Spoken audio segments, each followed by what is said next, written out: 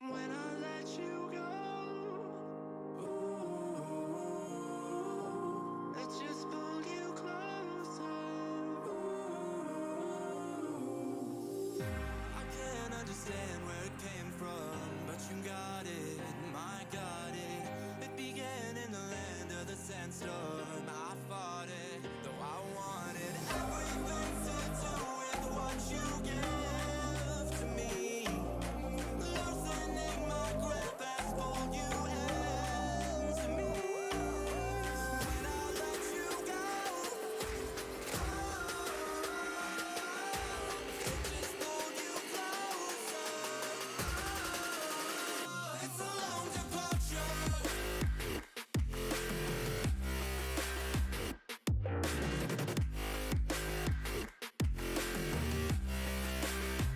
It's a long departure.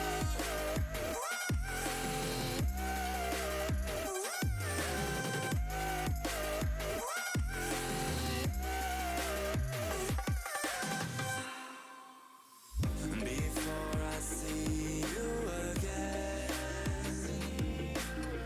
before it all makes sense, but I can't hold you back.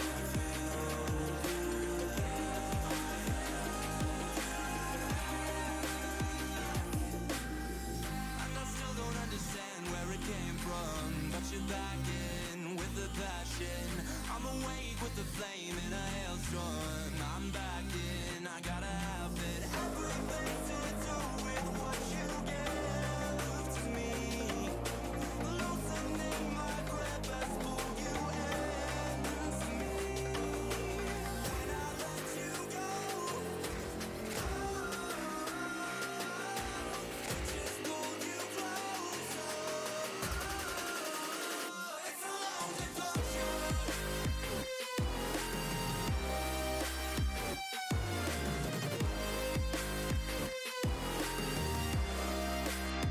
It's a long departure.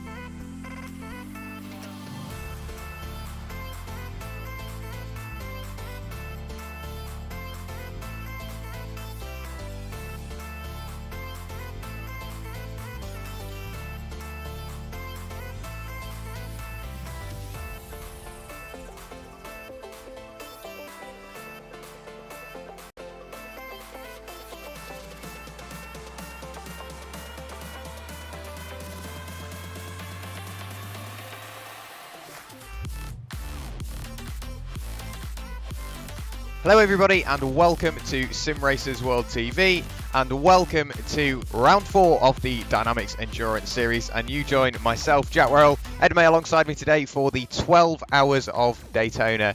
This is, like I said, the 4th round in the series. We've of course had 3 6 hours, and now we're going double the race time, double the distance here at the beautiful Floridian circuit of Daytona. Ed, what do you think this race holds for us today? Oh, I am really looking forward to this one. Jack, Daytona, the road course, of course, is such a brilliant circuit, isn't it, for endurance racing? There is the 24 hours of Daytona, part of the IMSA package, running in real life, and then, of course, as well on iRacing. It's a circuit that many of the drivers are familiar with in this endurance setting.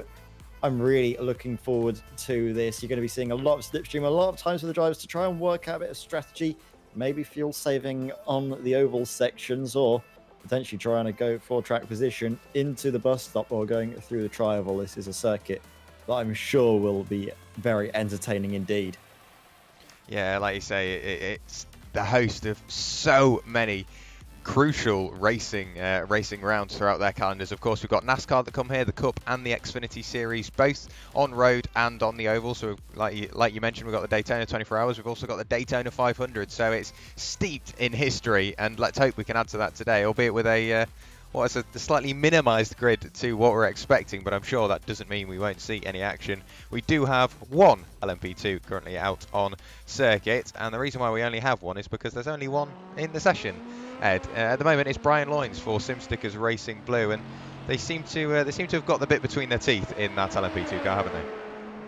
Yeah, absolutely. They are the one and only LMP2 car out on track, and they're also the leading LMP2 in the championship. The SimStickers Racing Blue car currently being piloted by Brian Loynes. Does seem to me, as long as no other drivers in the LMP2 category suddenly arrive, they'll be taking the championship this evening, and it's a thoroughly deserved one because they have won essentially every time they've taken to the track this season.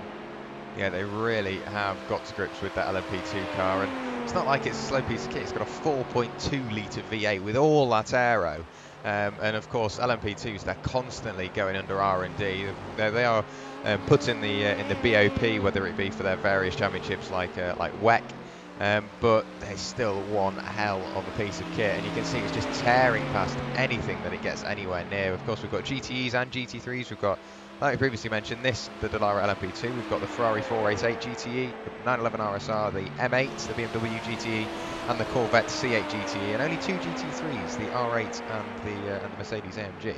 So in theory, the closest and the most compact class should be the GTEs, not only because they've got the most cars out on circuit today, but they've also got the wider range of car choice. So we could see a few little bits there where we see maybe different manufacturers going hammer and tong throughout the 12-hour.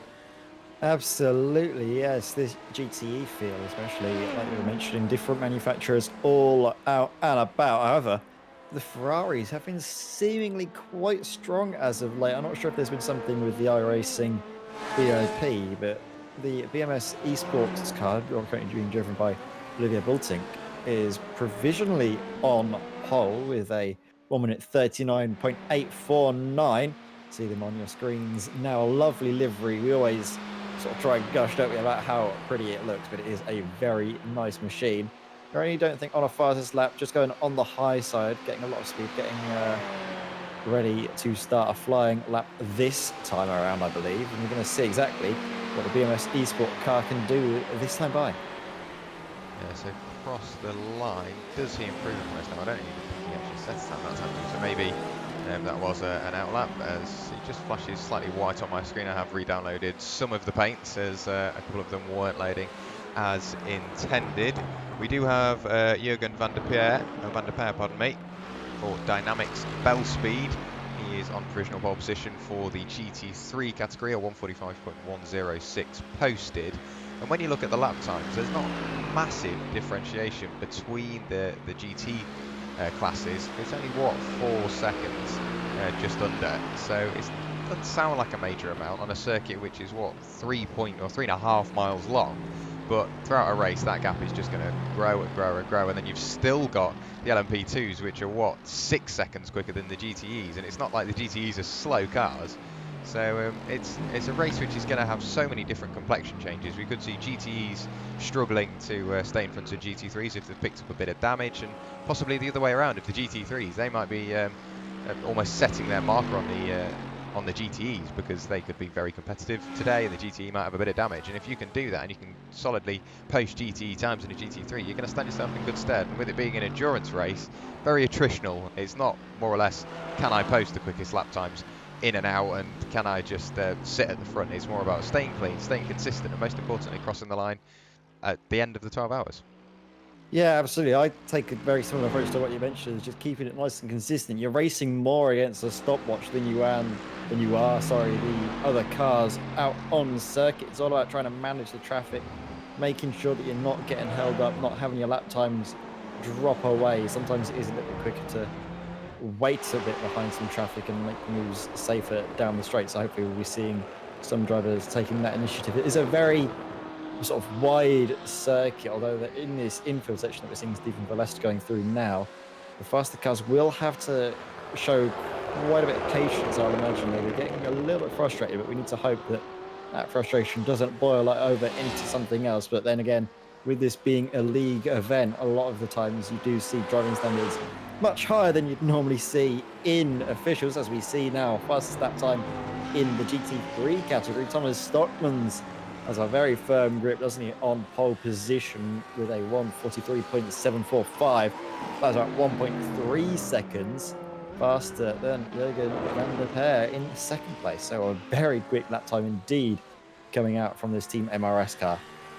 Yeah, really competitive straight off the bat, and of course that then closes the gap between GT3s and GTs. But of course these guys will be on quali trim, so they'll be absolutely going for it, seeing what ounce of performance they can get out of their GT3s. We've got a couple of drivers improving, not necessarily on their position, but on their lap time for sure. Pedersen posting a 1:41.151. I think that was Dries Moody improving upon his time and his position in the Soul Corvette C8 GTE we've got out today. It really does look angry in that DynamiXX Endurance livery.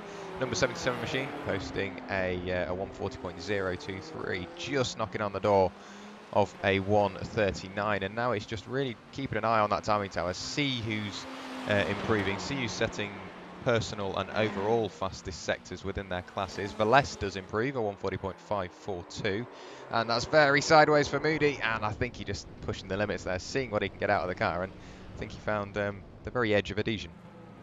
Yeah, he really sent it, didn't he, going into, I think that was turn 5, the sort of the second of the hairpins on the infield section. It's so easy to do, it's just take that a little bit too much speed, find, as mentioned, the limits of adhesion and miss out. We can see that there is something on the time screens having a little bit of a hiccup that says that there's another LMP2 car, but it's not. We haven't unfortunately had someone darting in at the last minute. That is a Porsche 911 RSR of Jeremy Hessels for DynamiXX Racing Green.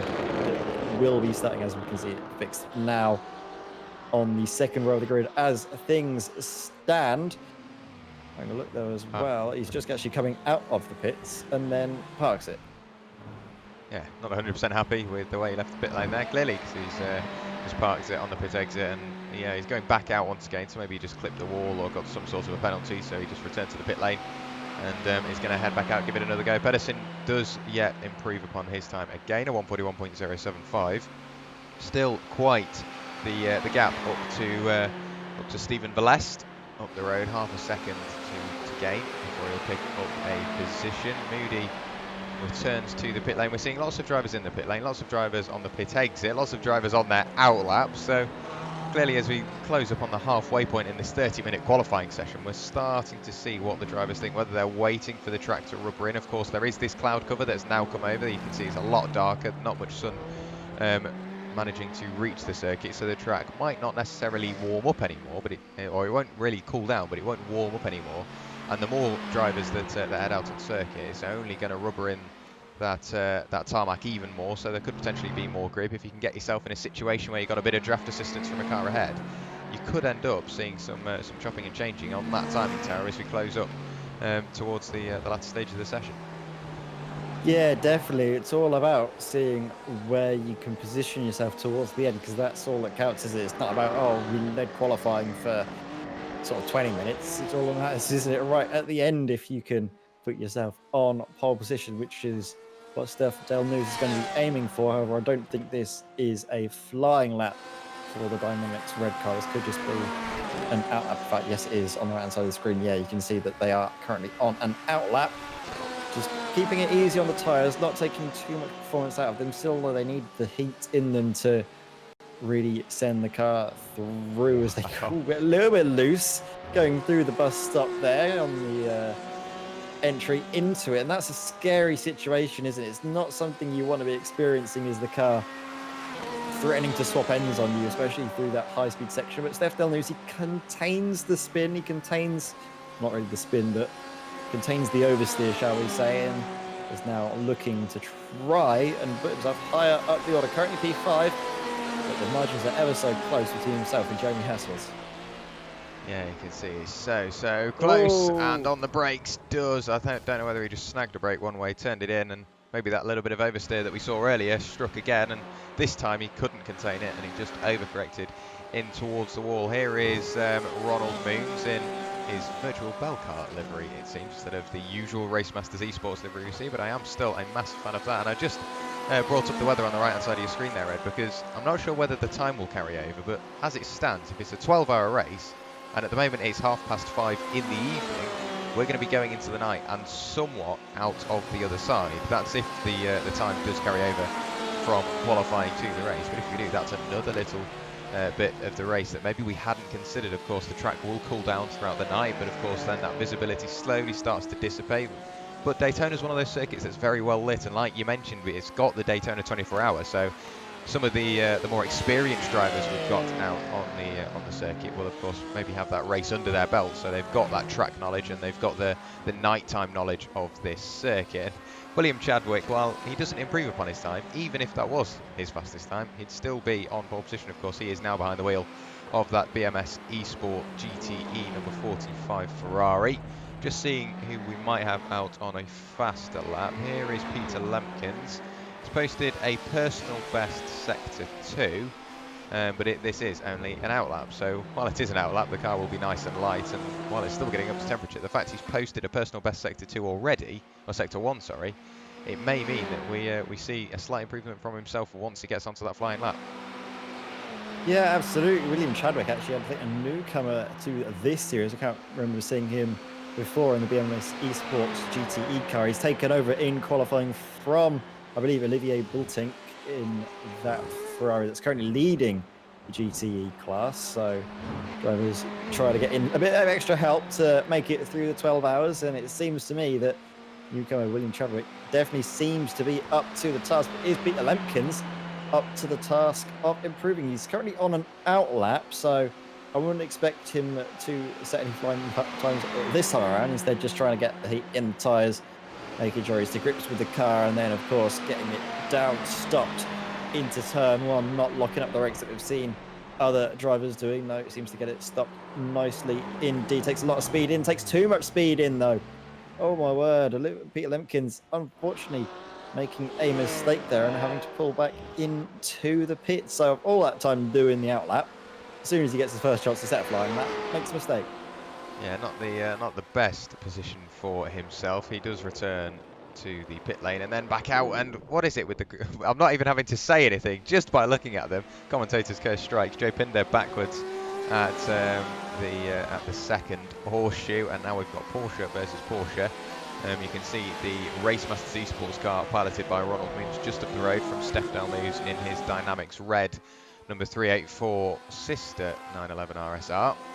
On to Speedway turn 2 we go, and onto the back straight. And we've got the bus stop, and I think that's, while it's not the biggest profiled corner in the circuit, there's not that much to it. It's just a quick left, right, left almost. You can try and take as much speed through there as possible, but then that's that point where if you're chasing a car and you're wanting to get every little marginal gain you can, just a couple of miles an hour too much, you're going to end up in that concrete wall, and that can be race over. So it's very much, like we said, it's going to be an attritional race, but you've got to modulate that aggression that you have behind the wheel, because while these GTEs, they've got ungodly amounts of aerodynamics and they handle beautifully, they've got massive slick tyres. If you push them beyond their limits, it's only going to go one way. Absolutely, yeah, but this is probably one of my favourite circuits to drive in an endurance setting. It's just so good in terms of managing the race. You can have different strategies coming into effect with the long straights, either saving a bit of fuel, plenty of opportunities to lift and coast as well, going into the first corner and going into places like the bus stop. You can find yourself saving enough fuel to maybe extend the stint, which I'm expecting some of the drivers to do. However, one thing that I'm not expecting drivers to do is try and make the tyres last, especially if Steph Delnews has lockups like that during the race. From what I can remember in the GTE category, I think iRacing have done some tweaks to the tyre model, and you can't really get too much life out of your tyres than we've been expecting. I think I remember last time out the BMS eSport car only took a one change of tyres in an entire 6-hour race at Imola. So I doubt we'll be seeing that level of tyre performance here just because of the changes iRacing have made. Yeah, that's obviously something you've got to think about, strategy. And while Brian Loynes and SimStickers Racing Blue were up at the front, and they have been incredible this season, they've put in some absolutely stellar performances, and by far and away have been one of the standout cars in the series. I was thinking, oh, it's going to be somewhat easy for them. While still getting that car around Daytona is going to be a challenge, I was thinking they're not going to have anybody to rival in their LMP2 class. However, somebody that has just joined the session, Sim Racers World Esports Academy, have put Matthias Groen behind the wheel in that number 15 LMP2 machine, and he really needs to get the hammer down because he's only got just under now 9 minutes of qualifying left to get that car into a competitive position, and I'm sure he will do just that. But it does now mean we could have battles in the LMP2 class. We will have battles in the GTEs. That's just how it works, and we definitely will have battles in the GT3s. However, I think you mentioned it before the stream, Ed, we don't have DSCDA, and whether that be because they are just sitting this one out, but I was looking forward to seeing them, of course, with the win at Imola. I was hoping that they could follow that up with a similar performance here, but we won't be given the pleasure. No, but I think they already have sealed the GT3 class victory for this season, so I don't want to begrudge them too much for not turning up if they just need to be practicing, spending their time for the special event coming up, the iRacing 24 Hours of the Nürburgring Nordschleife. You can forgive them for that one, however, it would have been nice to see them out on track, as you mentioned. Meanwhile, Matthias Groen, let's see what he can do out on the track, see what he can sort of pull out of the bag for Sim Racers World Esports Academy. The track temperature still 28 degrees, but the ambient air temperature 18 degrees. So the track you would expect to be getting cooler, not too sunny out there either. So as you don't want the sun beating down on the asphalt, keeping it warm, warming it up. No, the track, at least to my knowledge, should be getting cooler as the this session progresses. So we might see something coming out of this Sim Racers World Esports Academy LMP2, because in fact, actually, no, they have just now got back out on circuit. SimStickers Racing Blue, they were in the pits for a long period of time. I think they've seen all of a sudden Matthias Groen appear, and it's like, oh, we've actually got to do something now. Yeah, it seems like that is the case, and like you mentioned, in theory, if the time goes on as we hope it does, in towards that night time, the track will be getting cooler while it is still being pounded by the multitude of cars. And pounded is definitely the word. Absolutely tearing the top off the tarmac there was Matthias Groen, pushing very late on in this session to get that car up and towards pole position. Does find the limits through the bus stop, and of course that's going to throw his next lap out, because all that momentum that he could carry through the bus stop carries right the way through until turn one. So it might not be that much, but if you're a tenth down before even turn one just on momentum, it's not going to be that great for Matthias Groen and the Sim Racers World Esports Academy qualifying hopes. And like you say, Brian Loynes back out on circuit for SimStickers Racing Blue. Maybe they thought, well, we've put the car on pole, we've got a comfortable gap to the GTEs, we can just almost sit this one out, boys, and see what happens. But no, they've seen that they will have a LMP2 rival in their class today, and they've thought, right, if that was one of the laps that we've set, can we improve upon it? And if they do so, then of course that somewhat dents the motivation behind the SRW cars. If they join and they go and put it on pole, and then SimStickers come out of the pit lane after sitting there for most of the session and go and yet further improve upon their pole time, it can almost throw you out of whack for the race on the way. But 12 hours of Daytona action, and with a qualifying that's pretty close. I'm just looking over. You've got Bolland and Hessels so close, within half a tenth of each other, and then just a little bit further back you've got Calvert not too far adrift. I mean, if qualifying's this close, how close is the race going to be? Oh, ever so close. The slipstream is really going to compact up the field, and if my knowledge of these endurance races are anything to go by, it's not necessarily the drivers that will put it on pole will come out on top, as we do see Brian Loynes set a faster lap time to remain in pole position, but they managed to hold it much firmer now with a 1 minute 33.521. That time's getting quicker for SimStickers Racing Blue. And in this LMP2 car, I'm not sure if you've driven the car before, but I find it does take a couple of laps before the tyres get up to temperature before you have the optimum amount of grip and you can really start pushing the car. The brakes as well, not quite up to temperature, as we do then see a lap time being set by Matthias Groen, but I don't think that's a very quick lap time. I think that's more of a banker lap, if anything, just to put themselves up at the front of the field and not worry about making their way through traffic at the beginning of the race. Yeah, it does seem like that is the case. It's not the most competitive lap time from himself, but like you say, that is a bank lap. Now he's got one on the board, so he can really start to wind that car up and get it ready for the final, 4 minutes of the session now. So only about 2-3 laps is all Matthias Groen has to get that car closer to that pole position time. And yeah, Jeremy Hessel's he's really not far away, 500th of a second from Bob Boland. Then we've got 300ths away from Jeremy Hessel's is Sven Kalbert, 600ths from Sven Kalbert is Peter Lempkins, 900ths then we've got the RP Motorsport number 81 machine, then just about a 10th back is Bram van Uitven. It's such a close qualifying in that GTE category, so let's hope that they can continue on that sort of pattern in towards the race. I do want to keep an eye on Matthias Groen though, because if he is going for that pole time, and by the looks of that it's on absolute rails through the bus stop, we could end up seeing yet further improvements, although not any green sectors, definitely not any purple sectors, but not even any green sectors this time through for Matthias Groen, so maybe not quite the improvements we were expecting.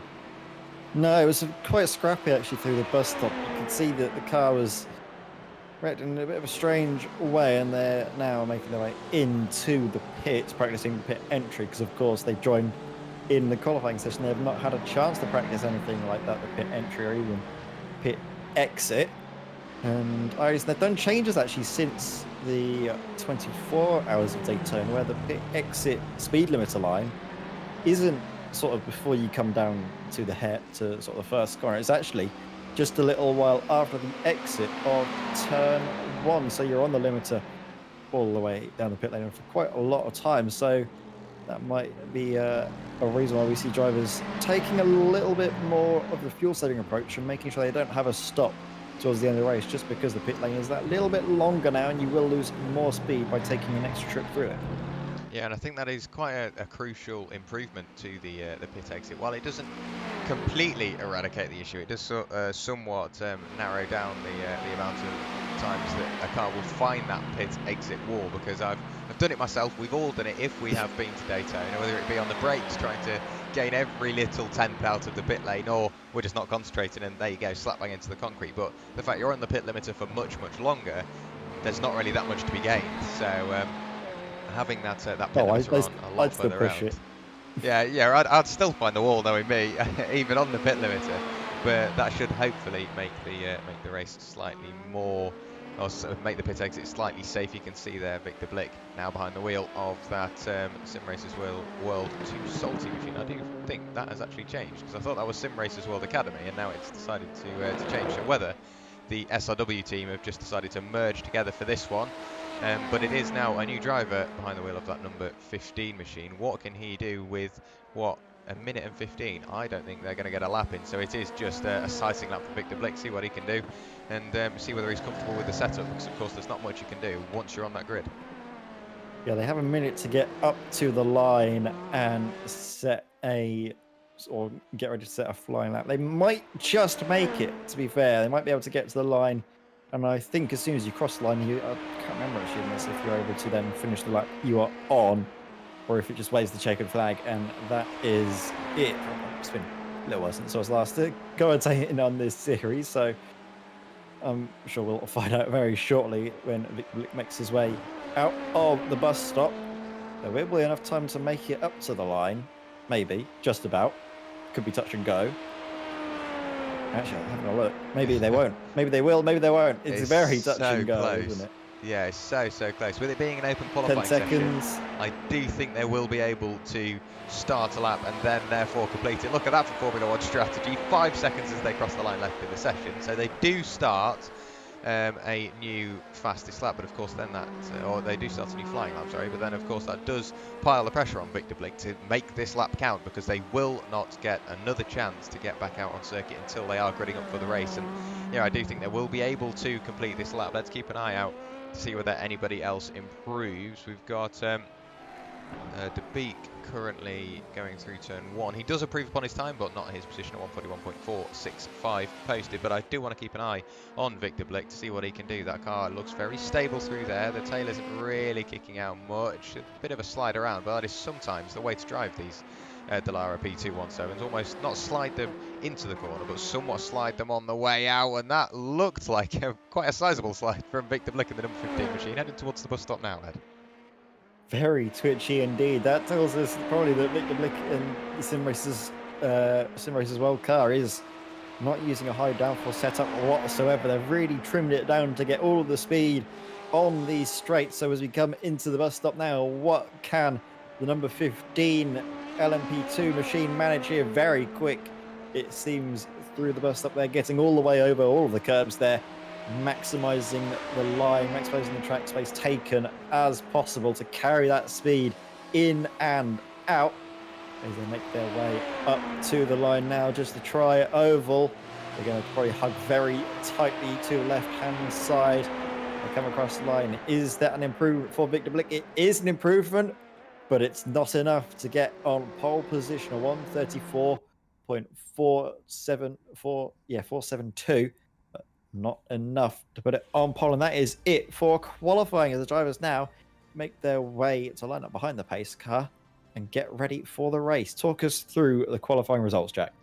So on pole position is Brian Loynes for SimStickers Racing Blue, a 133.521 your pole time here at Daytona. Victor Blick still somewhat almost 1 second adrift there, even with that rapid lap, but to think he only got in the car 30 seconds before he really set that time. It is a great feat, and it has got him right the way up at the pointy end of the order. Then it's William Chadwick on pole position in the GTEs for BMS Esport GTE. Then it's Bod Boland alongside Jeremy Hessels and Scott Dries Moosdy for company on row 3. Then it's Peter Lemkins and Jeremy De Bova, and Spotify's decided not to play ball today. Then we have Bram van Uitven, Jonas Verrek, and then it's Jens Goosens and Joe Pinder rounding out the top 12. We should have a few more to go. Then, yeah, it's not really that many more. Thomas Stoltmans, Jürgen van der Peer, and it's Liven O de Beek in 15th place for Radeon Motorsport. And yeah, not the biggest grid, only 15 cars, but that doesn't mean we are going to be bored, because qualifying was an incredibly close affair, and let's hope we get somewhat of the same in the 12 hours of racing on the way, Ed. Yeah, absolutely. One to watch is, of course, as always in this series, the GTE field. They will provide entertainment from start to finish, I am sure, but we're just waiting for the drivers to make their way up to the grid. It's a slightly smaller grid than we're used to seeing, but I kind of like it. It's a lot more manageable for us as commentators to keep up to date with all of the action, all the drivers chopping and changing between the cars, because when you do have these series with, say, 50 cars and they're each going to have 3 drivers, that's 150 drivers to try and keep track of in most events, Jack, and it's not good for us as commentators trying to follow everything that's been going on. No, it is an incredibly busy job. And today, yeah, not quite the same amount of congestion that we are used to, but of course that isn't to take away from anything. I've just had 4 things pop up on the timing screen saying Bod Boland has had somewhat of a slight incident. Let's hope he hasn't been collected by anybody, whether that was just people eager to get away and follow the LMP2s. Maybe they nudged into each other, but let's hope that is not the case. The GTEs do start rolling, then it's Thomas Stockmans and Nick Pullart for Dynamics Bell Speed following along. No, Liven O de Beek for Radeon Motorsport. He has decided to stay in the pit lane and not start that car on the grid, so we will see him, I'm assuming, take to the circuit once we are green. But it does now mean we are about to get underway here at Daytona, Ed, and these two, what are we going to do with them? I don't know, Brian Loynes, he's going to hold the pace of the field, isn't he? He's got the finger on the trigger. He's going to try and get the jump as well on Victor Blick on the outside. But I think the pace car is about to make its way into the pit lane now. So Brian Loynes has control. And look at that. He's got this race underway, Jack. He does indeed. So we go green here at Daytona for round 4 of the DynamiXX Endurance Series. And what a start it is from Brian Loynes. He's already put that car a little further into the distance. That's how close the GTEs got to the tail end of the LMP2, so I did say oh dear, because I thought they were going to get pretty close, but that is Olivier Bultink for BMS Esport, dropping right the way back into third place. Quinn van Hooydonk, an absolute dream start. He's gone from third right the way up to first, and he is now punching that hole in the air for Bod Boland behind. Then is Olivier Bultink, Dries Mooshley, Peter Lemkins, Jeremy De Bover, Bram van Uitven, Seb Pedersen, Thomas Peters and Joe Pinder there following along. We do have Thomas Stockman's not too far adrift with Nick Pullart. What has happened up the road? There is Sebastian Pedersen. I thought he may end up collecting another car, but how he got that slowed down, I will never know. On the grass, everything locked up in just some desperate attempt to get that car slowed down. There is Lyven Odebeek. He has taken to the circuit, and he's also taken to the grass, not once but twice. Everybody having issues clearly at that second horseshoe, and everybody does continue on without too much of an issue. Funnily enough, it's both QSR cars, Radio Motorsport by QSR, and then the QSR Racing Esports car, both ending up on the grass, but it is still Brian Loynes up at the front leading the way, some 1.7 seconds adrift of Victor Blick now. Yeah, I don't know what it is with those two QSR cars in that corner, both struggling on the opening few corners of this race, but they seem to get it back under control. Hopefully that is one of the only times we see them make that mistake this race. Meanwhile, look at this, Quinn van Hooydonk up into the lead of the GT category, taking a massive advantage of the mistake taken by Olivier Bultink to get the race underway for the GT field a little bit too early. Came very close to contact with the rear of Victor Blick into the first corner, locking up and then taking to the wider line and then rejoining back safely enough. However, that has cost them a little bit of time and a couple of positions. Olivier Bultink making one place back, though already up into second place once more. Dries Mooshley, though, in the DynamiXX Endurance car, staying in fourth position. Very good job keeping that DynamiXX Endurance car nice and clean so far. Not really seen too many big incidents that we often see in a lot of these endurance races, especially into turn one. The congestions in a tight pack always threaten to have incidents, but this time we've gotten through the first lap and a bit without too many major dramas, thankfully, Jack. Yeah, it is always good to see a nice clean start, and that is what we've been treated to here at Daytona. We've got Dries Mooshley closing up on the tail end of Bod Boland, and you can see that giraffe really starting to play its part there. And for the moment, it is still looking rather tame, which is of course what we really want to see. You don't want to see any sort of dive bomb moves this early on in the race. And everybody, yeah, is just almost playing it conservative. Like we said, it's going to be a very attritional race, so if you can just start the race nice and easy, not really push the limits of the car, there's no real need to be honest. And everybody's clearly got that same sort of frame of mind at the moment. These two are the closest cars on the circuit. Actually, I tell a lie, in the background you can see Jeremy De Bover had a little look up the inside of his RP Motorsport teammate, and then a little further back we've got Joe Pinder piling the pressure on his teammate at Reaction Motorsports, and those BMWs that crackles and pops through turn one, they do sound absolutely amazing.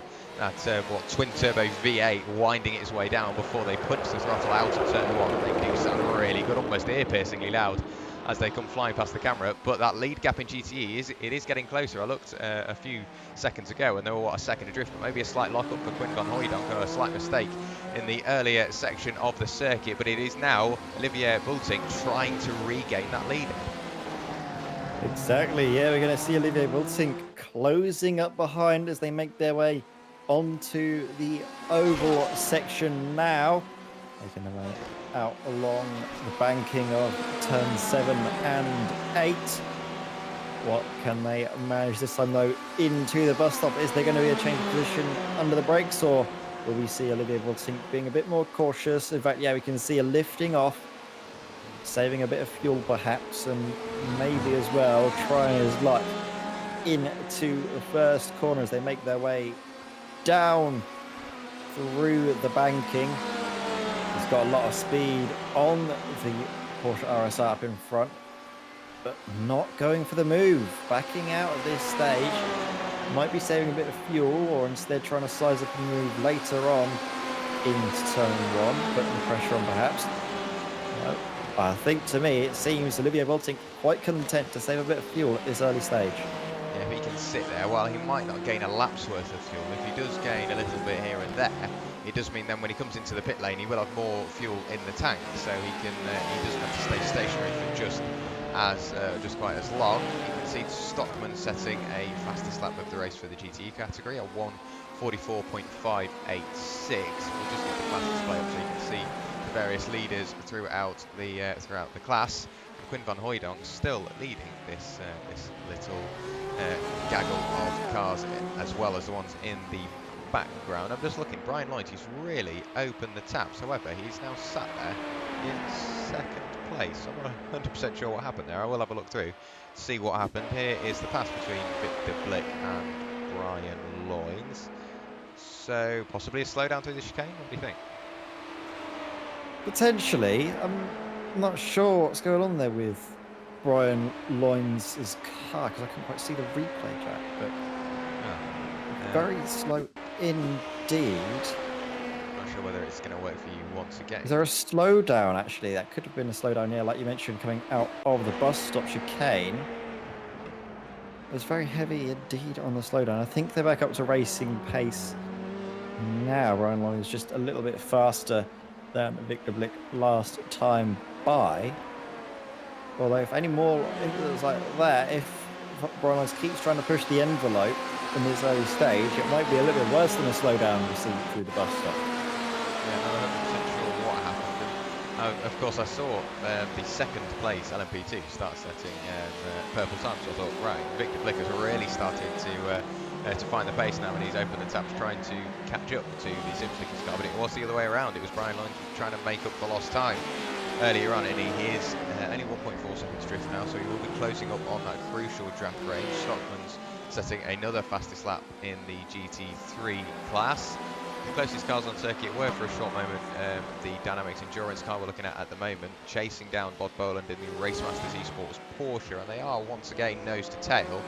And whether this is then just strategy, you can of course save fuel without having to go for the move, while also piling the pressure on the car in front. So if they make a mistake, there you go, through position, you haven't lost any time, but you've also saved a bit of fuel while doing so.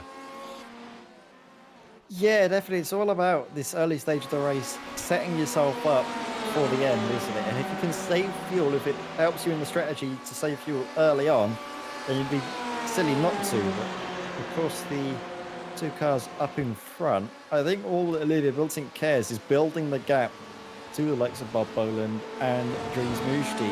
It's quite content to keep this pace up because qualifying did show they had a pace advantage, at least over one lap, and maybe towards the end of the race, so that pace advantage could come in very handy. But for now, we're just seeing the Ferraris saving the fuel, managing the race, and of course if you're lifting and coasting into some of the corners, you can take it a bit easier on the tyres as well. You're not having to push so hard on the rubber, and you can just gain that time back that you lost by being more conservative through the corners all the way back on the straights.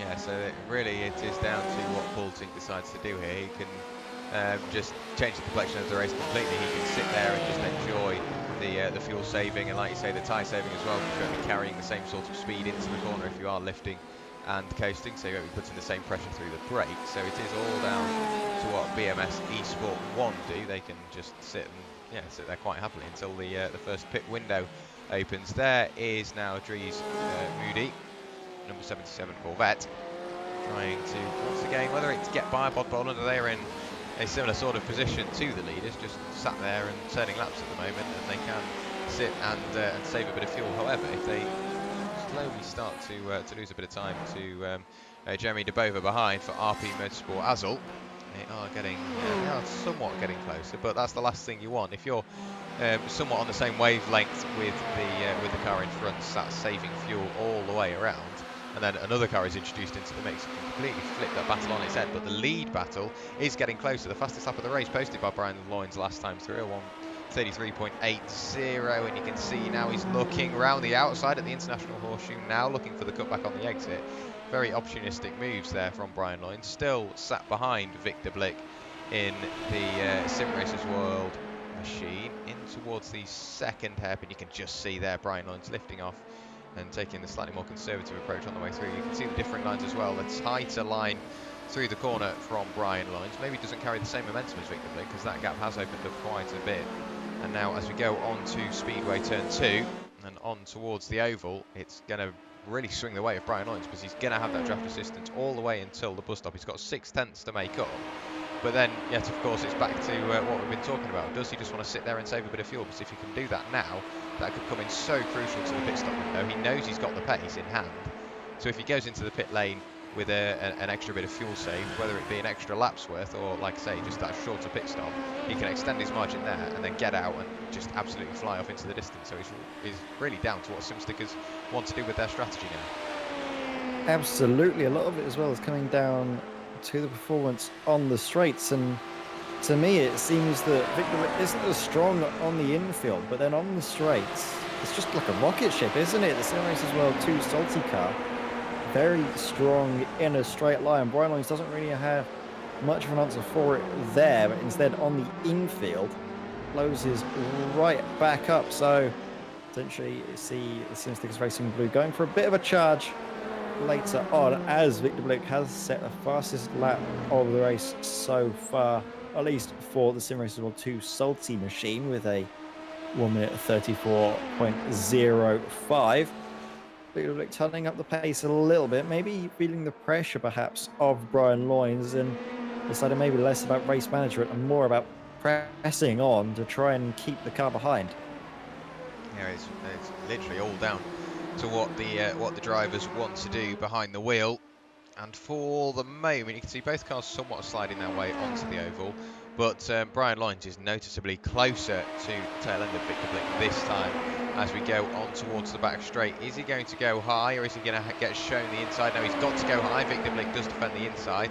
There is the overtake, so Lyons is now in front, and yeah, there's no real answer to that for Victor Blick, but we know that car is much faster on the straight, does compromise his line on the way in, but he does have the draft assistance now down towards turn 1, but he's what, three-quarters of a second adrift now, so it's really started to come undone for Victor Blick, and I don't think he'll be able to do much in the way of getting back past.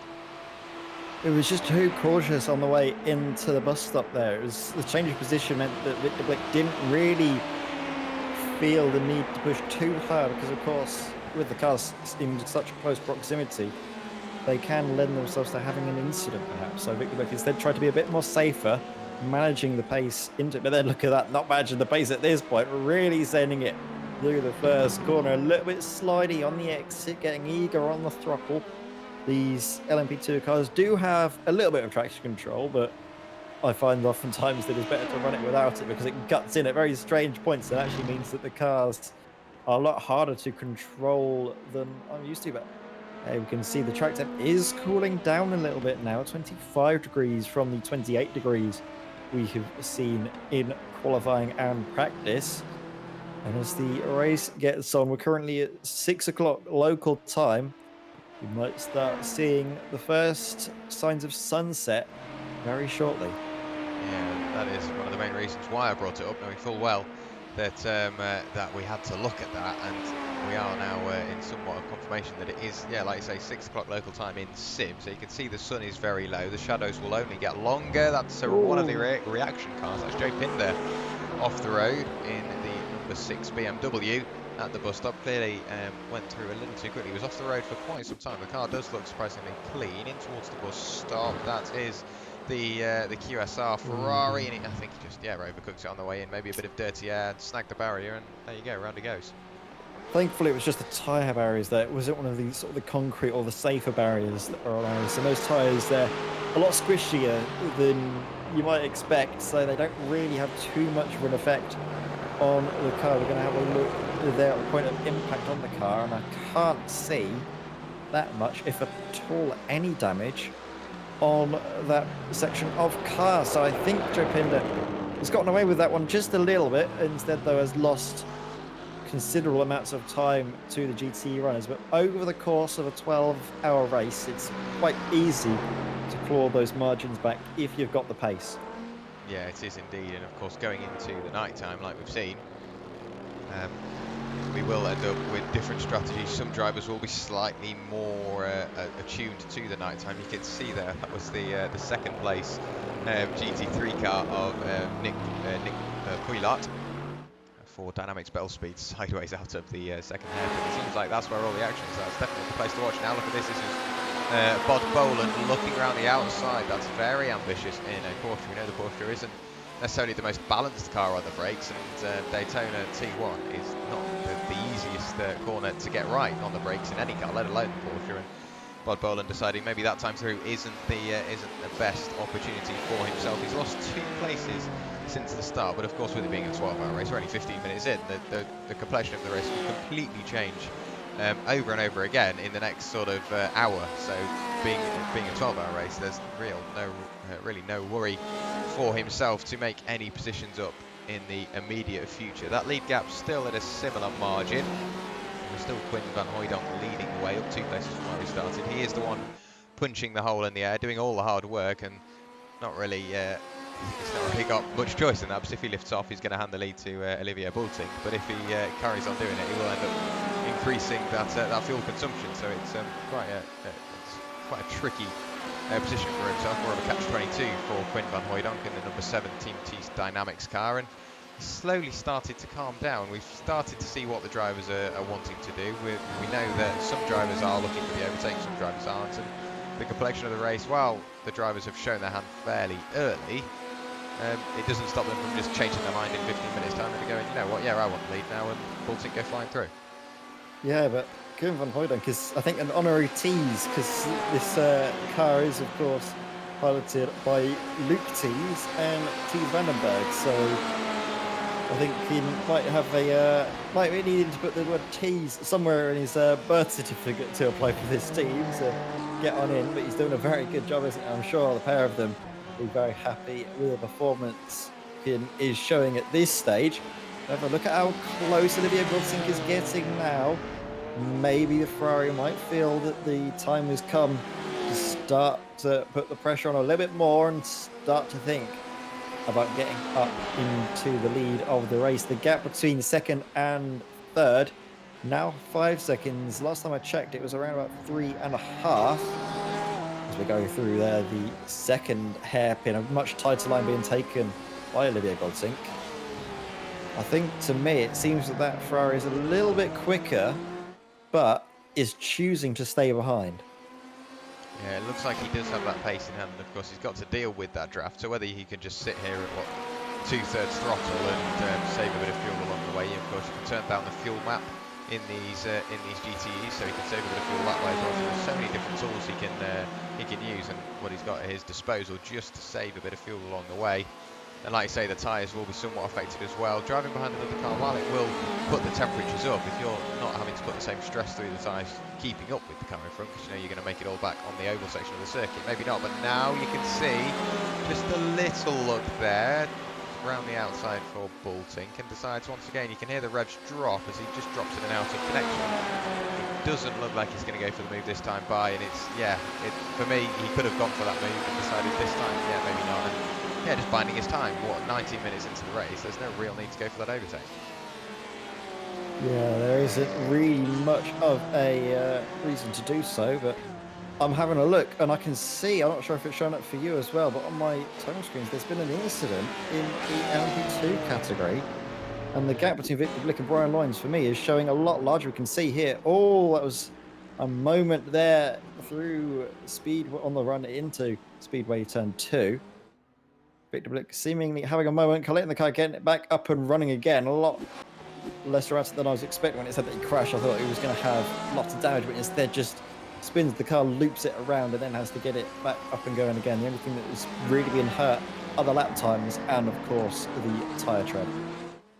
Yeah, so not a major incident. It's nice to see that he can continue on, but of course, all that hard work that he put in to get to the front and then try and stay there is all come and done in the space of one corner. Thomas Stockman's once again setting a purple lap last time through in the GT3 class, a 144.31 posted. And it's getting to the point now we've got to somewhat think about traffic as well, because if we do go up to the front, you can see Brian Loynes is now working his way through the GTE traffic. And I think that was Thomas Peters, he's just worked his way through. But what will this do for the battles? Because of course we've got Bod Boland and Dries Moody battling away. Same with the lead battle of Quinn van Hooijdonk and Olivier Bultink. So if you've got an LMP2 in on the mix as well and almost throwing the battle around, what do you think that could do? Because we know Brian Lyons, while he is quite a conservative driver, he doesn't want to go flying through the traffic. He does have that breathing room available too. And I think we might have just seen a change of position. That was very close to the grass for Bod Boland, but Bod Boland now back in front of Dries Moody. But of course they have now got to think about that LMP2 on the way. Yeah, absolutely. They're going wheel to wheel, aren't they? Oh my word, what is going on here?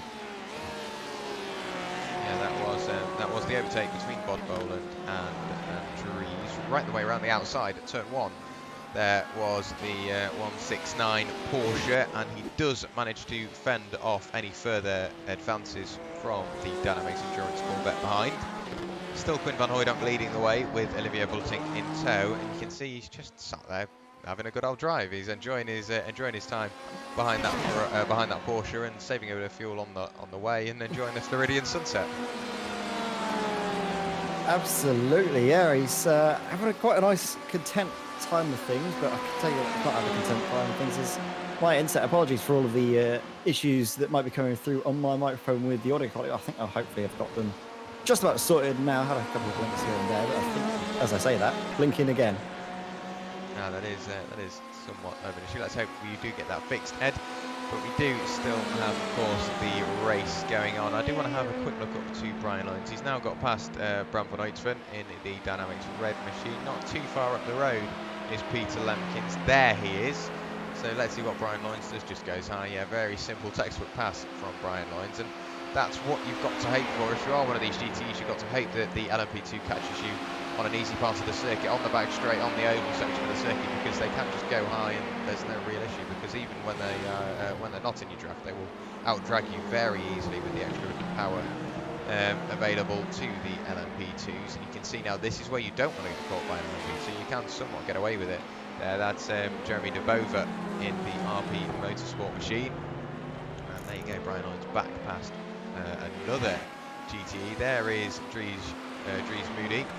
And 7/10 adrift from Bod Boland. He hasn't been able to catch back up with Bod, and he's at cost of almost losing any further time now, because he's got an LMP2 on the way, but I do think that will catch him on the oval, so that's not too much of an issue. But if he does drop out of that crucial draft range, he won't reap any of the rewards from the fuel saving side of things, but he also maybe slightly drops off the pace, because the draft round here can gain you so much lap time, and if you drop out of that, there's nothing much you can really get. Yeah, still just there or thereabouts in contention for the slipstream, as my internet again has a large incident. I'm sorry, Jack, I'm going to have to try and go for about a couple of minutes and try and get this issue sorted, I think.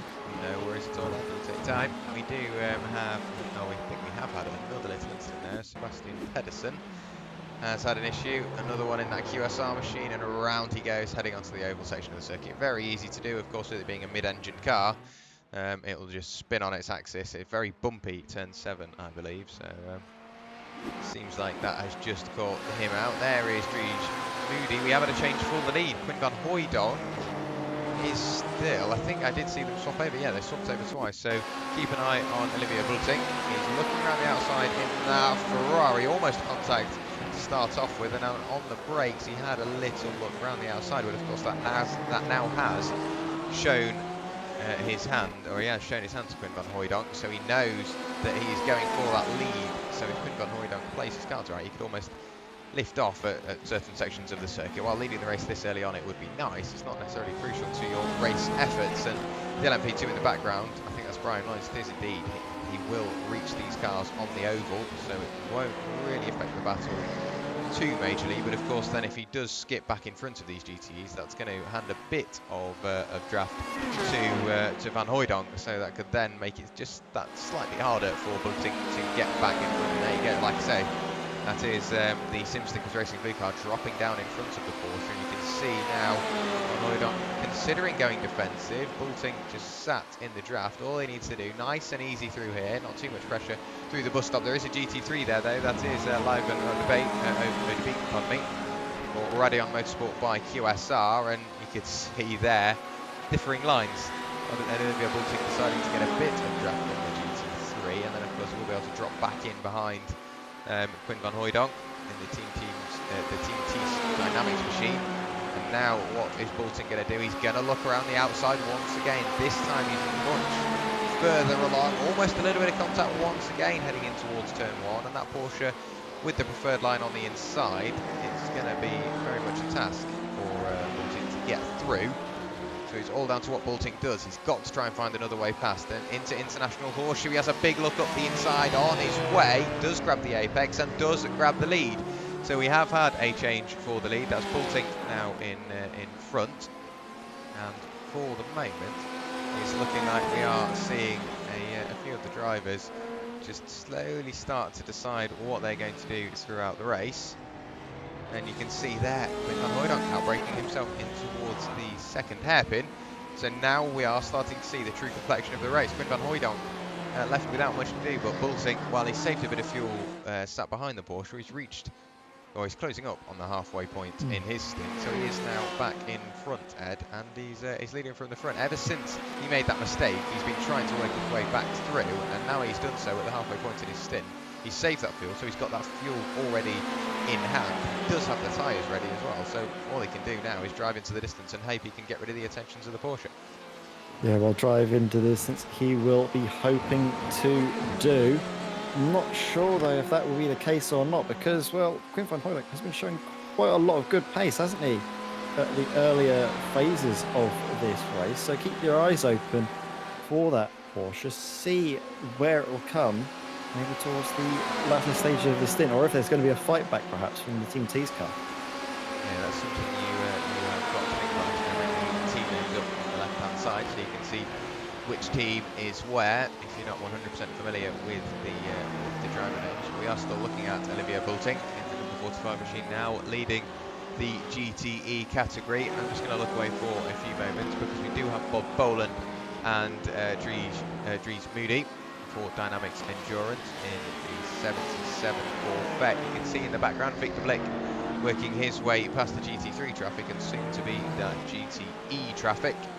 This is the battle for this final spot on the podium, and it's funny saying that we're only half an hour into a 12-hour race, so neither of these cars will be in a similar position at the end. Maybe they could be further up, maybe they could be further down. There's so many different things you've got to take into account when it is an endurance race, and of course 12 hours is very much an endurance race. We've got we had the Sebring 12 hours a little while ago, like you mentioned earlier. We've got 24 hours of Nürburgring on the way. That is definitely a challenge, one of the hardest circuits, if not the hardest circuit on the iRacing service, if not outside of it as well. It is an incredibly challenging circuit, so I'm sure some of the drivers are somewhat nervous for that, and that could be why we've seen slightly scarce numbers here today, just putting in that practice for that iRacing official special event. And it's slowly starting to calm down once again, Ed, and up at the front we've still got Olivia Boulting leading the way, and of course Quinn van Hooijdonk, as much as he'd want to get back in front, that Porsche looks flat to the boards and he's not really gaining that much on that Ferrari. Not particularly, no. However, that could as well just be a management thing. We could just be seeing the race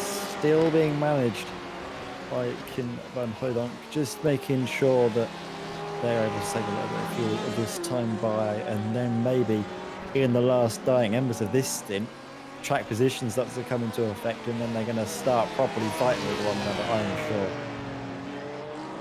Yeah, we'll soon see what the drivers want to do. Purple Sector 1, Purple Sector 3 from Brian Loynes. So that's Sinstiker's car. While it is up at the front and he's got quite the gap now, 21 seconds clear of Victor Blake. He is still turning some incredibly quick lap times, and if that is the way he wants to go, there you go, he's just going to disappear into the distance even further. And of course strategy is still something we've got to think about. There is Victor Blake trying to get past Van Hooijdonk and then Boulting. For the moment, there you go, screaming by on the straight, and then we've got Olivia Boulting just a little further ahead, and there you go, Victor Blake flying up the inside in towards the bus stop, and there you go, nice and easy, nice effective traffic management from both parties. Victor Blick not quite setting the car up as much as he'd like through the bus stop. I think that might have been an off track. Let's hope it wasn't somewhat of a slowdown. But there you go, 1:33.319 posted for Brian Loynes, fastest lap of the race now, for that number 68 machine. And we're seeing GTE pairings seem to be quite popular at this point. We've got, of course, this lead battle. Then we go back to Bod Boland in the 169, and then the number 77 Corvette still having a good go at each other. And then a little further back, we've got the RP Motorsport cars of Peter Lemkins and Jeremy DeBova.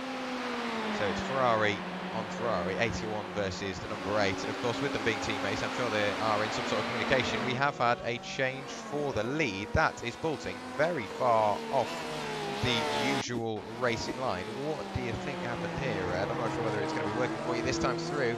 Here we go. That looks like that's slowdown. Hard on the brakes, definitely a slowdown of some description. So was that going through the bus stop chicane, not able to serve the slowdown before the corners, they're taking it afterwards. That's not really what you want to be doing. You want to try and lift off, serve the slowdown way before any corners that come up, because you'll lose so much more time, as we've seen Olivia Bulting do there. Now, if you can see the gaps on the timing towers, that'll just show how severe it is. We can see now 1.9 seconds the margin between Kim van Hooydonk and Olivier Bulting. So, well, that means that Bulting is outside of the draft range. Still got a margin, of course, to Bob Boland in third, but the gap is a lot larger there. That's just from one small mistake through here, through the bus stop. Kim van Hooydonk is going to be very cognizant of that fact, now making sure he keeps it nice and safe, as Brian Loynes sets the fastest lap of the race for LMP2, and Thomas Stockland sets the fastest lap of the race for GT3. So the track is definitely cooling down. Lap time's getting quicker, but the action is certainly hotting up, especially considering the drivers are now finding the effects of the prolonged stint in the car. Obviously, it's about 30 minutes, but it's start to see a little bit of mistakes there. A lock-up from Kim van Hooydonk, and that closes the fight back up once more. And now, Olivier Bulting, we're going to see what the margin is this time when it updates. Look, 1.4 seconds. That was half a second lost into the first corner by Kim van Hooydonk. The slipstream is definitely going to be there this time for Olivier Bulting. It won't be strong, but it will still be there, and it'll be enough to keep the fighting close and slowly but surely allow the gaps to reel in and bring us back to that excellent fight that we're hoping to see throughout the rest of this stint and hopefully the rest of the race. Yeah, and of course we know that Bulting does have the pace over Van Hooydonk. With him, with that number 45 machine, he was right the way down in what, third, maybe fourth place, and he worked his way right the way back up, and then he was just hounding that number 7 Porsche for quite some time, and then decided that he did want the lead back. And of course that's something you got to think about with them changing position in towards turn 1 last time.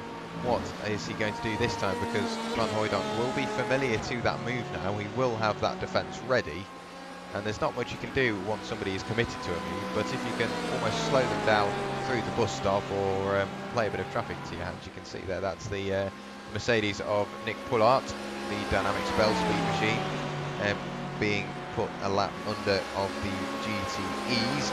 And yeah, like you say, that track is definitely cooling down. We will get the weather tab up on the right side of the screen.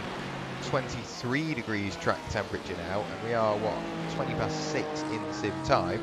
So it is only getting dark. You can see the sun is dropping further and further behind the horizon. The shadows are definitely getting longer. So into the evening we go, into the dusk.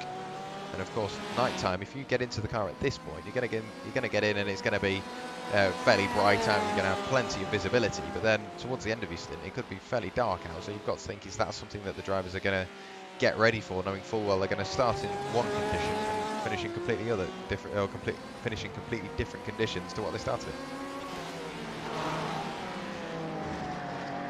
in? Make sure you're not making these mistakes, because a lot of the time we've been seeing, just at this early stage, drivers with the mistakes that have crept in, they're losing a lot of time. And if you can keep it nice and consistent, don't make mistakes over the course of an endurance race, those mistakes that will then add up to, say, 2 seconds every slowdown or however long it would be, half a second, maybe just from a lockup into the corners. If you can completely eliminate that, you could find yourself gaining, what, at the end of a 12-hour race, maybe 30 seconds on your competitors, and that is a lot of time.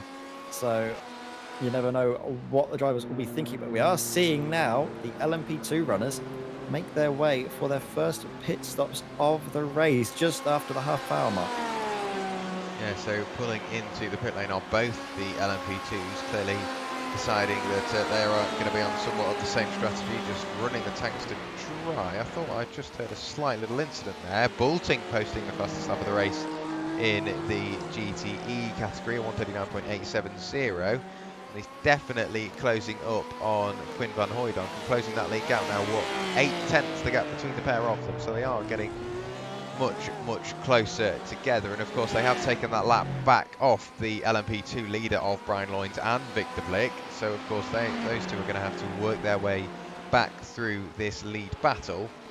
And for the moment it's looking somewhat calm. It's down to what Olivier Bulting wants to do again. He sat behind the Porsche for what, 25 minutes just saving fuel, and he can do the same now and get to the end of his stint, and once they go into the pit lane, then hope that that saved fuel comes in handy once he leaves the pit lane, hopefully in front of the car in front as well. That is all wishful thinking for BMS Esport there, but we will see what they can do. 36 minutes of the race has passed, and it's opened up quite nicely. The closest cars on circuit are the ones we are looking at the moment, but of course if we look away for 5 minutes, we'll look back and could be completely different. We could see a change for the lead in any of the classes, because of course mistakes can always happen. Let's hope they don't, but it is a very real prospect, and it's Olivier Bulting still closing up on the tail of that number 7 Porsche.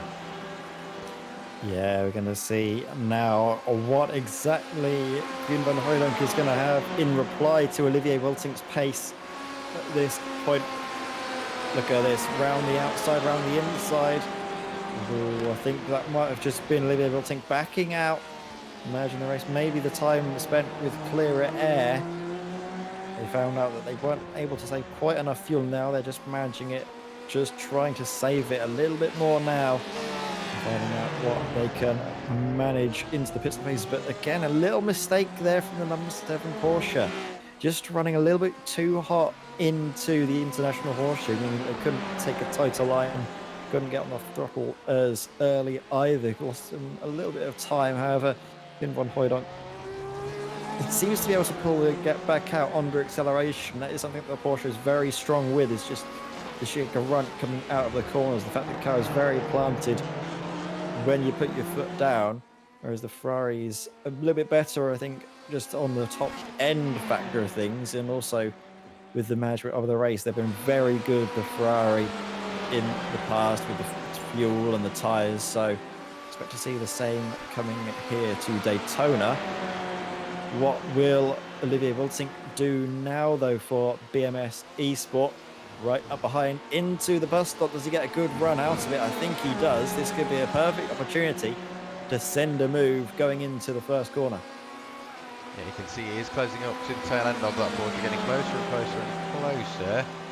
And decides, yeah, all that momentum that he had in hand, he's just lifted off. Maybe now puts his foot to the floor once again, trying to size up a move at turn 1. And now he's staying at that distance.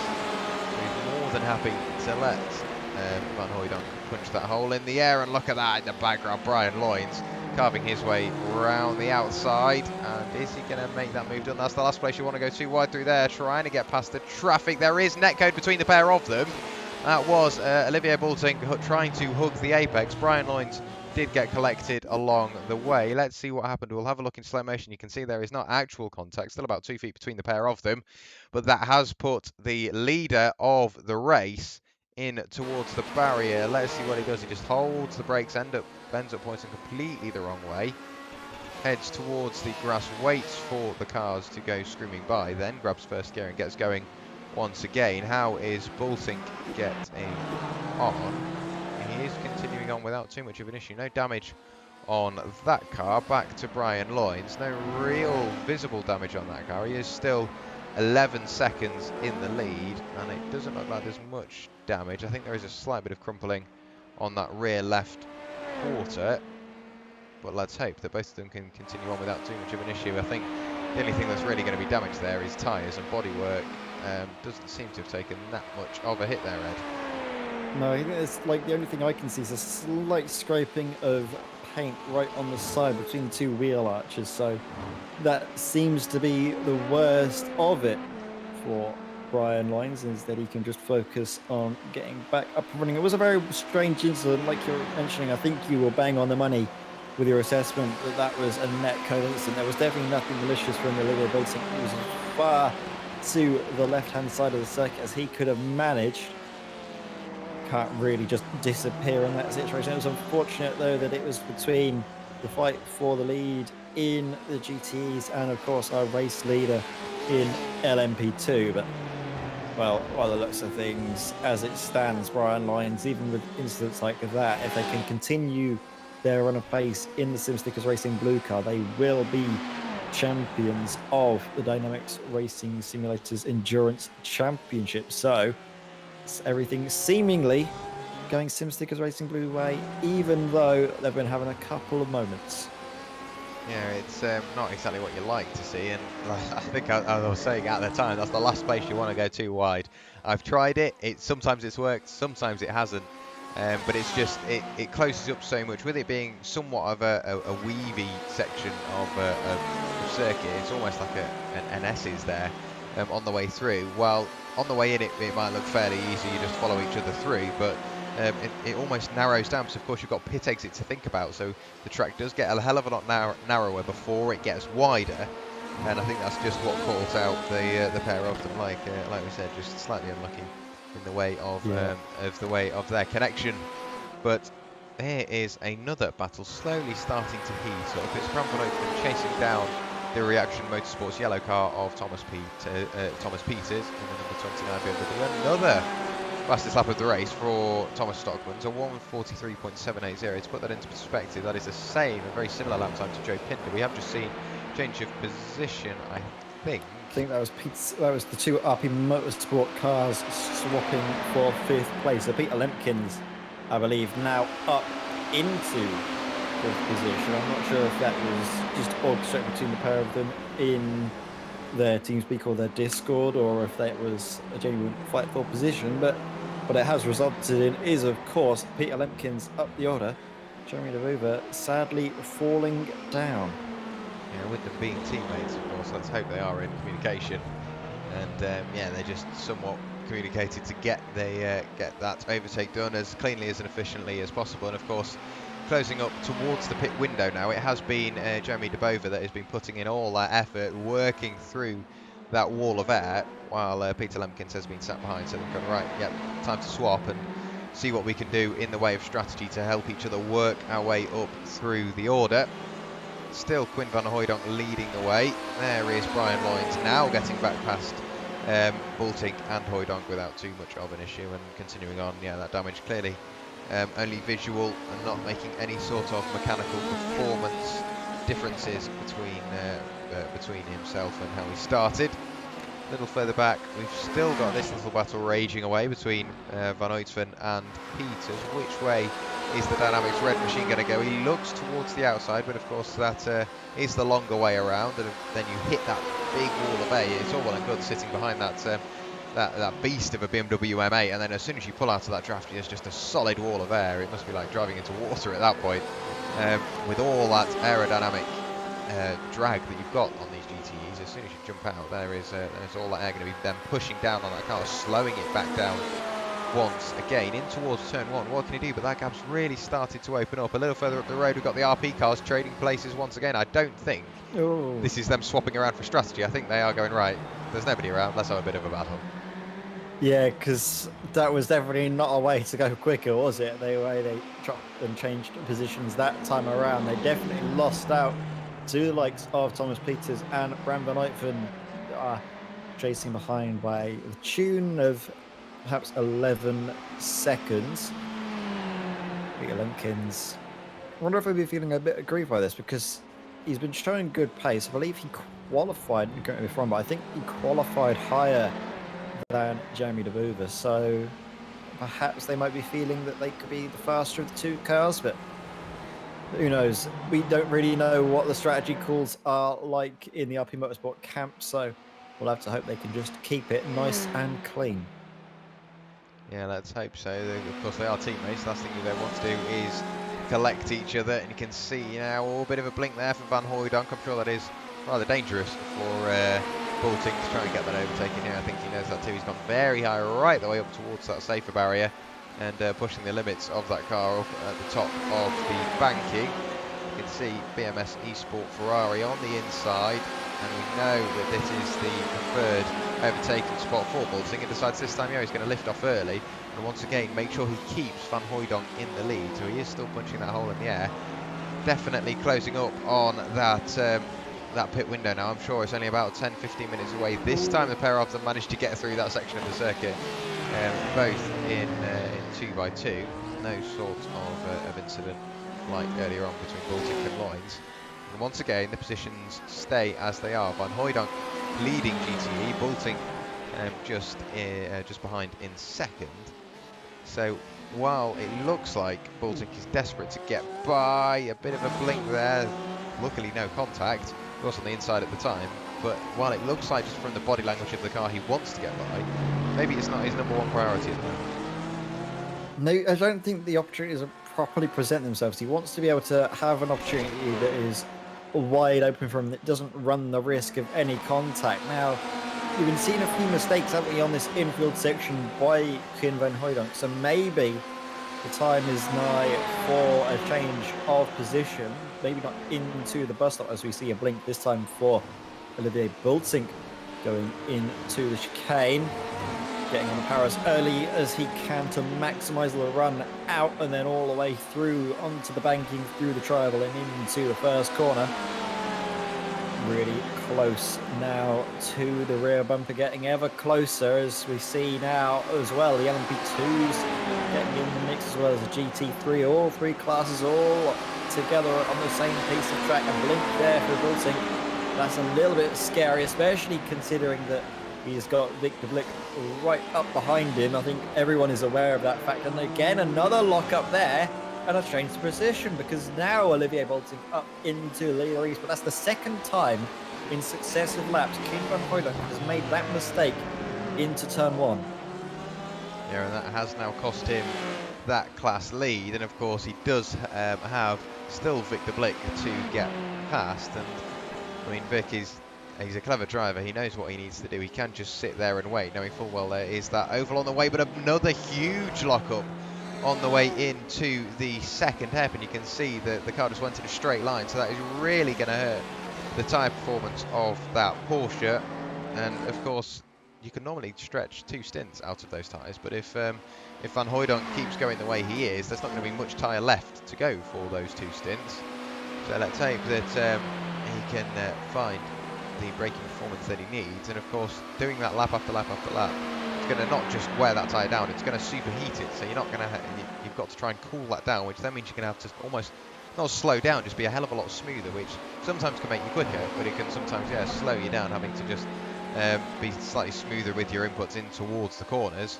Another little bit there from Boulting, but that does mean that Hooijdonk, you'd expect him to drop away, but he is in that crucial draft range. He has managed to stay in touch with that, so he is closing up on the tail end, 3/4 of a second back from Boulting is Van Hooijdonk. But you've got to think now, is it the point where Van Hooijdonk just does what Boulting did to him at the start? Does he just sit behind? He doesn't have to go for that lead. It's not about who leads the most laps, it's about who crosses the line at the end of the race with the cleanest car, and who grabs the checkered flag first in this GTE class. So you've got to think, does he just play strategy at this point? He doesn't need to lead every lap. He can just sit there and save a bit of fuel, work on the strategy, and then when he hands it to his teammate, hand it over in the best condition possible. Yeah, that's the main feature, isn't it? Of just keeping it nice and clean, no mistakes, no damage. You never ever see a car winning an endurance race, do you? With all 4 corners battered, rear wing hanging down at an angle. It's all about keeping the car nice and clean at the end. But again, another lockup for Kim Van Hooijdonk. We saw it as well going into the International Horseshoe, which left the gap at about 1 second. As Boulting again blinks out. I'm not sure if that is just on my end or if you're seeing that as well, Jack, but that's going to be worrying, not just for Olivier himself, but also his BMS Esport teammates. The fact that we see blinking in and out, and it's not the only time I've encountered internet problems at a Daytona and endurance race. I was actually the unlucky one to have the disconnect, the dreaded disconnect at Daytona from internet, from the lead of the race. So I can tell you it's not a very good feeling when you feel yourself start to blink, because your mind always goes to the worst case scenario. Yeah, it does indeed. And yeah, I've been in a similar situation where you're in a good position during the race, and yeah, your Wi-Fi or whatever it be, the connection to the server itself just doesn't quite play ball, and you're blinking in and out, and you've got to think, well, while you're having a good race, it's not that great for the people around you. Seeing a car bounce between -0 or between the sort of -10, and you've just got your roof in the circuit, or then you're up at 30 feet in the air and you're just blinking in and out. You can't really race a car at that point, so sometimes you've got to park it, but it's fairly manageable. Another big lockup in towards the international horseshoe for Van Hooydonk, so you've got to think maybe the team is starting to think, all right, well, if it's that tyre that's locking up, drop the brake bias back in towards these horseshoes, so in the infield section of the circuit, just sit there, move the bias backwards. Another big lockup yet again from Van Hooydonk. So maybe there must be something wrong with his braking markers or something, because I think it's just braking far too late, trying to push the envelope, Jack, just trying to find any time possible. But now, if we can get the gaps on the screen now, so you can just see the margins between first and second. It was, well, under a second just 2 laps ago, and now look at it, the margins, 2.7 seconds. Massive amounts of time lost from these lockups, and it goes back to what I was saying earlier, Jack, isn't it, with the fact that you want to keep it nice and consistent. You want to avoid these little mistakes, because come the end, they'll have such a profound effect come the end. And if you're having stints like this, where you are locking up, you're losing sort of half a second each time you're locking up, and you're locking up, so however many times you are, 30 seconds, half a lap or whatever, so big come the end of the race. And by that sense, it might be better just to take it a little bit easier and come into pits earlier, get those tyres changed, as we see Pim Van Hooydonk do exactly that, coming into the pits now. Is that going to be to change tyres or to change fuel? I think we've got to keep an eye on Pim, just to see what the plan is for this Team T's Dynamics car, as they soon start to stop here in their pit box. Yeah, we don't really have the greatest angle on this. I think that one is possibly the best. If we have a pit lane camera, there we go. Do we see the car go up on the air jacks? So of course the fuel will be going in. Of course I was about to say, you tend to get about 50-55 minutes out of the Porsche. I've run it twice here during the Daytona 24 hours, and I've dealt with many of the issues. You can see a lot of the drivers pulling into the pit lane, so from 6th right the way down to 9th, we've got all 4 drivers in the pit lane. I'm sure Pinder will be on his way, and I think, yeah, that car is up on the air jacks at the moment. There's nothing else we can really do. If we grab a roll bar, we'll see whether that car drops down. It looks fairly high up for one of the It's a long enough pit stop that I think they are taking tyres now, and I'm not sure what their plan is, if they're just going to be taking outsides or what they're doing. Really, a lot of the time though, it's been the inside tyres that have been snagging on the brakes. A lot of the time we've seen it going into the both hairpins on the infield section. Pim Van Hooydonk finally gets the car up and running, but like you mentioned, it was a very long time spent in the pit. Sorry there, that was a minute stationary in the pit box, so it's about 30 seconds for fuel, 30 seconds for tyres, whereas the competitors behind them, you can just see that Thomas Peters only spent about 33 seconds stationary, so that's just fuel for the BMW. Yeah, you can see on the times, that is on the left hand side of your screen, that is from pit entry to pit exit. Brian Loynes and Victor Blick just what, a second apart, 1 minute 8, 1 minute 9, and yeah, you can see 30 seconds added to his pit stop time was Van Hooydonk taking that those tyres. I'm just looking, can we get any further ones? Yeah, you can see there, look, 33 seconds in the pit box for Peters, 34 for Van Uytven, and 1 minute and 2 seconds in his pit box was the number 7 machine. You've got to think, if Thomas Peters has really started to close that gap, where is that going to lead Olivier Boulting? He's going to be so much further up the road. so is Dries Moody, Bod Boland possibly as well. And then, of course, you've got Peter Lemkins and Jeremy DeBover, both the RP cars. I think they'll just be a little further out. However, you've got DeBover leaving the pit lane already. Boland is leaving the pit lane. Olivia Boulting still continuing on clouting the curb through the bus stop. Just as we clicked on him, we could see the car almost went skywards through there. Wouldn't be surprised if we see him in the pit lane this time through, because he's done, what, 2 extra laps over his competitors. Yeah, exactly. But I mean, Olivia Boulting, this BMS Esports car is so good in managing the race. They seem to have a good handle, and they go around for yet another lap. They're really good at managing the fuel. I don't know what they do with the strategy in terms of fuel saving, if they just do it every time, and then they're just fuel saving to the extreme when they've got traffic in front of them. Very, very sketchy though between themselves and the back marker. I think that was the QSR Racing Esports car of Sebastian Pedersen. They just passed there, and it was going through, like you mentioned, the very scary part of the track, going out of turn 1, and you've got like a quick little chicane section almost. It takes a lot of trust, I feel like, between the drivers going through there. You need to trust in one another to give yourself some space, but then also a lot of trust is having to be put, I think, in the iRacing netcode sort of realm of things. You want to be very cognizant of the fact that it is an online racing environment, and there can be little discrepancies here and there for netcode. So you need to trust very firmly in that. It's, oh my word, what is that? I thought for a moment there was a move down the inside from Olivia Boulting on the Audi R8, but it seems though it chose to go around the outside, and that was almost a very scary miscommunication moment. But now, hopefully, if we've got our predictions right, we shouldn't see Olivia Boulting coming into the pits this time by. I say this time by. Who knows? They might just carry on going another lap and prove us wrong once more. Yeah, I do just want to see what he does once he does get towards the pit entry, and let's see what he decides to do this time into the pit lane.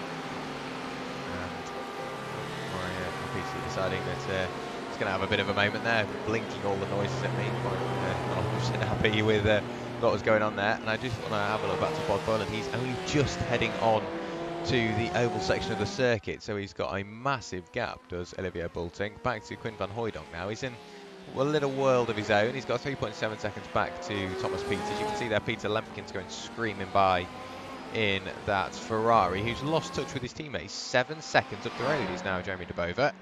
So the RP Motorsport guys have really started to separate, maybe just getting caught out on pit entry and pit exit, but there's still quite the gap to have opened up between the pair of them. And now we're starting to get to the point in the race where it's really started to open up. The closest gap on circuit is actually Quinn van Hooijdonk up to Peter Lemkins, so it's really started to open up, and there's nothing much really going on. But then, of course, as Olivia Boulting leaves the pit lane, I do want to see what this gap is, so he's got to keep the pit limiter on all the way through here, like you say, Ed, until he does eventually get to those green cones there. Then he can let the pit limiter go and change up through the gearbox and make use of all the power that 4-litre V8 has available to it. And I just want to wait until it updates. Only 10 seconds back to Bod Boland, so it just shows that gap. I want to have a look at the pit time. Very similar pit time between the pair of them, but that lead gap only 9 seconds now, but the race has definitely come to the pair of them. Olivia Boulting starting on pole and is now back in the lead. Bod Boland starting in second and is currently in second place. Biggest mover though is Jeremy DeBover, up 3 places for RP Motorsport. Absolutely, yeah. The strategy working very nicely indeed for the RP Motorsport Azul car. See what they can manage later on in the race. But also, keep your eyes open for Quinn van Hooijdonk there in the Team T's car. They will have fresh rubber on, so expect them to close the gap between themselves and Peter Lemkins. And maybe we'll see a change in position in the next coming laps. That does depend, though, on the state of the tyres for all the drivers that have not taken them, because of course they don't need to worry about cold tyres. They've still got enough heat left in them when they get up and moving once more from the pit stop phase.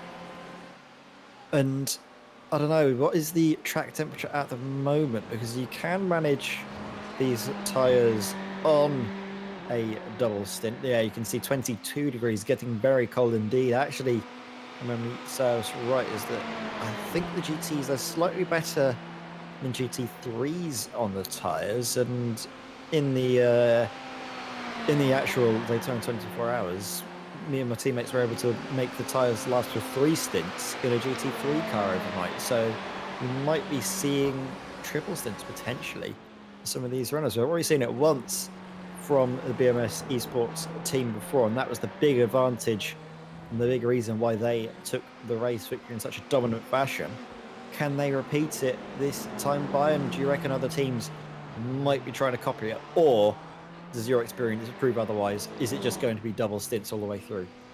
Yeah, it really does just depend on what the track is doing to the cars, whether you've been battling or whether you've been saving fuel. It's all down to how you drive the car in the first couple of stints. And I know a couple of times, 9 times out of 10, rule of thumb, you can easily get 2 hours out of the car. It's just then that push for the extra 3. I did a couple of 3-hour stints in the 24, and I think for one of those I did manage to make the tyres go for that for 3 hours. And Le Mans is very much the same. You can very easily get 3 hours out of a set of tyres in a GTE because it's not a massively demanding circuit on the tyres. There's only that final couple of sectors that you've got to think about. But here, yeah, it really just depends whether you've been battling. If you're out here on your own just turning laps, then yeah, very easy to manage that tyre wear.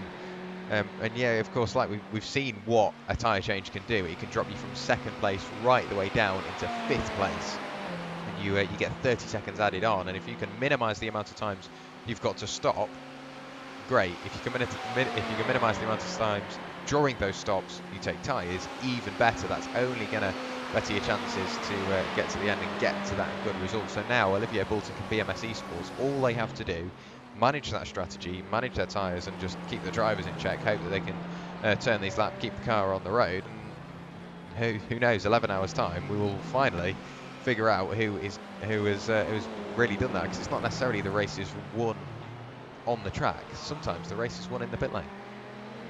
Absolutely, especially over these 12-hour races, it more often than not isn't it, in the pits. It's so crucial to get the strategy right over these extended endurance races. I'm sure your experience is the same as mine, where if you have a good strategy, have a good plan going into the races, oftentimes when you're able to execute that, you'll find yourself with a very good result.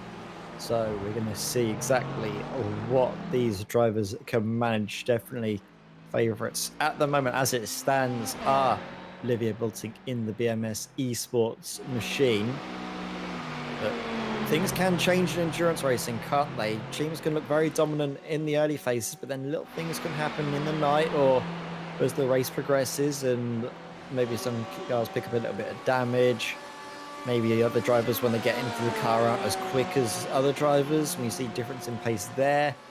It's just different factors that can come into these races that really can suddenly spark life into them. So while the races we've been saying we've been cooling off a little bit, well, Kim van Hooydonk has been closing up over the past couple of laps to Peter Lemkens in RP Motorsport. Maybe in the next couple of laps we'll see they get even closer and start to see a fight for position 4, 4th place. Going to see what the lap time differential is as Peter Lemkens crosses the line, does a 1:41.1, and then Kim van Hooydonk does a 1:40.8. So that's near enough 3/10 between 4th and 5th, and that's only going to, at least personally, I feel like that gap's only going to reduce even faster because Quinn van Hooydonk is getting more and more of that lovely strip machine. He is indeed, and that's something. Thank you, Sven Calvert, in the chat, just letting us know. I was looking over at the pit time. General rule of thumb now, between 30 and 35 seconds, that is just a fuel stop. Anything over a minute, you have taken tyres. So of course, we've got Quinn van Hooydonk, the man we're looking at the moment. He did take tyres. We saw that car up on the air jacks, and that dropped them right the way down. And then Sven Calvert, he's right the way down in 8th place. He went from 3rd, and he's going now on to the grass. Is Dries Moody in that in the double seven, and then just grabbed the tarmac. Very easy mistake to make. You go from not much grip, so you keep that steering and put in, and then suddenly all the grip in the world. Of course, those slick tyres are still going to be very sticky. And as soon as you grab that tarmac, there's loads of grip, and the car just overwhelms itself and spins itself through 90 degrees. Very well held from Dries Moody, but he's now right the way down in 9th place. So it shows while those tyres are fairly new, they do take a while to get up to temperature, and it caught out Dries there, and right the way down in 9th place now. And something else I didn't really notice, Joe Pinder, he has taken tyres as well, has the Scotsman, but all of the GT3s, Ed, have taken tyres. Thomas Stockman's in the from pit entry to pit exit, 1 minute 8. Same with Jürgen van der Peer. He has taken tyres as well, 1 minute 8 from pit entry to pit exit. However, 1 minute 15 for Ives Frederick. So some sort of issue there. Maybe didn't grab the gear in time, or just slightly more conservative on pit entry and pit exit. But that's quite the gap back now to Ives, and he's 1 minute 7 adrift of the cars in front. But it's still nice to see them out and circulating, because you never know, if they get to the end, they're guaranteed a podium. Yeah, definitely. We've seen a few times where drivers, they've also run a little bit too far in their pit box, missed their pit box, and had to grab reverse gear, which does cost around about that length of time. So that could have been the issue here. But still, as we see now in the bus stop, Yves Fredericks making a mistake, too much speed in, tries to turn the car, gets handfuls of oversteer. Does very well, though, to keep out of the way for faster GTE traffic making their way on through. Finally getting back up to racing speed. But it shows as well, even though these drivers, they've got new tyres on, they're still not quite up to speed with the grip and the speed differential. Now that the track is getting cooler, they can take more speed into these corners. And I think it might just be catching a few of these drivers out. Yeah, I think that is the case. Looking back now from Peter Lemkins in 4th place, and in that RB Motorsport Ferrari, you can see the recovering Quinn van Hooydonk hot on his case, closing all of the time in that draft assistance that you mentioned earlier, Ed. Half a second adrift is the TMT's Dynamics car. Towards turn 1 we go in a moment's time, across the line to tick for what is the GTE's lap number 38 in the book, heading on towards lap number 39. You can see just that braking performance of that Team T's Dynamics car is so much more superior over the RP Motorsport car. But we know what RP are doing at the moment, or we think we do anyway. They're just being nice and clean, nice and conservative, and more importantly, nice and consistent, because that is what tends to win you races. If they can play the strategy well, and they stay nice and consistent, at the moment they are in a very good spot for a good result. I just want to have a look at the wider camera so you can really see the bigger picture here. Peter Lemkins is not really putting up that much of a defence. In towards turn 7, you can see he is on the inside, just defending that position very slightly, and you can see Hooydonk looks for that cutback on the inside almost, couldn't quite grab the traction, but he will have the shorter line at the bottom. However, it looks like Van Hooydonk needs a little bit of draft assistance to get that move done in towards the bus stop. Ed, what do you think? I don't think it's worth making the move into the bus stop, because we've seen time and time again drivers do the fight back, haven't we, going into the first corner. So I expect Hooydonk just to do exactly what he's doing now, backing off into the bus stop and then focusing on getting the best drive possible coming out, which it seems to be that he's got that and then some. Look at that, immediately already going down on the inside. Peter Lemkins, I think, really gifting the inside of the corner to Quinn van Hooydonk. Instead, actually slots back up into the slipstream.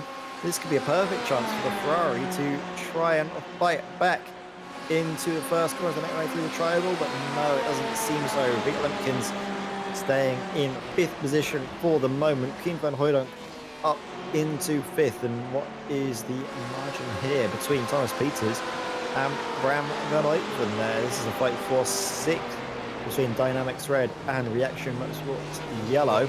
Oh my word, Brian Lloyd's arriving on the scene very quickly indeed, and I think Brian has learnt from last time he tried to go too wide with a GTE through that section. He backs out of the manoeuvres. Instead, is a little bit more patient. He doesn't need to worry too much. The margin between himself and Victor Blick is near enough, sort of 30 or so seconds, which is a comfortable margin for Brian Lloyd. He doesn't need to start making these positions, doesn't need to send these moves if he doesn't need to, or if it isn't safe to do so. But there's a very cooperative Mercedes there of Jürgen van der Peer for Dynamics Bell speed out of the way. It all seems to be going very well for Brian Loynes, though, isn't it? He's managing this traffic very nicely indeed. He caught them at probably one of the worst points for an LMP2 driver to catch GT traffic is in the midfield, but actually gets through them cleanly without too many dramas. Yeah, it was somewhat optimistic in towards turn one, but yeah, like you say, he's just biding his time. There's no real need, no real rush to get flying through this traffic. At the end of the day, the GTEs are battling away as well, so you've just got to think as the quicker car. While it is pretty much your responsibility to get around them, the GTEs, if they just stick to their line, you can work your way around them. You're in the quicker car, you've probably got more braking performance. You're a hell of a lot quicker on the straight in this case. So yeah, there's no real rush. You can get by without too much of an issue. 1 hour and 10 minutes of the race gone. Lap number 45 now is Brian Loynes in that 68 SimStickers Racing Blue LMP2 machine. And yeah, it's really started to calm down. The closest cars we've got on circuit are Peter Lemkins behind Quinn van Hooydonk. Of course, the pair of them changing position just a few laps to go. Same with Bram van Oeven and Thomas Peters. And I actually saw what happened. I'm going to have a quick look back just to see what happened to Bram van Oeven. There is Thomas Peters, very, very slow out of the bus stop, possibly with a slowdown. Not 100% sure why he was going that slow. We'll have another look back to Thomas Peters. So into the bus stop we go. There's a bit of GT3 traffic, and does he get caught out there? Yeah, nice and easy mistake to make. Does he pick up a slowdown because of that? Yeah, I think he does. Yeah, look at that. Really slows down, picking up the that slowdown penalty through the bus stop, trying to avoid Jürgen van der Peer. Inadvertently grabbed himself a slowdown penalty, and the pair of them, they've only really got further away now. Bram van Oeven 1.2 seconds up the road. So it started to get to the point in the race where the drivers can take a breath, they can think about what they want to do with strategy, and they can somewhat provisionally set plans for the rest of the race. Of course, we know if you set plans, I'm sure with your endurance experience as well, Ed, you set plans, you go, right, I want to be in the car by this, you're in the car by this time, you're in the car by this time, we're going to take tyres here, here, here and here. After the first hour, it's null and void because none of it makes sense, because the race has gone a completely different way to what you're expecting. Yeah, absolutely. Usually, if you're planning to say do doubles and then someone triples, that completely throws it out the window. Or vice versa as well. If you're planning on doing doubles all the way through and then someone only manages a single stint on the tyres, that as well has its own little effects later down the line. And of course, different things, real life can get in the way. Drivers might not be able to make their stints last minute and need to get in cover to fill off and do all these other things. It's very, very funky businesses. Sim racing endurance events, because we've got these little things that most real life drivers don't have, which is things like, of course, real life, oh, I got to pick the kids up from school or whatever else that goes on. They're just completely focused, and they have all of their different teams around them to help them execute their strategies to the very best. Whereas in sim racing, at least from my knowledge, and I guess yours as well, is that strategies are kind of held together with sticky tape and a little bit of string. Yeah, it tends to be the way to go, and of course you made a good point there. With real life, you've got a whole raft of teams behind you, 100 or more staff, all there to run that car and to get the most performance out of it. And of course the drivers, the ones that put in the work behind the wheel, but then you've got all the people in the background that put in all the work to make sure it is possible and to make sure there is a car there for the drivers. Whereas in sim racing, if you are like myself, no way in a high-ranking team or anything like that, and it's just you do it for the enjoyment factor, and you are chief strategist, you're chief mechanic, you're like equal drivers with all the other drivers. They are also chief mechanics and chief strategists and everything. You really do play the whole raft of roles, and sometimes, yeah, it can get rather stressful, which is why you see a lot of the drivers getting somewhat annoyed at each other, because they do really put in a lot of effort. But it's nice to see it. It means that much to them, because you know that when they go out there, they are going to do everything they can, and including running wide at pit exit by the looks of it, performance tyres, getting caught out on the grass there, easily done. Yeah, it is very easy to do just that. It's growing though. Getting back up nice and safely. No damage on the LMP2 machine going out of the pit lane, which is always good to see. Have a look as well. I think Ross Nicholson has been already in and out of the pit lane, so both of these LMP2 cars pitting in on lap 45. 45 laps, now 46 laps. Well, this is the 46th lap of the race so far, and it's absolutely flying by, isn't it? We're already an hour and 15 minutes gone. I've already seen plenty of action. I think there's still a little bit of action here because is that Peter Lemkins in a battle with, yes, that is right up in front, Quinn van Hooydonk. So while Quinn was able to get ahead, not really been able to clear a gap as the Team T's number 7 Porsche RSR. Peter Lemkins is just able to use this car up in front to save a bit of fuel, manage the race, and hopefully catch up to the cars ahead, because from what I can see, the lap times of Quinn van Hooydonk, they are just a little bit faster than Jeremy de Boer up in front for RP Motorsport Azul. Quite so we might be seeing 3 cars altogether out on track. That is providing, of course, Peter Lemkins can keep up with the pace being shown by the Team T's RSR, because they do have fresh tyres, and that is going to be helping them a lot in this stage of the race. Now that the first signs of tyre wear, I think, might be beginning to show for these double stint drivers. Yeah, it is definitely something you've got to think about, and if they are getting closer, it will, of course, maybe slow them down, and that's something you've got to consider as well. While at some circuits, yes, the draft does make a difference, and some more than others. This one is really draft dependent. You've got to make sure you have that draft assistance to be anywhere close to the car in front if you are going to go for that move, and that's such a key thing that Quinn van Hooydonk has got to do. Now he's in front, he's got to clear that gap, he's got to make sure he's out of that 1.5 second margin to get that Ferrari out of his draft range. Then he hasn't really got to worry about it. He can set his sights on Jeremy de Boer further up in the fellow RP Motorsport Azul car. After getting past one, he's got to try and tick the other one off the list up the road.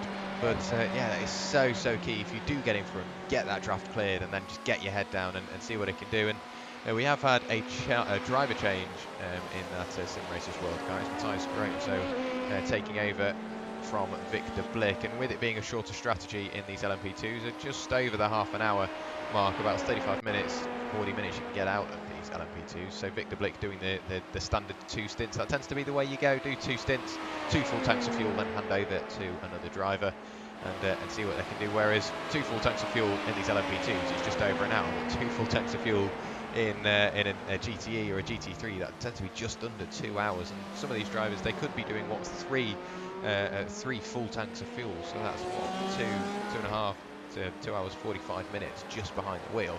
It's a circuit which isn't massively demanding, but if you've been battling away during that, you're managing your fuel, you're managing your tyres. It's a busy old job, and I'm sure a few of the drivers are getting ready for the long haul, just sitting in, getting comfortable, because knowing full well at the start of an endurance race, the last thing you want to do is make a mistake. So if you can just sit there, bide your time, you're going to stand yourself in good stead for the rest of the race. Matthias Graham struggling to get the bit between his teeth by the looks of it. Yeah, absolutely. It's not a stage where we're finding the fatigue setting in for the drivers, as you're alluding to there, with the drivers taking extended periods of time behind the wheel. But maybe by the time we have, I think, Chaz Draco and Jack Johns in the carnage rocks for the final 6 hours, fatigue might be starting to set in for some of these guys. And who knows, there might be a few extra spice moments. I'm sure I'll be probably tuning in and watching the conclusion to this race, because I'll tell you what, this championship has been very good, and oftentimes right towards the end there's a few extra surprises being shown. Just last time out as well at Imola, I believe there was a change for the podium places right in the final lap. So who knows what we'll be seeing throughout this evening. Hopefully, though, plenty of entertaining racing that we've been seeing over this first hour. As we're seeing now, we're trying to catch up to Ross Nicholson, but Ross Nicholson has gotten the car and putting in very quick lap times indeed. Ross doing a 1:34.51, which was over a second faster than Matthias Groen's sort of last lap time just gone by. So very quick stuff from SimStickers Racing Blue, and the only thing that could really stop them is themselves, or a backmarker really, because such has been their dominance in this series. I think even if they finish this race, they will be crowned champions, and it's been a great sort of championship for them as well. Though there are battles all the way through in the GT category. In fact, I think you might be seeing Sebastian Pedersen further back in a fight, with Dries Mujdi closing it up behind the Corvette. I think the Corvette has actually just gotten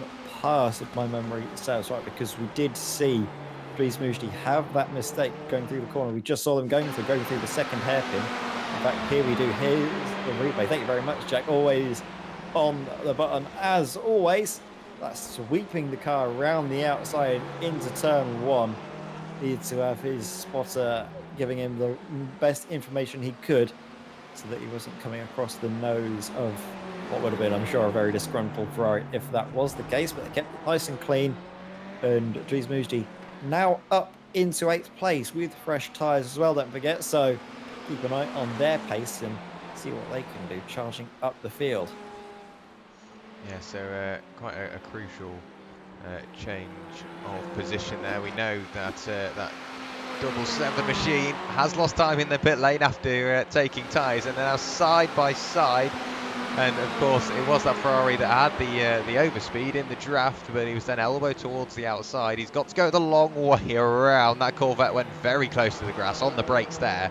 You're going at a high rate of speed. You've got a bit of steering input in just to try and get the car set up for turn one. If you touch that grass, you're going to end up pointing backwards. And very well held from Dries Mujdi, very well read indeed. And Sebastian Pedersen, he's left without much to do in that 369 QSR Racing Esports Ferrari. He's chasing down that Corvette, but we know how quick the Corvette is. Of course, he is on fresh tyres as well, so having fresh rubber, that will massively play the part of that 777 machine.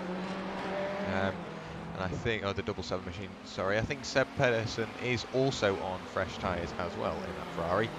So the pair of them, they are getting closer together. It's almost ebbing and flowing at this point because the Ferrari's quick at some corners, the Corvette's quicker at others, but it's then now on the straight. It's down to not only who's got the most power, but it's down to setup. Of course, we have seen, like you alluded to earlier, Ed, that SimSticker's car is very quick in a straight line. Not that great, not that competitive through the infield section of the circuit. The Sim Racers World Car seems to have the edge there, but then onto the oval section of the circuit, that is where that SimSticker's car really comes into its own, and in draft it's just even quicker. But the Ferrari, it seems like, maybe not quite as quick on the straights and doesn't really get the best run through the chicane. He's dropping out of a second now, so he is slowly starting to lose time, and at this point it looks like that position is made and somewhat secure there for DynamiXX Endurance. Yeah, definitely. DynamiXX Endurance hoping that that 1 second gap is enough to keep him at bay, and it is from now. But down on the infield, can Dries Mujdi capitalise on this margin and build that gap ever more? You want to be around about 1.5 to about 2 seconds to truly have enough margin to be out of the tow. I think, judging by the pace and judging by just the sheer grip through this infield that Corvette has been showing all this stint long, you expect to see him be able to increase that margin. That is, of course, providing you don't see any more mistakes. This has been a problem corner for many drivers, but they both navigate it nice and cleanly. Dries Mujdi, though, even though his tyres have been on since the start of the race, not too much slower. Sorry, not Dries. Sebastian Pedersen, sorry. Not too much slower in the 369. So as we come onto the banking, onto the straight, 1 second is the margin, and that is getting ever so small each time they sort of go past the next 100 meters. So expect Sebastian Pedersen maybe trying to reel back in Dries Mujdi and go for a move. However, I think of these two cars, just based on pure pace, if both of them are in clear air, you got to say that Dries Mujdi would be the faster. Yeah, it looks like that Dries has got the bit between his teeth. Personal fastest up the race for Lempkins and RP Motorsport, 114.58, and he's only, what, 2 seconds back now. So he's been getting closer, getting further away, getting closer, and it seems like it's now slowly started to settle out with Lempkins just dropping away further. Thomas Peters is getting closer to Bram van Uytven, just about there, almost within that 1 second mark. Here's the Reaction Motorsports yellow BMW chasing down the Dynamics red Porsche, and then back to Seb Pedersen and Dries. they are somewhat following each other. They're not really close enough to benefit from that draft assistance. Is Seb.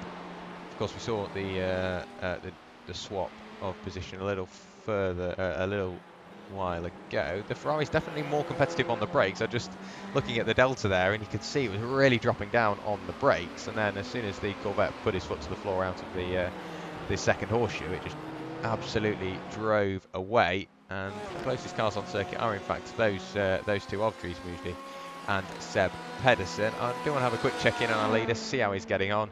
It's the usual as the plane lands in the background. Ross Nicholson in the number 68 machine. He's just absolutely flying. I'm just curious as to who's going to get in the car next. Of course, Simsticks is quite a large team. I'm just going to get the teams up on my or on the software. So this is, of course, Simstickers Racing Blue. So I'm assuming it. I think will we've already be seen Brian Loynes. Yeah. I think we saw Brian Loynes at the start, didn't we? So he's already handed over now to Ross Nicholson. I think I'd expect to see Ross Nicholson taken, because this is his first stint. I think we'll be able to double it and then hand out back over to Brian Loynes. Yeah, that will be the case. Of course, Brian Loynes did start the car. He also put the car on pole position. And yeah, of course, Ross Nicholson, he is quite the contender for Simstickers Racing in a few of the other Sim Racers World Series we've got, most notably the Formula 3 Series. Very competitive in that for SRW Simstickers is Ross. Of course, we see a lot of returning drivers from various other series into the other series broadcast here on Sim Racers World TV. If you are enjoying the stream, please do make sure you like and subscribe. Of course, this is only part one of the DynamiXX Endurance Series Round 4, the 12 hours of Daytona. At the moment in the box, you've got myself, Jack Werrell, and Ed May. And Ed, as we're closing up on this, on the 1.5 hour mark, we'll go for a break in a few minutes' time. Just do your best to try and round up what we've already seen so far. Well, we've seen great fighting, haven't we, across all classes. It's been a dominant performance so far by Simstickers Racing Blue. They got off the line very well indeed, it has to be said. Got the jump on their competitors in the Sim Racers Esports Academy car, or Sim Racers World 2 Salty, whichever one it is. Basically, the Sim Racers World teams, I think, merging together for a combined effort this evening, but it hasn't been enough, has it? They're currently sitting in second place.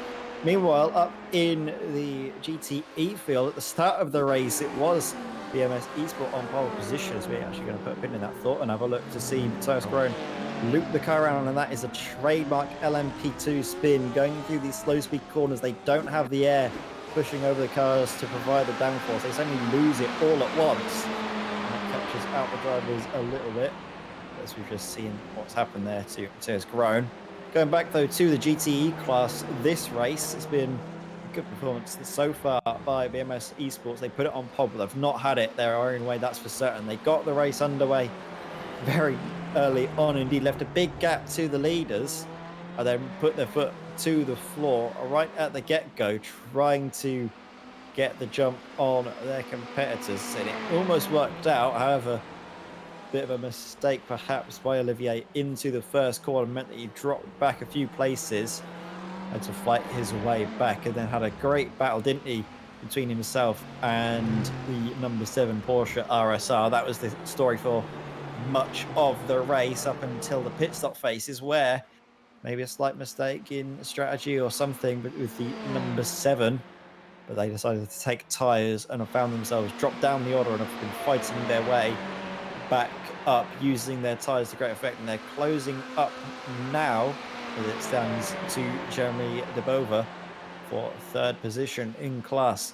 Meanwhile, GT3s, sadly, we haven't really seen too much of them this race because it's been just dominance all the way through from Thomas Stockmans. And if you can see the gap between Thomas Stockmans and Jürgen van der Perre, I think we can see exactly how dominant this performance has been. Look, they've already got a lap on their competitors. I'm seeing on my timing screens that it's 3 minutes and 6 seconds. That is nearly 2 laps, I believe. Very, very good performance from Team MRS thus far. Jürgen van der Perre for Dynamics Bellspeed is in 2nd place, and Yves Frederick in 3rd for Radion Motorsport by QSR, a car that we have seen in the walls a little bit every so often, especially at the start where both of the two QSR cars had incidents, wasn't it, going into the second hairpin.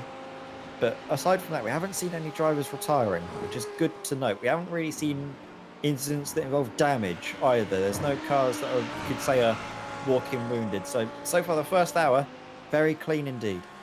Yeah, it is indeed, and that is always a great sight to see all of the cars out and with very minimal damage, if any. I think the only car that we've actually seen with any damage is Ross Nicholson up at the front in that SimStickers Racing Blue machine. Just so I think they've actually got it repaired in the pit lane, maybe just a slight bit of optionals, and there you go, a bit of duct tape whacked on, and option that issue is fixed. Not that it was performance impacting at all. 1 minute and 3 seconds adrift now is Matthias Groen, but thank you very much, Ed, for rounding off that first hour and a half. And ladies and gentlemen, we're just going to go for a very quick 5-minute break, but we'll make sure we still leave all of the action here on the go at Sim Racers World TV. Like I said, please like and subscribe if you are enjoying the action, and let us know what you think of the race so far in the comments, so we can come back and answer a few of your questions and refer back to a few of your comments. But 5 minutes time, we'll be back here, and we'll be back bringing you all the action, so don't go away.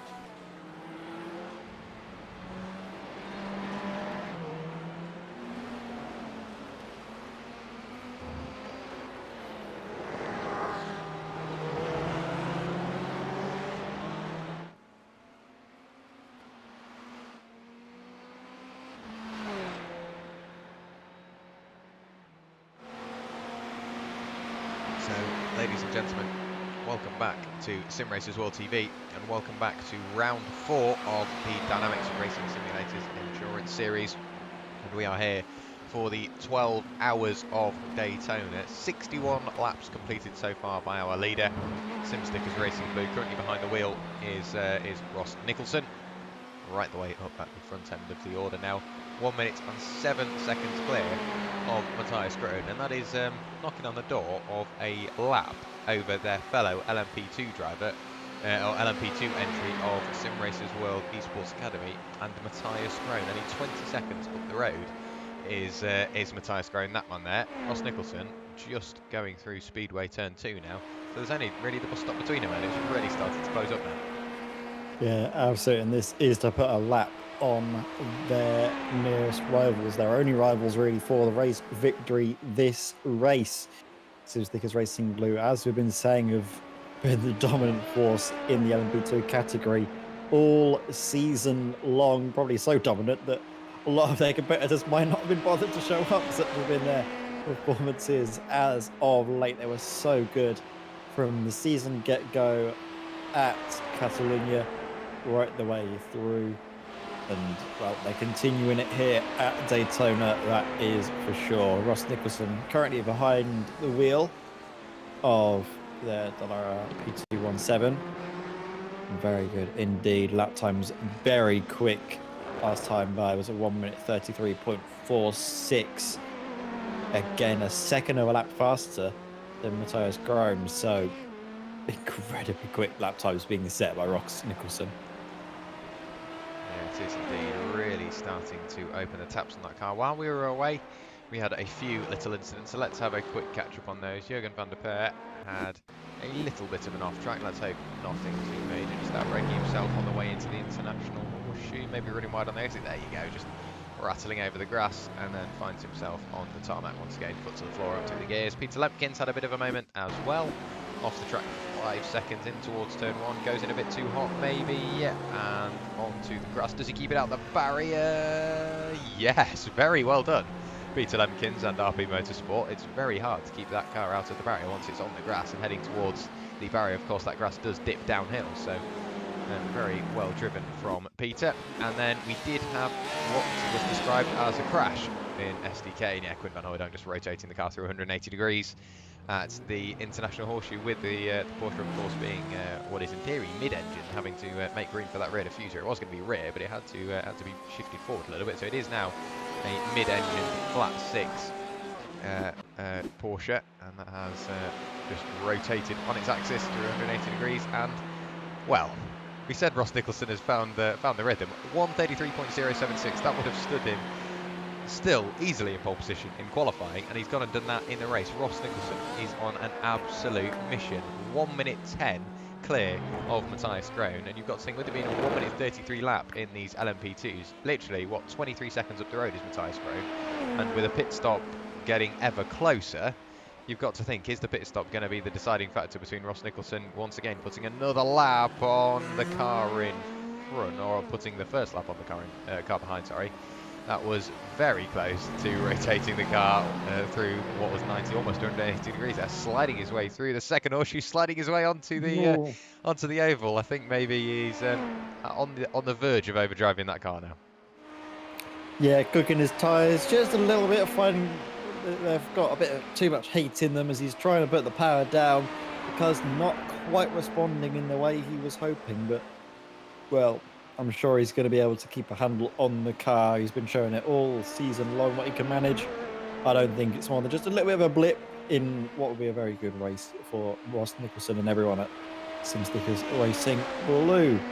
I want to have a little bit of a look though. I'm trying to keep my eyes on the times being set for Quinn van Hooydonk, because he has been getting quicker every single time, closing the margins down to Jeremy Debova. The gap 5.7 seconds, even with the mistake shown by Quinn earlier. I think if it weren't for that, he'd be right up behind, wouldn't he? He'd be right there fighting at the moment. So it's now just maybe a matter of time before they close up to one another. However, the pit stops will be closing in around about, well, the next 10 or so minutes. We'll be expecting GTE runners to make their second pit stops of the race.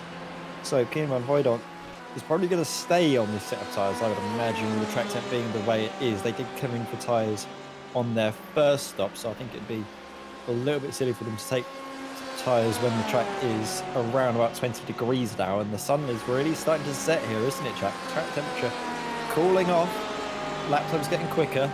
21 degrees the margin. Ambient air temperature 17 degrees. That's one of the lowest I've ever seen iRacing get for the air temperature, so it's going to get very cool as well. The cooling track temps also mean that fastest laps are being set in GT3s. Thomas Stockman's there, setting a fastest lap for himself in the Team MRS car. I think we're going to definitely be expecting these lap times to be coming down, aren't we, Jack? Yeah, it's really starting to go that way with the track, like you say, just getting cooler and cooler and cooler. 21 degrees. I think the lowest I've seen the track temperature is about 19 degrees, and yeah, I've never seen the air temperature that low, which is very surprising at Daytona. But then again, it's somewhat of a characteristic of the Daytona 24 hours. Very hot days, but very cold nights.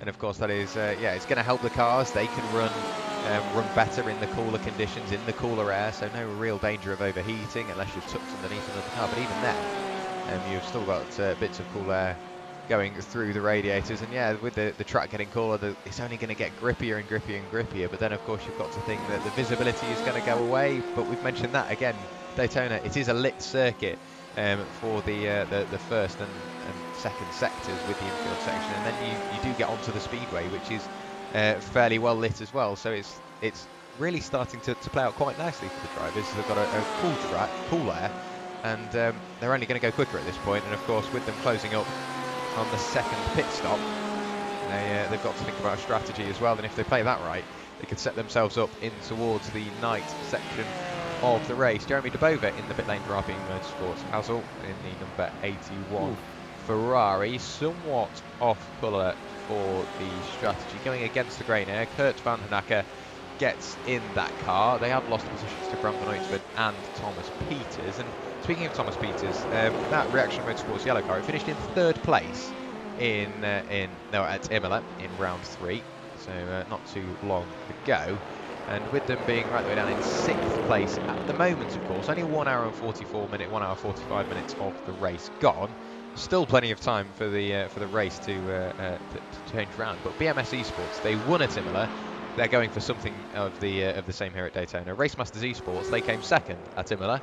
They're going for something of the same here at Daytona. And Quinn van Hooijdonk for Team T's Dynamics, I didn't really find out where they finished at Imola, but they are doing exactly what they need to do. The top two, of course, Ross Nicholson and Matthias Grode in LMP2 in the same places they started. The same with Olivier Bultink, Bod Boland and Quinn van Hooijdonk. They are all in the same places that they started in their class. And the same with Thomas Stockmans, Jürgen van der Peer and Ivers Fredericks, both in the same positions they started. So it's really started to settle down. Everybody's back to where they should be, and they're more than happy being in those positions. And of course, that's something that I wanted to think about as well. With DSCDA, they've dominated the GT3 class and they've done a great job all season, and with them being a no-show today, Team MRS, they're leading the way by quite some margin. You mentioned it earlier, but 3 minutes and 26 seconds clear as they come into the pit lane now for the almost about to lap second pit the stop. competitors. They were about to lap second place once again. Of course, they've already got one lap over Dynamics spell speed, and they were going to put another one, but of course they already had that pit stop in hand. So Thomas Stockman's into the pit lane. I want to see whether he will get out of that car and hand over to a teammate. We do now have Luc Thies behind the wheel of the Team Thies Dynamics machine, and we do now have Olivier van Herk in the Team MRS machine. So lots of driver changes going on. We've got to that point in the race where everybody is slowly starting to get out of the car and hand over to a teammate. And I think you mentioned this a little while ago as well. Thomas Peters and Dries Mujdi, they are getting closer and closer together. 2.4 seconds clear is Thomas over Dries at the moment, but Seb Pedersen only 5 seconds adrift out of that, and we know how competitive that Ferrari is.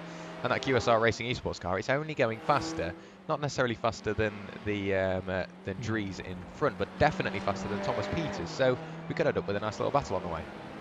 Yeah, definitely. And my memory, if it serves right, he eventually got a podium in Imola, but they also took a race victory in the first round of the season at Catalonia. They've looked a little bit off colour ever since, however, so I'm not sure what's been going on with the Reaction Motorsports yellow car, if it was just a very strong track for them and the BMW, or what, I'm not sure, but they've been a little bit off colour recently, but there's plenty of time for the race to come to them. And as well, one team that's had the race definitely come to them has been Bob Boland and the Race Masters Esports team, the 169, currently second position in class.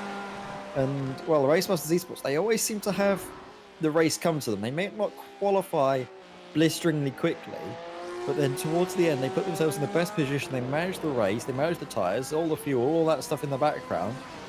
And come the end of the race, they are in with a shout. A very good result indeed. So keep your eyes open for the Race Masters Esports team, what they can manage as the race progresses. Meanwhile, keep your eyes on this, because Luke T's very close to Kurt Van Hohenacker, and these cars all on track have just been out the pits. This is not an out of sync moment with drivers pitting or not pitting. No, this is a proper fight for strategy for the on-track places.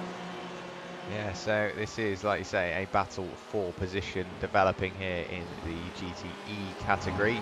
This is for 8th place respectively in class. So definitely hotting up in that department. We have had a few more driver changes. We do. Kurt Van Hohenacker's got slowdown. He's dropping back. Yes, that I was going to say. He more or less just disappeared. Then look how far back he is. There were what, half a second difference between the pair of them, and just look at that delta coming down on that timing screen. Look at that 2.4 seconds. I can't keep up with it. It's now 3 seconds. So a huge slowdown for Kurt Van Hohenacker. Look how slow he's going in towards turn 1. 3.6 seconds. I was looking forward to a good little battle there, but yeah, that was put back to that one. There you go. Position made for Luke Teese. Yeah, definitely. The one person that won't be too upset by that, though, is Luke Teese, because he's got the position and got a gap, hasn't he, to Kurt Van Hohenacker. So that has definitely worked out for him. But interestingly, they're taking tyres again at the pit stop. So Team DynamiXX, Team T's, aren't quite up to grips with the tyre strategy at the moment. Either that, or they just realised they were going to do a driver change and decided, for changing the driver, we might as well change the tyres as well. Not sure what the plan was there, but that's put them definitely a little bit out of sync, because they've lost 30 seconds overall to their field now because of that pit stop that they took. So they've got a lot of work to do, don't they, Team T's, to catch back up, but they were in the lead of the race for the first hour or so. I'm certain that we can see them show that pace and try and get back up there towards the end. It's a long old race, very slidey though, aren't they, going through the bus stop, really on the ragged edge of adhesion, trying to find any speed they can on their fresh tyres, getting the heat into them, because they are, like we were mentioning, brand new, not quite got the heat cycles into them, not quite up to their optimal operating temps. Seeing what they can manage and what times are like coming through for, I think, the first actual race lap on this set. 1 minute 42.13, a little bit faster than Brian Van Uytven up the road, but Brian Van Uytven does have a sizable margin to Brian Van Uytven there. The battle for 4th place is around about 15 seconds. Yeah, so the gaps are still there or thereabouts for everybody. The closest cars we've got on circuit is that one there, Dirk Bouts for RP Motorsport. Azel is chasing down Kurt Van Hohenacker in the sister RP Motorsport Azel machine. The number 81 chasing down the number 8. We've seen these two trade places throughout the race, but that number 81, every time we look, he seems to be in front, but then they swap over on the timing screen for a few moments' time, and then they swap back again. They can't really decide who wants to be where at this point. But before the moment, it is, like I say, Kurt Van Hohenacker in 6th place, Dirk Bouts in 7th. We do have Evold van der Marden for Werrell and Ed Motorsport QSR in that Ferrari now in 9th place. Still ahead of Joe Pinder, who is now 1 minute adrift. So that Reaction Motorsports red car really can't find its rhythm today. We've got Matthias Groen leaving the pit lane now after going in for his pit stop. No tyres that time through, just the fuel. And yeah, it's really just down to strategy at this point. it's what the teams want to do, whether they start modulating now their fuel and tyre usage, so then they can maybe stretch the car out a little bit further and throw themselves onto a preferred strategy and see what they can do with driver swaps and whatever, because 12 hours is a long time, so still over 10 hours of the race remaining. You've almost got to start planning for the next hour 3 hours in advance sort of thing, because you don't know what can happen. And of course, while you may set a plan, like we've already said, Ed, if you set that plan, it 9 times out of 10 it won't go to that plan. Something will change, something will go wrong, whether it be wrong for yourselves or wrong for another team, but something could throw that strategy off the books. But having a teammate can work for you, because you can save a bit of fuel behind them, and whether that be for one stint you're leading and the other car's trailing, but then the next stint, if you can communicate well enough and get the strategy on par, you can then swap around. And at the end of the day, if you've got that teammate and you are working together on that strategy, that could be what leads to podiums. Definitely, and I can tell you who's doing really well on the strategy is our race leader, Mujdi, coming into the pits. But look who stayed out on track, Olivia Wiltink, still going around. They have not, they're still yet to pit. Dries Mujdi now handing over to his teammate Sven Kalbert in the number 77 Corvette GTE. Olivia Wiltink, look, he's still going around. What on earth is that car running on? It's been lasting for so long. I swear there's no fuel left in that tank. The fuel saving must have been astronomical to last this long. If they can carry it on, I mean, I'm not going to say they're going to make it up to the 2-hour mark, but they could make it up to the 2-hour mark. Yeah, I've got to say, I haven't driven the 488 GTE. I have driven a hell of a lot in the 488 GT3, and I am a fan of the little 3-hour endurance series that is on iRacing. And I found, I think it was Donington Park last season when I was driving, you can change the fuel map down. And while it is saving fuel, if you've got draft, or even if you're just in that rhythm, you can end up setting similar times, if not faster times, while still saving fuel. And how they've done it, I don't know. Of course, they have saved a lot of fuel when they were behind the who were they? They were behind someone for quite a while. I think it was the Porsche. Was it DynamiXX? No, it wasn't. You'll have to remind me of that one. It was, yeah, Luke Thies, or it wasn't Luke Thies at the time. It was that car though in the Team Thies Dynamics machine. They were stuck behind that car for quite some time, just saving a bit of fuel. I'm not quite sure they will have saved the same amounts that we're seeing, but somehow, like you say, they are just continuing on. They are now a lap ahead of everybody in that class. Of course, with that pit stop still to be made, we have a look. There is Olivia Blutnik. There is Seb Herberet now behind the wheel of that Race Masters Esports machine. But you've got to think, if they are a lap ahead as we speak, they've got to pit shortly. There you go, into the pit lane they go. For BMS Esports, Seb Herberet does unlap himself and Race Masters Esports. But last time we looked, I'm just thinking back, when the BMS Esports car was in the pit lane, the Race Masters Esports car was going onto the oval, and at this point they're only just entering the infield section of the circuit. And back at the previous pit stop, the pair of them were 10 seconds apart after that pit stop. And at this point, if they are 30 seconds further away and a lap ahead at the time of pitting, they're going to be so far into the distance. As William Chadwick now gets behind the wheel, William is an incredibly quick driver. So you get to think, BMS Esports, as long as they keep it on the road, they've stood themselves in good stead for the end of the race. I think I understood all the mental maths that went on there trying to figure out the gaps of where they're coming out. But don't forget as well, Seb Herberet has taken tyres as well as fuel in that last stop. And the pit lap time, I think it took them about 1 minute and 38 seconds from pit entry to pit exit. So it's taken them a little while, yet William Chadwick we're seeing at the moment on board with, I believe they are taking tyres as well.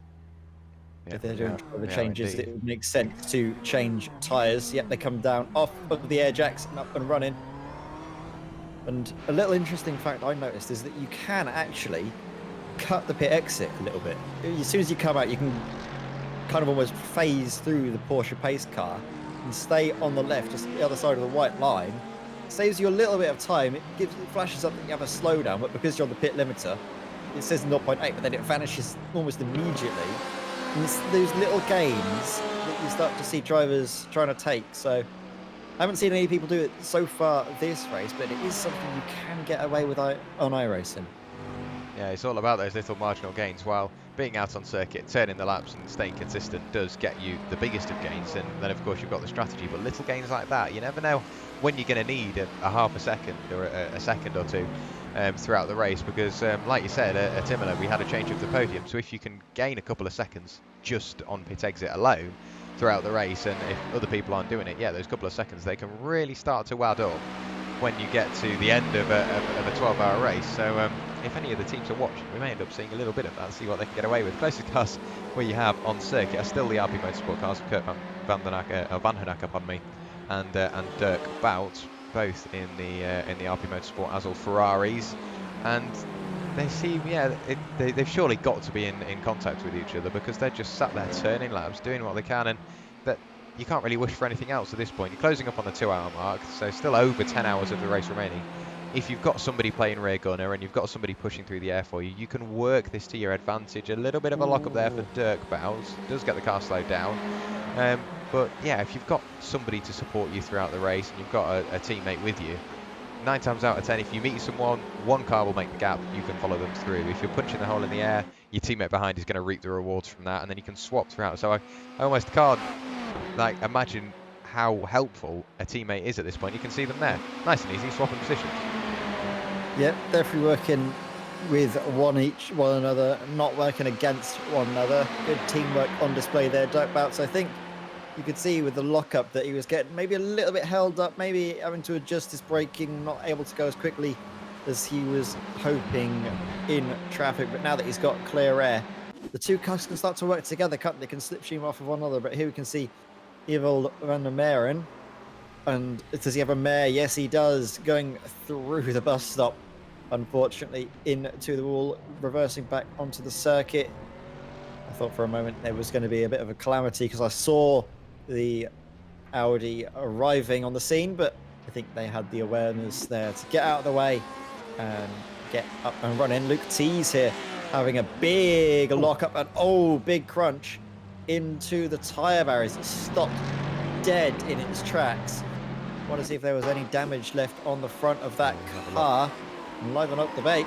Well, this is going into the International Horseshoe. Bit maybe put off by the cars behind, looking too much in the rear view, not about what was in front, and taking a little bit of a trip off onto the grass. Yeah, so a few little incidents there, and it seems like the Radeon Motorsport by QSR cars are having not the greatest day of it today. Of course, we saw the Radeon Motorsport QSR Ferrari go rattling over the grass on lap 1, and then of course we've seen him in the tyre barrier through the bus stop, and yeah, the Audi in GT3 class also ran by Radeon Motorsport by QSR, having a bit of a moment as well. And Luke Thies still struggling with it. I think it's just that the setup of the car is just not 100% happy on the brakes, but it does seem to be fairly competitive. Of course, we have seen it in the lead for quite some time. No damage, like you mentioned though, Ed, on the front of that car, or nothing visually on mine, and I'm hoping it's something similar for the rest of them. But of course, even if it's not massively visual, if you have crumpled that splitter very slightly, it will affect the downforce throughout the corners. But even more so on these long straights where you're flat out, a slight bit of damage, it can only cost you 2-3 miles an hour. But over a race, if you're 2 or 3 miles an hour slower and the car behind has got draft, there's nothing you can do in the way of defence, and it's only going to slow you down. Yeah, definitely. And you don't want to be slowed down, do you? You want to try and take every amount of gain you can get. I'll tell you what, look at the sun starting to set here. I love what Iris have done with the day-night transitions. It was a little bit higgledy-piggledy, if you can remember, Jack, when they first brought it out onto iRace, and it was almost a bit like sort of a raver with strobe light effect, wasn't it? As soon as you got into the evening, the sky started to flash. It was very distracting, if I'm honest, but it certainly seems to me that they've got it absolutely nailed down, and it's so much better, isn't it, than what it used to be. These races that were always at night. I think Daytona, it used to be just always at night, no dynamic changes whatsoever. And I think Le Mans was always at day, which was a little bit jarring when you're driving all the way through. Jürgen van der Peer has a moment there into the bus stop, and a bit of damage there, I think, on the left-hand front of the car. You can see the classic damage on the Mercedes where it starts to make little mountains on the front bonnet with the crumpling. does impair visibility a little bit, and well, Jurgen van der Peer immediately comes in to get his car Jurgen van der repaired. Yeah, and not the best onboard camera. You can see how bent the steering steering angle. is. Yeah, the steering is on the left. I will try and fix that that camera as we go. I'll actually just do it just as we speak right now. So bear with me just 2 moments as I do fix that camera angle. So we'll move that forward, and then just like that, we go back live once again, and you can see we are now slightly further forward. I'm not sure whether it will have changed for you, Ed, but it has definitely changed on the stream. We can see just how extensive that damage is on the front of that Mercedes, and I'm assuming with the steering bent that much, while it wasn't a tyre wall, it was at a dodgy angle, so all that momentum and all that speed has just almost impacted in one section of the car, and it's just right the way rattled through the suspension assembly and up onto the air jacks we go for tyres. But was that a meatball flag, do you think? Yeah, and I mean it's weird because a lot of cars we've seen have those. We saw, didn't we, the Porsche of Luke T's, the number 7 in the Team T's Dynamics car, absolutely clatter the wall head on the left-hander that immediately gets you onto the oval section. Actually, just coming up here, we saw a lockup that sent him straight into the wall, but he was fine. He had a big hit, and then after that, he was completely all right. So it just shows how fickle it can be. But then also the Mercedes, I'm not sure if you've had this experience as well, but it's quite fragile. It doesn't look like it. It's a very sort of beefy looking car with a big burly V8 in it, but it's actually surprisingly fragile on the panels. So I mean, it's unfortunate for Jurgen van der Peer that amount of damage on the dynamic spell speed car from instance we've seen other drivers do and get away with it. It's just depending on where you hit it and how hard. If you just hit it that little bit wrong, that can be it. Yeah, it's more or less the angle as well, because you saw the Mercedes, it went in and impacted all on one corner, so all that energy has gone through just one corner of the car, whereas the Porsche went in, it wasn't going quite as fast, and it just hit head on, so all the energy could be dissipated across the front of the car fairly evenly. And I don't think it caused that much damage. And of course the front end of that Porsche, it's got a lot of carbon fibre, the suspension, and then the fuel tank, whereas the Mercedes has got that big old engine, so there's going to be no sort of no play in that. It's going to be very restricted. If you hit the wall, everything's going to move around, hence why I think that damage was more or less just accelerated on the front of that Mercedes. And I really shouldn't be saying this because I'm driving the Mercedes at Nürburgring in a week's time, so I've got to make sure I keep it out of the barriers if that's what's going to happen. But before the moment, closest cars on circuit, it's a rivalry between the RP Motorsport guys, and then just a little bit further back, you've got Reaction Motorsports Yellow chasing down Team T's Dynamics. Yet another lock-up from that car. Link T's behind the wheel this time. We've seen it locking up consistently throughout the race. And when we say consistency is key, not quite that kind of consistency. You don't want to be consistently locking up because that inside right is going to be absolutely falling apart. We see it into International Horseshoe 1. We see it into the second horseshoe, occasionally into Turn 1 as well. So there's just little things like that. I think we have had a change a little bit further back. Yes, so of course with Jurgen van der Peer in the pit lane because of that damage, we now have Liven Odebeek for Werrell Motorsport QSR picking up second place in the GT3 class. So the only change of position we've had in the GT3 class, and it was in the pit lane. That's not right. Well, it was that moment. That was that's Jonas van der Beek. Oh, and that was just a big old confusion, wasn't it? Going into the bus stop, closing up behind, I believe that was Ross Nicholson in the Sim Stickers Racing Blues. So it was just a bit of a concertina effect, wasn't it? Onto the brakes. Maybe Jonas Baker was expecting the Sim Stickers Racing Blue car to take much more speed in being the LMP2 car, but neglected to realise that there was still another GTE car up in front. Luckily, Jonas kept out the wall, which was, well, the main thing, isn't it? We've seen drivers make that mistake, well, about 5 minutes ago to catastrophic effect. So Jonas, I think he's going to be very grateful that it was just an off-track excursion, nothing more and nothing less, as we see now having to deal with traffic down the inside. And that is a bit of the circuit I really don't like when I have fast cars coming through, because it's that kink. But you need to be committed. You need to be going flat out.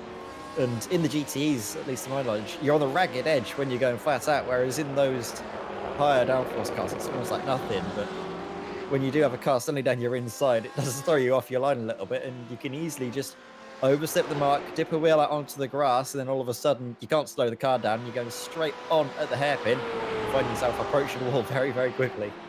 Yeah, it seems like that is the case. Peter Kuipers in the chat just asking me to refresh the paints, and as much as I don't really like to do it on stream, I have noticed a couple of the cars do not have a livery applied, so on this occasion, of course, I will update the liveries, because of course some of these teams, they do have sponsors on, and if they are running this and it is a broadcast event, if they don't get the sponsors on, it doesn't really form the best relationship from the get-go. So I will just refresh the paints. I think I've managed to cover all the bases. I'm just emptying out my paint folders to make sure there's nothing overlapping. So the cars may flash white just for a short moment as they are re-downloading from the trading paint server, but let's hope that does resolve the issue. And we've got to this point again where there's not really major action to look at. The closest cars on circuit are Luke Peace and Jonas van Verker.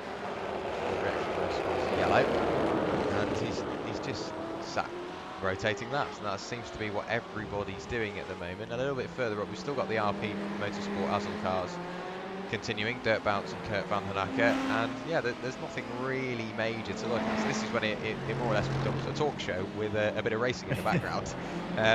So there's nothing major which I really want to talk about. Of course, we do have the new tracks on the way, and the new tracks that have been added. We've got Hockenheim, Hungaroring and Red Bull Ring, so lots of potential there, possibly for another DynamiXX Endurance Series.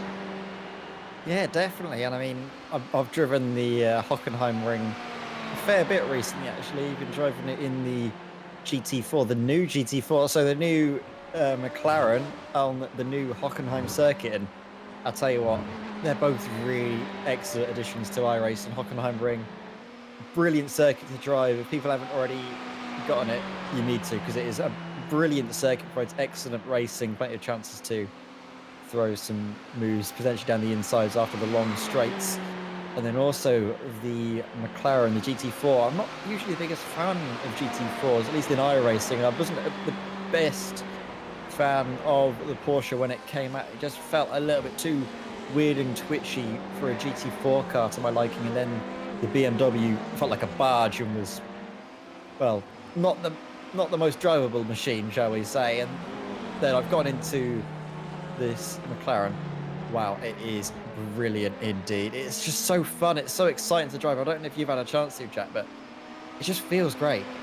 Yeah, it is a great piece of kit. I've really enjoyed driving it. It's one of those cars where, coming out of a corner, you can feel a slight bit of oversteer, but you can modulate that. It really is a driver's car, so to speak, because you can put your foot down, you feel the car move underneath, you're on the brakes, you can stamp on the brakes and sort of guide the car through the corners. Very well balanced, it's just a very nice base of a car. It's got a really nice chassis underneath it, and it just handles exactly how you'd expect a GT4 to handle. I think that was the case with the Porsche and the BMW. Not quite what I was expecting, but the McLaren is everything I'd expect and a little bit more from the GT4. So that was very nice. Peter Kuipers, I am sorry, I have refreshed the paints, and still nothing has really updated. I noticed one of the RP cars, the 81 machine, a livery hasn't loaded on that car, so please do ensure if you have uploaded it to Trading Paints, don't just upload it to yourself, upload it to the team car as well. So if you are the team owner or one of the team admins, you can just do that update. And I think who else was it that hasn't loaded? This is actually the leader in GT3, the team MRS machine hasn't got a livery. I think that one just doesn't run a livery in general. Okay. I think that's been like that whole season long, so maybe just run a standard iRacing livery. But yeah, I'm not sure what's going on with the RP Motorsport Azul car. If it's just an issue potentially on a Trading Paints end, either it's refusing to update. Sometimes Trading Paints can be a little bit finicky at times, and servers might not be up to scratch in terms of updating the paints, and other times they update immediately. So we'll keep an eye on that as the evening progresses. We might refresh it again later on if we can get to the bottom of the issues. But I'll tell you what, the RP Motorsport car we can see, number 8, RP Motorsport Azul, very nice indeed. I do like sort of, it looks a lot like sort of a livery you'd expect to see on a real life motorsport car. Yeah, it's very realistic. I'm not 100% sure why the other one hasn't loaded. It would be nice to see that. I am getting now a message in Discord, so I will try and get that fixed for you as we go. I'm trying to think, is there anybody you'd specifically like to look at? Because we can always ride on board for a lap or two just to see what the drivers are dealing with. Anybody that's like sticking out that you think, yes, I want to see how they're taking this course? Well, of course, it goes without saying that the race leaders in the LMP2 class, Ross Nicholson, he's been on it, hasn't he? As he's actually coming up to the line now, so perfectly timed. You can go on board for a lap around the Daytona circuit. So while it is incredibly loud on board, I'm not sure whether you can still hear us, but it is, yeah, it's an absolute rocket of a machine. You know what, I'm just going to sit back and let you enjoy the Daytona road course sitting behind the wheel of one of these Dallara P217s.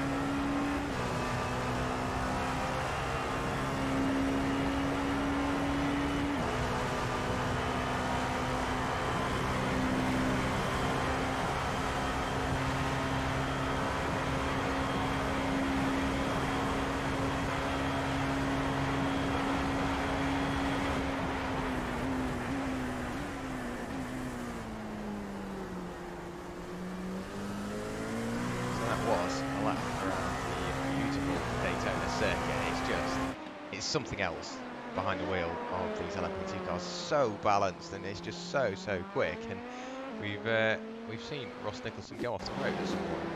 Apparently, this was trying to get past one of the RV Motorsport cars, and we've seen him go off the road. Oh, that's a very easy mistake to make. You just slightly unsighted through that section of the circuit, and yeah, the track, or the exit of the track, I should say, comes very quickly.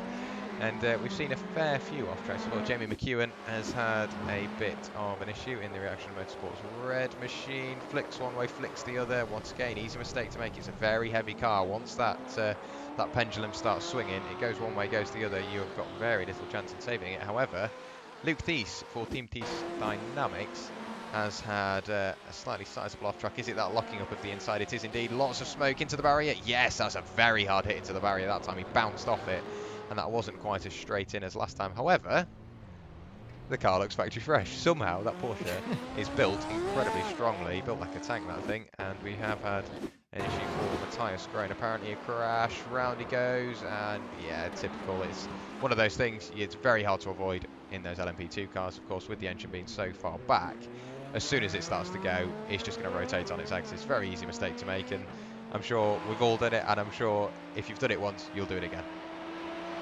Yeah, definitely. It's one of these things. It's easy to be done, isn't it? These little mistakes that you see is, well, Luke Thies decides he doesn't want to do the road course. I think it's just, is that him going around the speedway section just normally? Oh no, that isn't. I think for me it looked like he was coming out of the first corner, but completely ignored it. I'm not sure if that was what it appeared for you, Jack, or if I'm just seeing things and going loopy. What was that? Sorry, It looked to me like Luke Thies just came straight on through, but I don't think he has. I can't see it on my screens at all. So maybe it was just when we cut to him, it looked as if he was coming out of the. No, it was, I'm not sure whether it didn't load for you. We'll give it another go, see whether you can see it this time. But this is in towards the second hairpin. It's just a big old lock up and bang into the tyre wall. And of course, he did lose a position from that. That was Jonas van Verker working through in Reaction Motorsports yellow. I'm not 100% sure why it hasn't loaded on your end, but it was a big old hit in the tyre wall, very similar to his incident at what would it be, turn 1, 2, 3, 4, 5, 6, yeah, 7, a few laps ago, and the car looks fine. I can see it now. Yeah, it's completely impervious, apart from the fact that the brakes don't work. I think that's the only thing that's wrong with the car, is that they just can't seem to stop it. They always have these lock-up moments, and it's not just one driver, so you can't really pin it on one mistake. It seems to be a chronic issue with potentially just the way they have their car set up. Now, you can obviously change brake bias. As we see a minor lock-up there, you can see the wheel almost sort of stopping stationary, but no sort of smoke being kicked up that time around. This sort of Team T's Dynamics car really struggling. Again, running wide there, going onto the oval section, going onto the left-hander. It's weird because they were showing such good pace in the early phases of the race, like they were leading for quite a substantial portion, and all of a sudden their pace has just gone out the window.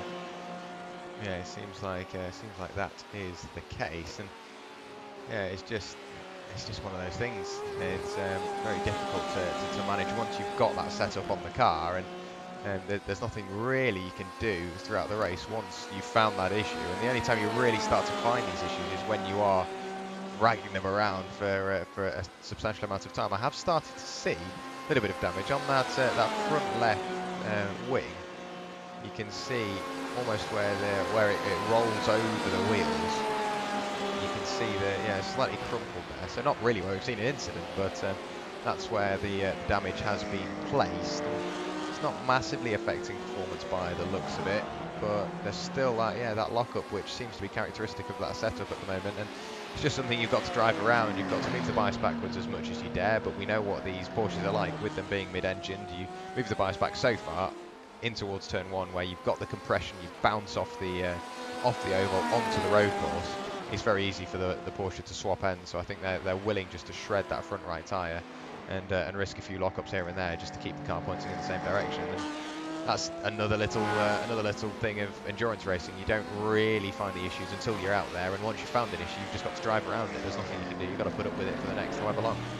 Yes, the way you can do that, of course, is just shift your braking points, brake that little bit earlier, and just look after it, isn't it? You can't really keep pushing to this extent because it does, like we mentioned, take its toll on the tyres, which in itself has its own effect on the rest of the strategy, the rest of the way you can run this race. I've just heard from the ever wonderful Chaz Draycott that it's pronounced ties, not tees. So we've been saying it wrong all race long, but now we're going to rectify that, and hopefully for the next 3 hours and 40 minutes we should be able to get it right. So sorry to Team Ties and all of their drivers for basically getting them wrong when they were leading, and now as soon as they're out of position we're going to start calling them right. Seems like that is the case. While they're up at the front, calling it wrong, and finally getting around. But I'm sure they'd rather us make sure that they get their name right. Currently in 7th place. That is the leader. So you've got to think, while they were battling away for the lead an hour ago, it's all come undone for themselves. William Chadwick working his way through in the BMSE Sport GTE entry. That Ferrari, it's on absolute rails. 30 seconds clear of Seb Herberer now, and it's just really starting to almost get silly for them, because now Seb Herberer is in 2nd place. Bram van Uytven up 4 places in that Dynamics Red Machine. He's 30 seconds off Seb Herberer as well. So that front 3 has really opened up. However, only 8 seconds back is Sven Kalbert, and then from Sven Kalbert only 8 seconds back from him is Dirk Bout, and then 3.8 is Kurt Vandenacker. So the that mid-pack is slowly starting to get closer and closer together, and you've got to think, with a bit of strategy, and as the race wears on and the track gets cooler and various other factors come into play, are we going to start to see drivers get closer and closer together and maybe see a few more moves for position? Hopefully. That's definitely what we're going to have to hope for. Always towards the end of each stint, where the drivers start to close up to one another. Different strategies, of course, with tyres being taken, as well as fuel-saving strategies coming into effect.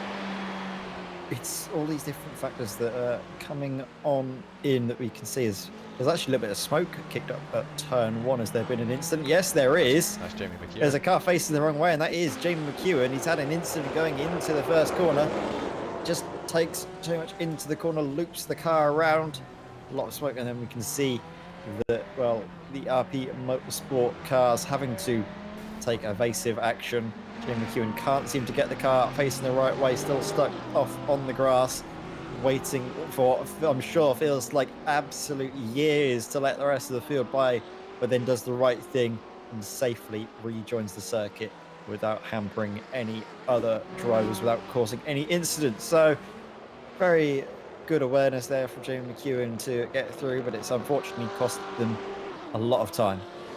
It has indeed, and the race wasn't really going their way to start off with, but at least they are still out and circulating. Of course, it is great to see them. They are guaranteed a top 10 at this point in the GTE class, 2 minutes and 9 seconds away from Evold van der Maren in the Werrell and Ed QSR car, but you can never really put your finger on what's going to happen. It's a 12-hour race. It just takes one car to have a little bit of a mistake, and you could end up in the pit lane for north of 40 minutes if it's an engine change that's required. Let's hope that that isn't the case. We do want to make sure that everybody gets to the end of the race, but that's a very real possibility. We have had Luke Tice had a bit of an off-tracky moment. Is that inside going to lock up once again? It is indeed, and onto the grass it goes. It's so unfortunate because I'm sure they've worked plenty on this strategy and on the strategy and on the setup, of course, and it's just one of those things that has slowly started to evolve. I'm sure that damage doesn't help. Of course, that will be slightly affecting the front downforce and the front grip on that Porsche, and it's just gone from extreme to extreme. They've gone from leading the race and having to defend for that P1 place, and now they're right the way down in 8th place, and that setup is just really not working for them. It's such a shame to see. Yeah, it's strange because it was working so well at the beginning, wasn't it? For the first, 45 minutes, they were just seemingly impervious to anything at the front, and then all of a sudden, the lockup started, and once they did, they just didn't stop. I don't know if it's just the fact that as the track's gotten cooler, something has changed in that respect. Maybe the car's set up better for hotter track temperatures, and then now it's gotten colder, they're struggling, but usually that'd have the opposite effect, isn't it? Because cooler track means you can push it a little bit more and you shouldn't be locking up. But now, look at it, it's down to 19 degrees. Very cold indeed. We could be seeing people doing triple stints now. Oh dear. Yeah, somebody who's been into the wall triple times is Luke Tice. That's really not helping that car. It's just the same place every single lap, so you've got to think, is there something they can do? I'm sure they've moved the bias back as much as they can or as much as they dare, and trouble is with the Porsche, it's such a quick car. It's the same with all the GTEs. It's so quick, and they've got big old tyres, so it takes a hell of a lot to lock them up, and if they are locking it up, it is definitely an issue slightly further down, slightly deeper into the setup. And yeah, it's just one of those things they're going to have to put up with. And if they're struggling, 2.5 hours into the race, they've still got 9.5 hours of managing their way around that problem. It's going to be a busy race for themselves. Yeah, and I mean, like we've been seeing, they've been having these issues for the past 1.5 hours. I just can't seem to get to the bottom of it. There must be something at the core of the car that they're just not able to gel with. And like you mentioned, as soon as you lock up the tyres, it's very difficult to stop it locking. As soon as you get the first amount of lock, that's it. You're kind of resigned to the fact that you have to. Along with it. Again, we see a puff of smoke and then another one. Just the smallest lockup earlier has a big effect.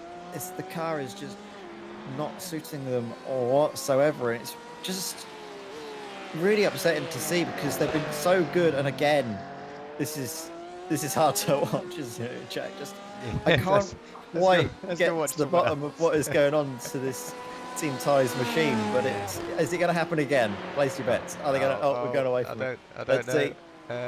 No, lock up this time through. Very cautiously there.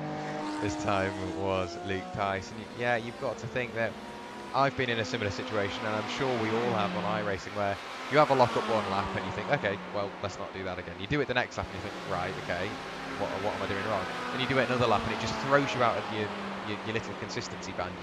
You lose that rhythm and that flow that you had at the start of your stint, and it's so difficult then to get back into it because you're so hooked on don't lock up. So you then slowly start to fall away in other areas. You don't use all of the track. You may be braking earlier, sometimes maybe braking later and braking harder, trying to make up for lost time. It's so difficult. Once one mistake is made, you're somewhat bound to the fact that you're going to make more. Yeah, absolutely. Going following Sven Calvert out on the circuit for DynamiXX Endurance. And I'll tell you what, I do like the look of this Corvette. It's a nice shape, isn't it? It looks basically, if you draw a race car, they draw something that looks like this. It's angled, it's sharp. It's basically the epitome of a race car, isn't it? It's just, to me, it's me and Chaz have had this conversation last time at Imola. It's not really a true Corvette. It's just like a Ferrari in drag. Yeah. When you think Corvette, you see if you mention Corvette to me, I think the old C6. Or Big something beefy like thing, that. innit, with a big engine. Yeah. But I mean, of course, you've got to keep up with the rapidly changing technology and the new motorsport age and the new motorsport era. And of course, this is what you've got to do. So as much as visually, some aspects it looks good, and other aspects you think, oh, it doesn't really look like a Corvette. You've got to think, well, that's what they've got to do, isn't it? And of course, with the BOP as well, it has been balanced incredibly well, and it is an amazing looking car. Currently sat in 4th in class at the moment is Sven Calvert, and I've driven it myself. It's a beautifully I mean, sometimes I think the traction control maybe slightly too hungry to sap away your power, but I'm sure if you took it away, I'd end up pointing backwards. Well, I'll do that anyway, but I'm sure if you were to take it away, I'd be pointing backwards a hell of a lot more. But it is a great piece of machinery, and I'm sure it's going to stand itself in good stead. Of course, very close to that podium plus. Don't do yourself too much harm, mate. I've been commentating on a few of your races, especially in, I think, last season of the the Sunday GT Masters, where you took your race victory. I think at this track, wasn't it, in the Ford GT? So I'll tell you what, you're not that bad, mate. You might not be facing backwards all of the time. That was only a some of the time thing, all right. I've only done that once. I'll never do it again. But I've got to say, now that was it's just this circuit. I love the circuit to bits. I really do enjoy it. You and me both. Of course, that was in quite an ancient piece of kit. Now that was one of in the old 4 GT, and yeah, it's not something you really see anymore. And of course, iRacing sadly limiting the hosted and the league sessions to only 7 cars. I'm sure that really does help everybody that's in the session, because if you have more, if you get towards the teams, of course, you've then got to process all those cars. You've got to get them loaded in. I'm sure it really doesn't help having more cars, but if you maybe just a few more, maybe if you push it towards 10 cars available, we would see, of course, the rest of the GT3s and the rest of the GTEs. It would be very, very nice to see. But we can only hope that. Both the lead pairing are in the pit lane now. Ross Nicholson for Sim Stickers and Matthias Groen for Sim Racers World, both in the pit lane this time through. And as Matthias Groen getting out of the car, Victor Blake now back behind the wheel of that Sim Racers World Esports Academy machine. Yeah, absolutely. So we're going to, like you mentioned, see a change of driver. Hopefully, if we're right for both of these 2 cars. Actually, Ross Nicholson, staying behind the wheel, isn't he? It's Victor Blick, isn't it? Now behind Sim Racers World Esports Academy. But you can't really see much from those cameras, can you? And they're in the pit lane. You can't see exactly what's going on, but you can see that, well, the Sim Racers World Esports Academy car is up on the jacks, getting tyres, and now up and moving. Ross Nicholson as well. We'll expect to see them finish taking tyres and get up and running. Interesting strategy, though. Is it better in these LMP2 cars? Honestly, I haven't driven them that much around this track over a longer period of time. Do you take all 4 tyres, or do you just try and take fronts or outsides, or what? It depends. I mean, 9 times out of 10, you just take all tyres, because that seems to be the way to go. We have had... Now, this is a legitimate change for the lead. I don't know how he's done it, because for me, Ross Nicholson was a lap ahead. So I am very keen. That is why Ross Nicholson is in the pit lane and has been for the past 4.5 minutes. I'm looking through, there's been no incident. The last thing that happened to Ross Nicholson was this. We've already seen this. Went off the road trying to work his way around a piece of traffic. So what has happened to Ross Nicholson? He's still sat in the pit lane, Ed. Victor Blick is in the lead, and while Ross Nicholson is stationary, Vic is out there turning laps at a rapid rate of knots. So could He's this coming now through change? Bus stop now, Yeah. and was lapping Wow. what was our race leaders. But what on earth is going on with Ross Nicholson's car? Is there some issue, perhaps? I can't see anything going on. It doesn't say that they're out. It's in the pit, so that means that I think he's in the car there waiting for something. I'm not sure what, but something. Yeah. Must have happened. As Victor Blick has been out of the pits and now has come back into the pits. So are we missing something? Are we? Yeah, I'm not sure whether something's going on that we don't know about. But at the end of the day, yeah, it's very off colour for these guys. Not 100% sure what's going I'm on. frantically checking the YouTube chat and I can't see anything. Back into the pit lane. We look forward from Victor Blick. Ross Nicholson is just sat there. We can look back from Ross to see Vic, and he's just sat there. So maybe he came in to serve a penalty of some sort, and he is now this time in for his proper pit stop, or it could be the other way around. But to see Ross Nicholson in the pit lane for now 6 minutes, and Victor Blick back in the pit lane after only turning 1 lap, I'm not 100% sure what has happened there. They're in danger, to be frank. They are in danger of a GTE getting that lap back on them, because William Chadwick at the moment is on lap 89. He will then obviously head on to 90 and 91. Ross Nicholson is currently sat on lap 91. Victor Blick has just started lap 92. I'm just listening there. Let's have a listen and see what happened. That's William Chadwick going through there very quietly. I think he is lifting and coasting in towards these corners. So I want to have a look. Yeah, it sounded like he just put the clutch in. So I heard the spike of revs and then I heard him stop. And of course, you can just see the angle of this Daytona. So that really puts into perspective how steep Daytona is. But I just want to have a listen here, Ed. I'm not sure whether you heard it as well, but it sounded like he just put the clutch in. Yeah. Yeah, you're absolutely right on the money there, Jack. Clutching in great spot. I think I had the same thing as well, but I wasn't entirely sure if that was what they're doing.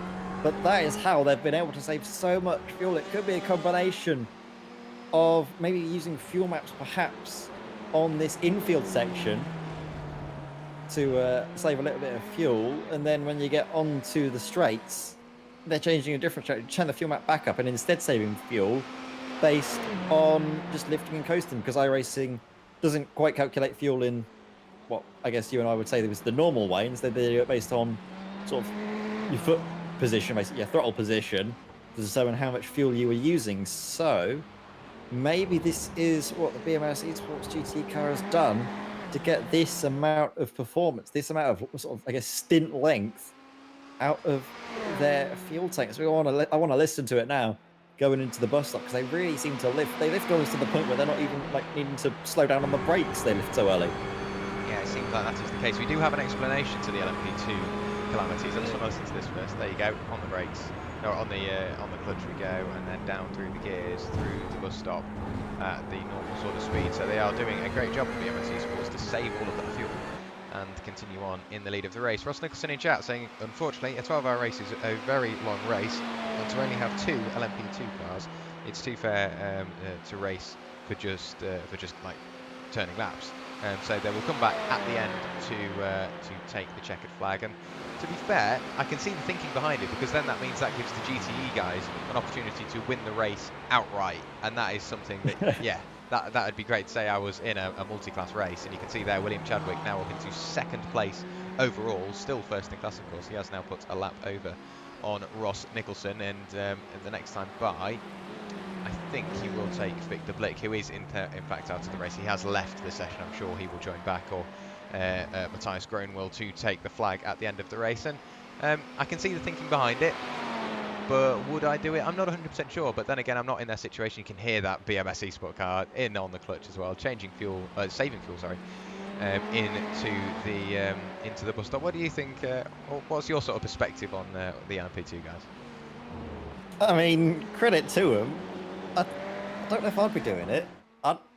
It might tell a bit more about what I'm like. I'd just want to go out and I'd want to win. I want to do everything, even if it is just me driving around. These LMP2 cars are so fast. They're so fun. I'd just quite enjoy just to drive around just for the 12 hours if it was just by myself, to be honest. It's your first experience as well, carving your way through traffic. However, it can be a scary situation, isn't it, where you have traffic and all those things to be aware of and deal with. It might be safer as well, just to, if it's just yourself and another car, to pull off into the pits, allow the GTs to have a bit of, I guess, free breathing space, nothing to worry about in their rearview mirrors in terms of fast approaching LMP2 runners. But, I mean, it's a shame, isn't it? I would have liked to see them going about on track, them carving their way through the back marks. That's always something to enjoy in endurance racing, but it's ultimately their decision at the end of the day. We can't, force them to race if they don't want to. Instead, Yeah. they're going to come back at the end. So we'll hold them to that and hope that the finale is going to be just as exciting as the first couple hours.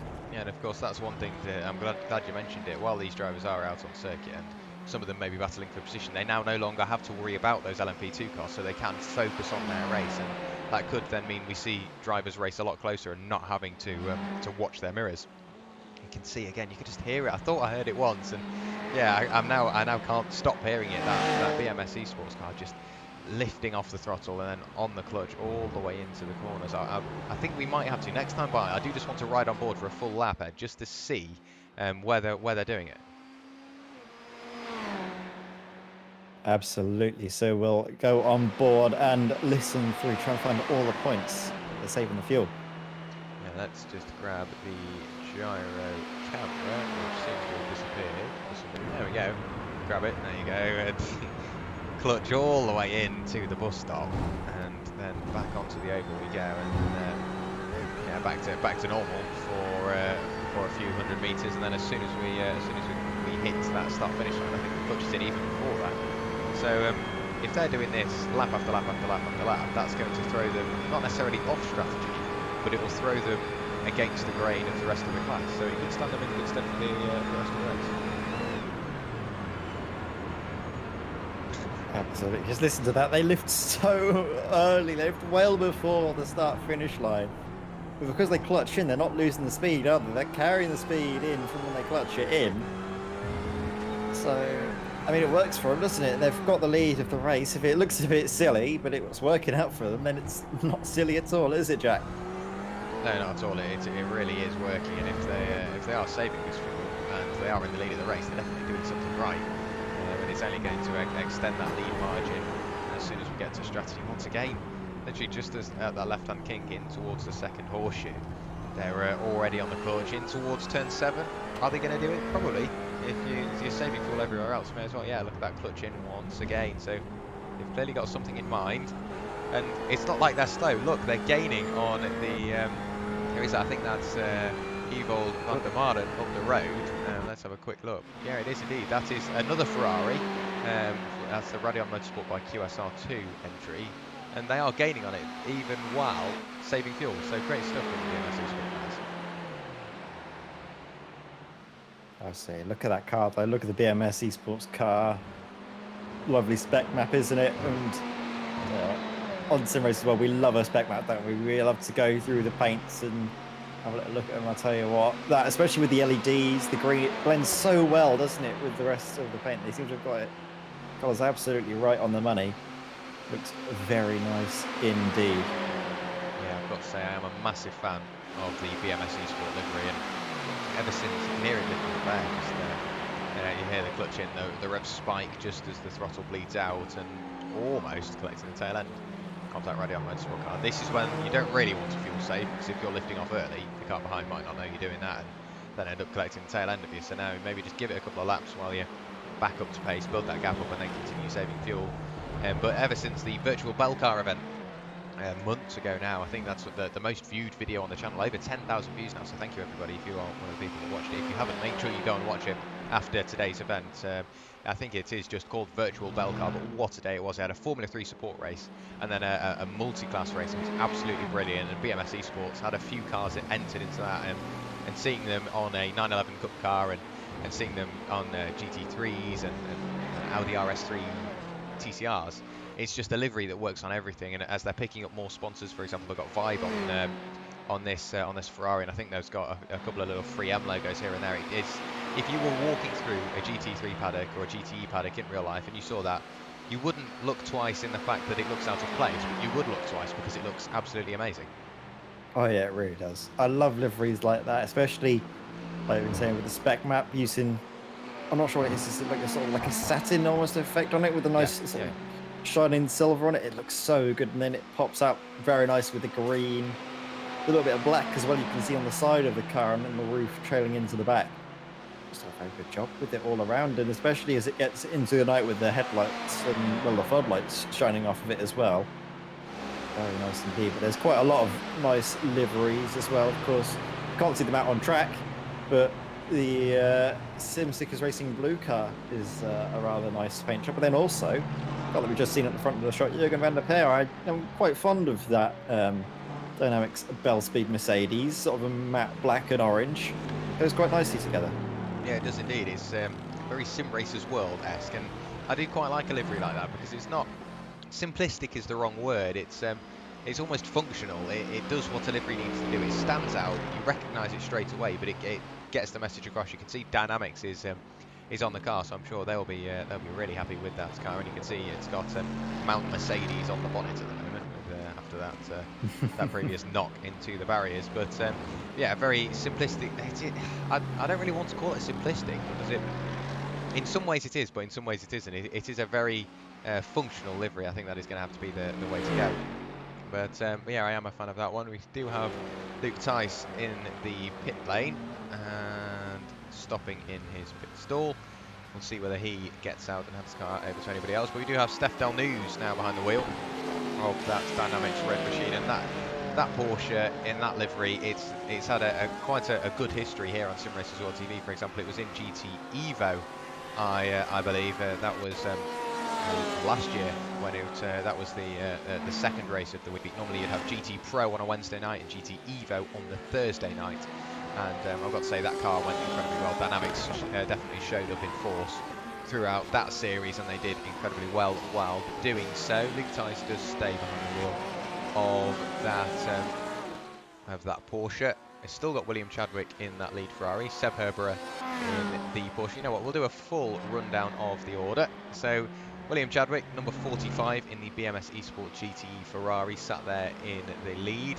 Of course, it does say he is up 2 places because he has, of course, gone up to the 2 places overall. But in class, however, he is exactly where he started. So is Sebastian Herbera. He is now in the pit lane for Racemasters Esports in the 169 Porsche. Will he hand over to Ronald Hughes? I don't know. We'll find out in a few moments' time. Sven Kalbert sat there in 3rd. That's a pretty good drive from themselves. To think that Sven Kalbert, I think he was in the pit in the chat a while ago, yeah, saying he went from P3 to P8 with a tyre change. To see those guys back up in 3rd place, it's a great feat. Yeah, absolutely. I think this is because that they did not take tyres on their second pit stop, so we're going to expect them to take tyres on this stop. So then we're going to see them go from P3 to P8, and then maybe back down to P8 once more. It depends, of course, on what the cars around them do in terms of their pit stops. But Sven Kalbert keeps the car going for the time being, is actually now up into 2nd place because of Seb Herbera, currently in the pit lane now, and pit exit, as well as that's Dirk Bouts that's just made his way into the pit. So Sven Kalbert making a few positions there as Dirk Bouts see them, and Seb Herbera on pit exit in the Racemasters Esports car, but actually running the virtual bell car livery. Very nice paint job though indeed. I am a fan of the original Racemasters Esports livery that they use, but I'll tell you what, the extra splash of yellow does really help out, I feel. Yeah, I am a fan of I've always been a fan of the Racemasters Esports car. To be fair, I think that was also one of the cars that that made headway in the GT Evo series as well. Please do correct me if I'm wrong, if one of you listening anywhere. I think you are right with that. I think I remember seeing that about, and it was very nice indeed. Yeah. Oh yeah, it was. It was a really nice livery adorned that car. And I'm just looking up and down the order, and everybody's still got quite a nice gap. And it's not like the gaps are falling at a rapid rate or gaining or rising at a rapid rate, I should say. They're all slowly starting to level out, and that tends to be what happens in these endurance races. You find the point where the car is competitive, find the point where the car is happy, and you somewhat sit there, and then at that point you pick your points. Do you slowly start to push, and instead of using, 8 tenths, push 9 tenths. 10 tenths you'll end up in the barrier, so 9 tenths there or thereabouts you can somewhat gain on the car ahead, while increasing obviously your fuel and your tyre degradation.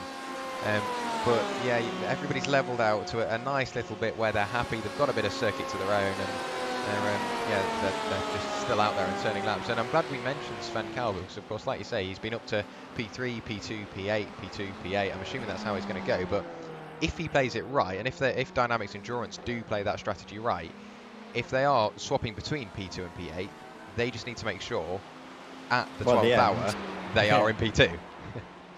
Absolutely, but while I've been having a look at all this, my two brain cells in my head have been bouncing about and they're finally collided together. And I've realised with De Blick and Nicholson dropping down the order, there's not going to be any blue flags when they eventually get back in. So the cars that will be around them won't have that information that fast cars are approaching. So will that, by the end of the race, potentially be an issue? Yeah. Well, they're going to have to think about that, of course. And the drivers, they're both the LMP2 cars, and all the drivers behind them are very good at reading the cars. Of course, we've seen them have a few little incidents here and there, but that's just racing. But I think, yeah, they will be conservative because they've sat out the race. They're enjoying their weekend. Why not? Where I am, it's a beautiful day outside. There's not a cloud in the sky. So why not go enjoy your weekend and then come back? And yeah, as long as they're nice and careful and conservative, of course, these guys, they will have been racing throughout the 12 hours. So I think they will go out and they won't be pushing. They will just be turning those final 2-3 laps, however many they want to do, just to take that checkered flag. And yeah, let's hope that they don't cause any calamities. But I'm entrusting them to not do so. Yeah, exactly. It's just a little thought that came into my mind because I realised, hang on a minute, there won't be blue flags. Is that going to be an issue? Let's hope not for the time being. Of course, they don't need to worry about that for, well, the next 8 or so hours. It's only towards the end where we'll see those cars back out on the circuit. Yeah, while we're watching Sven Kalber for Dynamics Endurance still not going into the pits, quite content to carry on around the tyres and the, well, most importantly, the fuel carrying on. Although the one to watch really is the BMS Esports GTE, watching William Chadwick, because they've been fuel saving like mad, and each time I think they're able to extend their stint by a lap. They getting ever so close to putting on the hour mark, just not quite enough. And I want to say that they're going to eventually do it, but I just think that the first stint was a little bit too short for them to make it work. Like, yeah, it'll be close towards the end if they can extend it and keep getting closer. Maybe come the end of the race, they can completely eliminate an extra pit stop. But it would be very close indeed.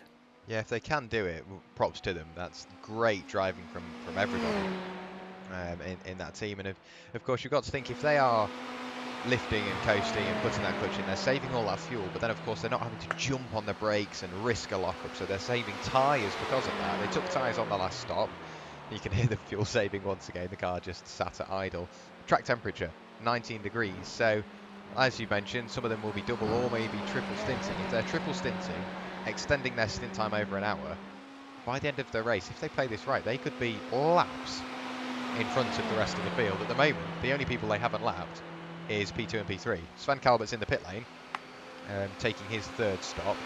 Seb Herber has already taken his third stop, so William Chadwick's still with a pit stop to make. But you've got to think, if they're the only people that they haven't lapped are the top 3, and we're 3 hours into this race, we're only a quarter of the way in. They've got a lot of work to do, but if they do it, that's going to be a blinder of a strategy. Oh, as you see there, car having a bit of a moment, and that I think is the QSR machine of Ewald van der Maren, but this was a lockup from Steph Del News going into the second hairpin of the infield section. I think gotten away without any damage though. It seems that the fronts of these cars, at least the Porsches, are just about all right, and then it's this Ewald too eager on the power as well to lock up though, keep himself from spinning around, keeps the momentum of the car in one direction, and then after the speed has been slowed down enough, then puts the throttle back up and keeps it moving. Does indeed. Very easy mistake to make, just slightly too eager on the power. And it's not like these are rookie mistakes. They catch everybody out, the pros, the rookies, and everything in between. They're so easy to make, just eager on the power, maybe slightly too eager on the brakes, various little bits. They're just mistakes that everybody has made. You can see still saving vast amounts of fuel on the way in, and of course if they are putting the clutch in, they can then change down a gear, so as soon as they let the clutch in, the speed has already come down, but then they've got the engine braking which will bite, and then they will slow down even more, so then they're saving the brakes, they're keeping the tyres even cooler. They've got a great little strategy on the go. We've had another incident for Ives Fredericks. I want to move back a little bit with him rattling through the cones on the way through. Yeah, he just grabbed the curb, I think, and then couldn't really get it slowed down, bouncing over the grass, and then thankfully there's a bit of tarmac there to stop him from careering into the barrier. I want to ride on board just to see what happened there.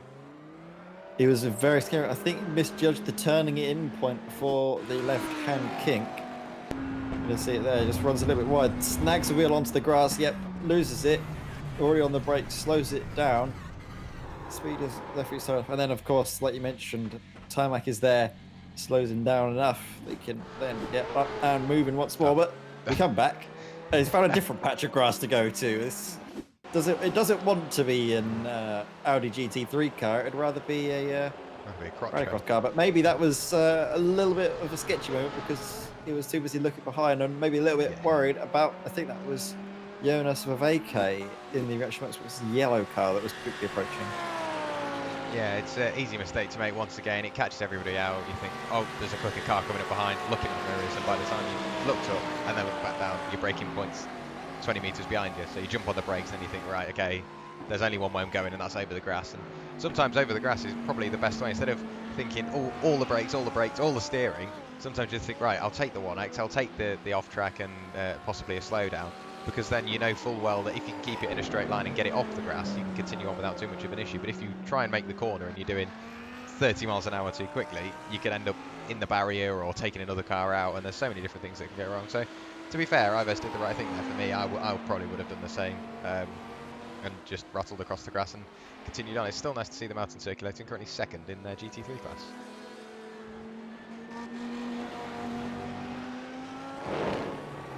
And you can see it is very much night time now here at Daytona.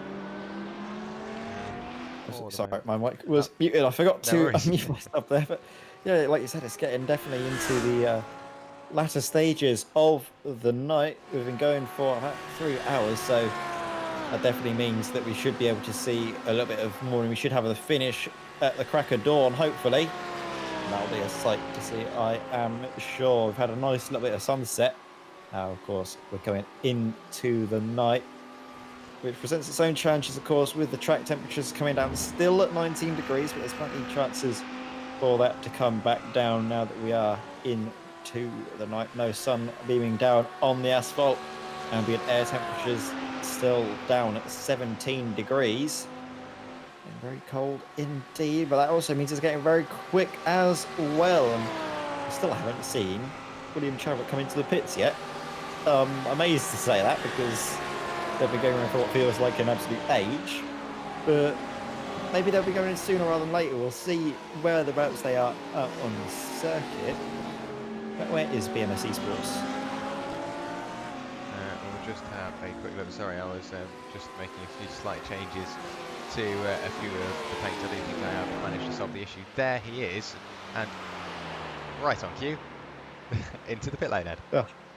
It's almost like I knew what I was talking about. Almost. Yeah, so into the pit lane he comes, and after saving all of that fuel, of course, he has extended that that stint time as long as he can. The pit time might not be any shorter. He will still have to take the same amount of fuel, but he's made that same amount of fuel last a hell of a lot longer. So he should be able to get out of the car and go and hand over to anybody else. But no, he is staying behind the wheel of that Ferrari, and he's just sat stationary at the moment. Not the best camera we've got. Is he up on the air jacks? We can ride on board, but I don't think he is actually, because he took tyres last time through. Now you can see there he is still firmly on terra firma, and he will be back out and circulating very shortly. There is Seb Herborough, and he is closing up. When you think about it, Chadwick is on pit exit now, so he's still got to get around until he can take his pit limiter off. But Seb Herborough, he is pretty close. You've got to think he's going through now Speedway turns 3 and 4.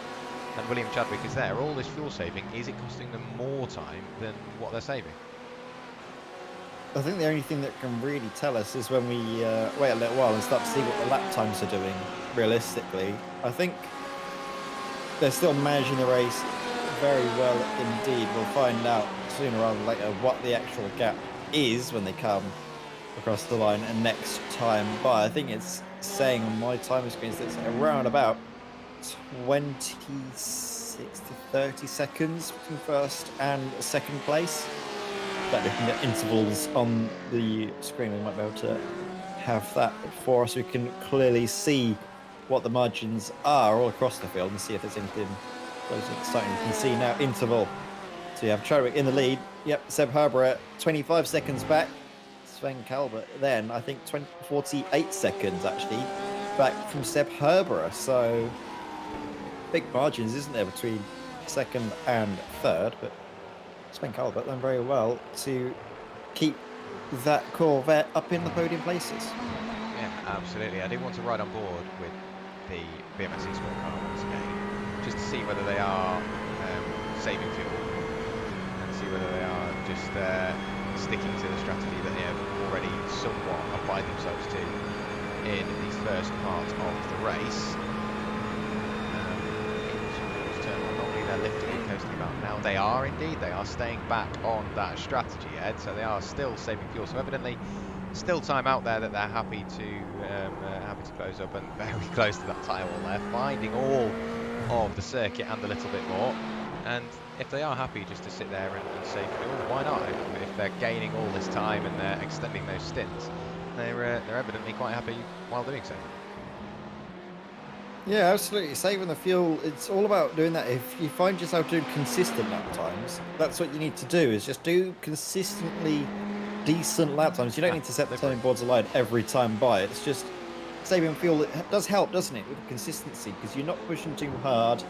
You're not at risk of making any mistakes locking up that we've seen other drivers do. You're not really running the risk of getting any slowdowns.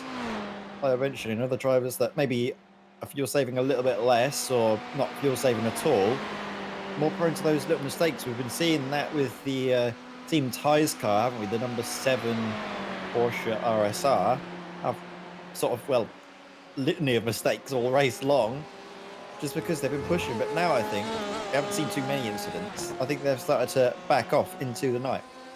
Yeah, it tends to be the best way to do it, isn't it? I mean, if you are making all of these little mistakes, and they're not majorly costly if it's just one or two, but if you're doing it like they were in somewhat rapid succession, it's easy just to back it off a little bit, because while doing that you save a bit of fuel, you save your tyres, and being smoother, you lose less time than you think. Sometimes just being generally smoother on the inputs, you can sometimes gain a bit of time as well, and it makes you way more predictable. Of course, they don't really have to be predictable for anybody because there's no LMP2s coming through at the moment. But yeah, it's nice to see that they are back out and they're just circulating as they wish. You may have heard me say livery halfway through Ed's commentary. Sorry about that, Ed. But that is why we do now have the RP Motorsport as a livery on the car. So it's nice to see the pair of them. Annoyingly, they're not as close as they were earlier, so you can't see the two contrasting liveries. You can see flashes of green and blue on that one, and on that one it's just straight blue all the way through. But RP Motorsport, they're still there or thereabouts, 4th and 5th place, knocking on the door of that podium, 10 seconds apart. They've just got to worry about, we're looking at Kurt Van Hanekke now, Jonas Verbeek, I should say. Please let me know if I'm saying that wrong, probably am. The Reaction Motorsport yellow BMW is only 5 seconds away from that RP Motorsport Ferrari, the number 81 machine. So you've got to think, while they've been working together and the gap has now built up a little bit, this is when you want, if you were Kurt Van Hanekke, you want Dirk Bouts to slow down a little bit, get you within that draft range, and then get back going again. You can see now the leader working his way through the bus stop as well. But you've got to think, if you are Kurt Van Hanekke, you want your teammate at this point, because that BMW is not slowing down for anyone. No, absolutely. Very quick pace being shown by Jonas Van Verbeek, and it's this point in the race where we're starting to see the BMW come into its own. It was earlier on where they were struggling a little bit. I think they'd be probably the first to admit that the race wasn't quite going their way early on, but now they're starting to find the pace, find the rhythm, Look at that, very quick on the brakes indeed. That's the difference between lifting and coasting and not into the first corner. Very close indeed onto the brakes by Jonas van Veek.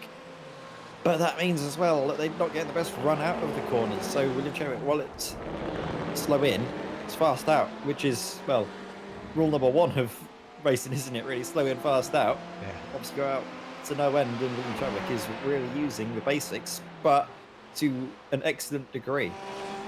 He is indeed, and we're going to go somewhat against the grain here, because normally we save the interviews for the very latter stages of the night and after the race is finished. But Bram van Uitven, welcome to the commentary box. Of course, we've seen you behind the wheel of this Dynamics Red Porsche a fair bit. You are back out again today, of course.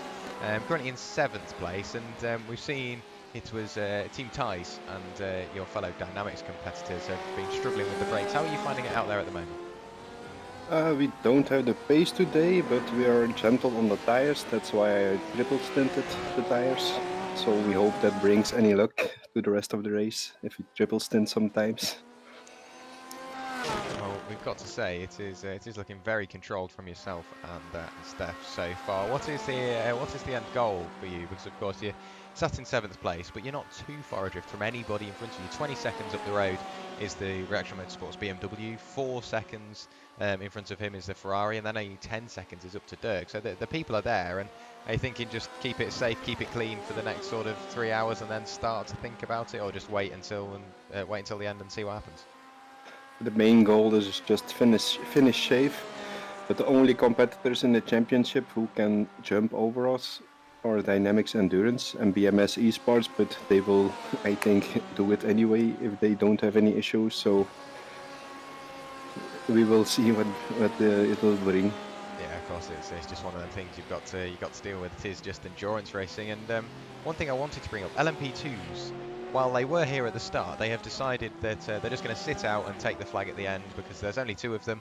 And I can see the thinking behind it. Maybe don't want to, of course, apply that pressure to all the GTEs and the GT3s having to constantly look in your mirror. Is that going to benefit you in any way? Well, it doesn't really matter at this track because they pass you easily on this track. Yeah. But I don't know if you read the info from next season. It will be GT3 and GT4, so 2 big classes we hope. So it will be more competitive for everyone. Well, we'll look forward to that. Ed, any questions? No, I haven't got any questions at all, really. I'm just looking forward, like you mentioned, to the next season, GT3 and GT4, because we have been seeing time and time again these GT classes have been providing great entertainment. I remember in the first round of the championship, there was a battle right at the end of the race, wasn't there, in GT3s at Catalunya? I think, who was it between? I think it was DSCDA and Fury SimSport in the closing stages. So if you can have repeats of that all season long with GT3s and GT4s, well, long may it continue. The only thing I'm thinking of is there its own BOP, or is it just standard iRacing BOP? Normally it will be standard iRacing BOP. And the new season will start in November and subscriptions will open in October. So you will get more info. But there is already a track list on the Discord for you. Absolutely, you can look at it. See that, and we will be sure to shout that out as the evening progresses. But I think, Jack, we are gonna go to a break after this, if I remember rightly. Yeah, we are indeed. So, Bram van Uitven, welcome. Welcome. Well, thank you is what I meant to say. Welcome came out. You know, it's just one of those things. So thank you for joining us in the commentary box. Good luck for the rest of the race. Before we let you go, anybody you'd like to thank or shout out? Thank you. I want to thank all drivers for all the clean racing all season long. Compared to other competitions, it's very clean. I want to thank all the Dynamics teammates and Jochen for organizing everything. Great team, Dynamics. Great stuff. Well, thank you for joining us in the commentary box once again, and good luck to yourself and Steph and the rest of the Dynamics crew as well for the rest of the race. See you at the end. Thank you. That was Bram van Uitven there, and yeah, we'll go for a break in just a few moments' time, Ed. But he mentioned season 2, and of course that was what I was about to mention. Of course, Dynamics have just put that in the Discord, letting us know everything that's going on. Season 2 on the way, like I said, starts in November. Registration opens in October, and of course, Brown mentioned the class changes, so it's no longer going to be LMP2, GT and GT3. We only have GT3s and GT4s, so the Mercedes AMG, the Audi R8, the Lamborghini Huracan and the BMW M4 all in GT3s, and then your favourite, the McLaren GT4, alongside the BMW M4 and the Porsche 918 Cayman GT4 as well. And we've got a good list of tracks there as well, haven't we? Talk us through. Yeah, absolutely. I'm really looking forward to the next series. It's so good that I'm going to have to think about if I'm going to actually take part in the series or if I'm going to be in the comms box. I've got a big question to ask myself now, because I really love GT3 driving, especially in the endurance scenario. Oh, that's going to be something I'm going to have to ask myself time and time again before the season starts. Yeah, I'm sure. I'm assuming you'll probably end up picking up the BMW. Seems like that is the one for you, isn't it?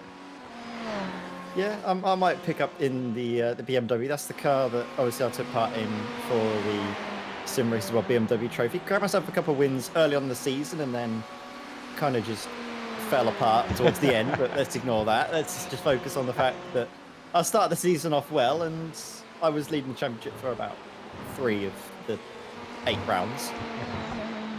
Well, it's one of the things, isn't it? It's, of course, the season will only get closer the further it goes, and yeah, I think I watched around at Imola, and that was definitely an event as well. And of course, the tracks we do have, we don't have the dates, but we do have the tracks and the race duration for season 2. So Monza is going to be the first round. That's going to be a 6-hour. Hockenheim is the second round, which is also going to be a 6-hour. Same with Brands Hatch for round 3, also a 6.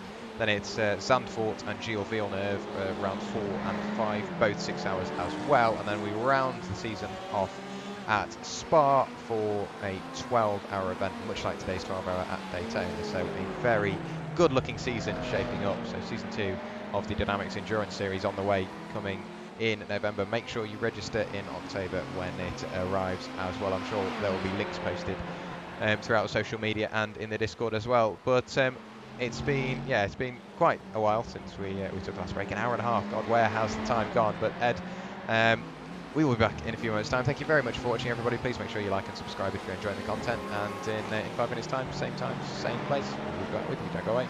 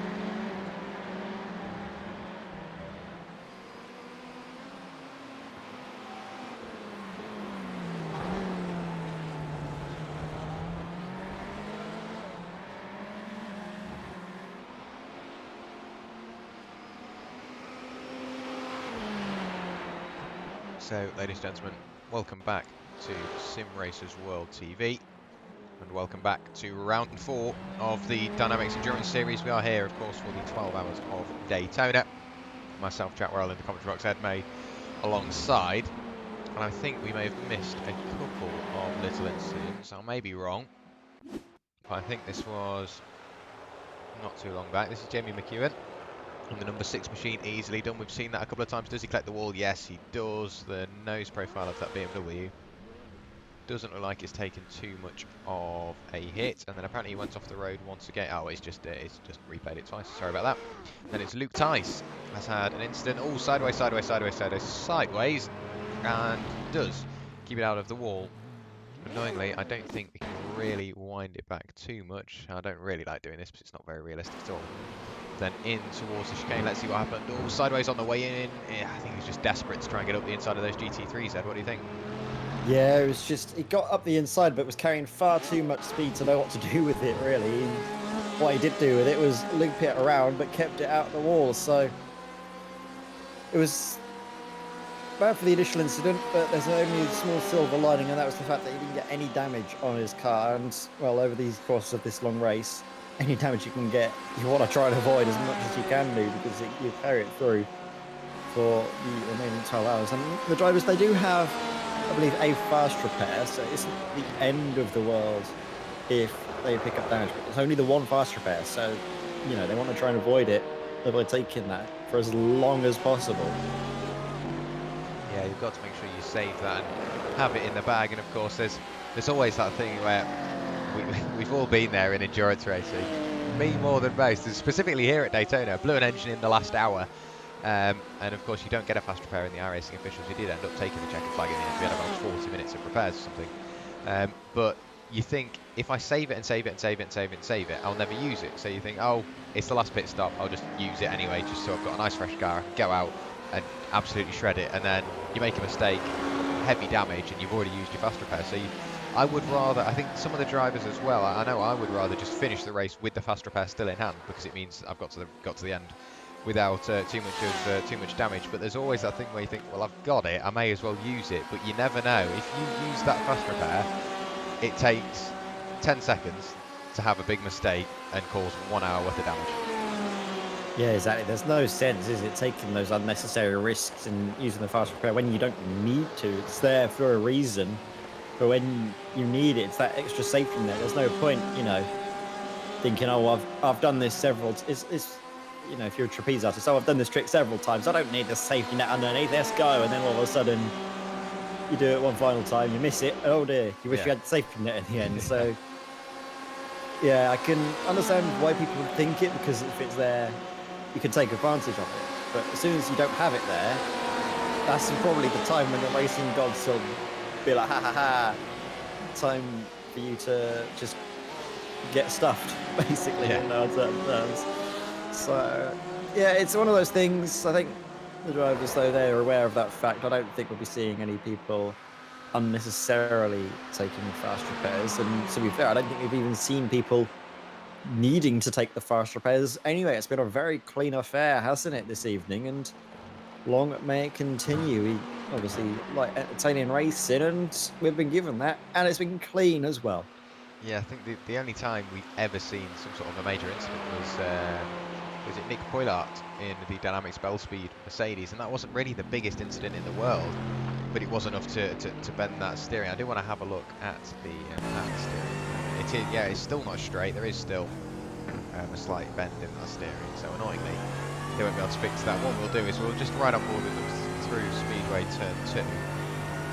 And then as soon as the car straightens out, of course, heading towards the bus stop, you will be able to see just how misaligned that steering is, and all of that damage, that bodywork is contoured in front of the driver, so it might slightly affect visibility. You can see the steering wheel just slightly off to the left. It shouldn't be major amounts. Of course, that damage will affect some straight line speed, I'm sure, and possibly a bit of mid-corner grip, but the steering, while it might put you off a little bit, it won't massively affect handling. I think, yeah, they're still out and circulating, still out in second place. 8 minutes and 10 seconds, however, behind Olivier van Herk, and 30 seconds back is Ives Fredericks, and he's somewhat been getting closer. I've been watching the gap with a keen eye. Certain points, Ives just loses a bit of time, but other points he really does pick up time. So I think if it keeps ebbing and flowing the way it is, with the strategy the way it's going, we could end up seeing a race slowly start to form in the latter stages of our time here anyway.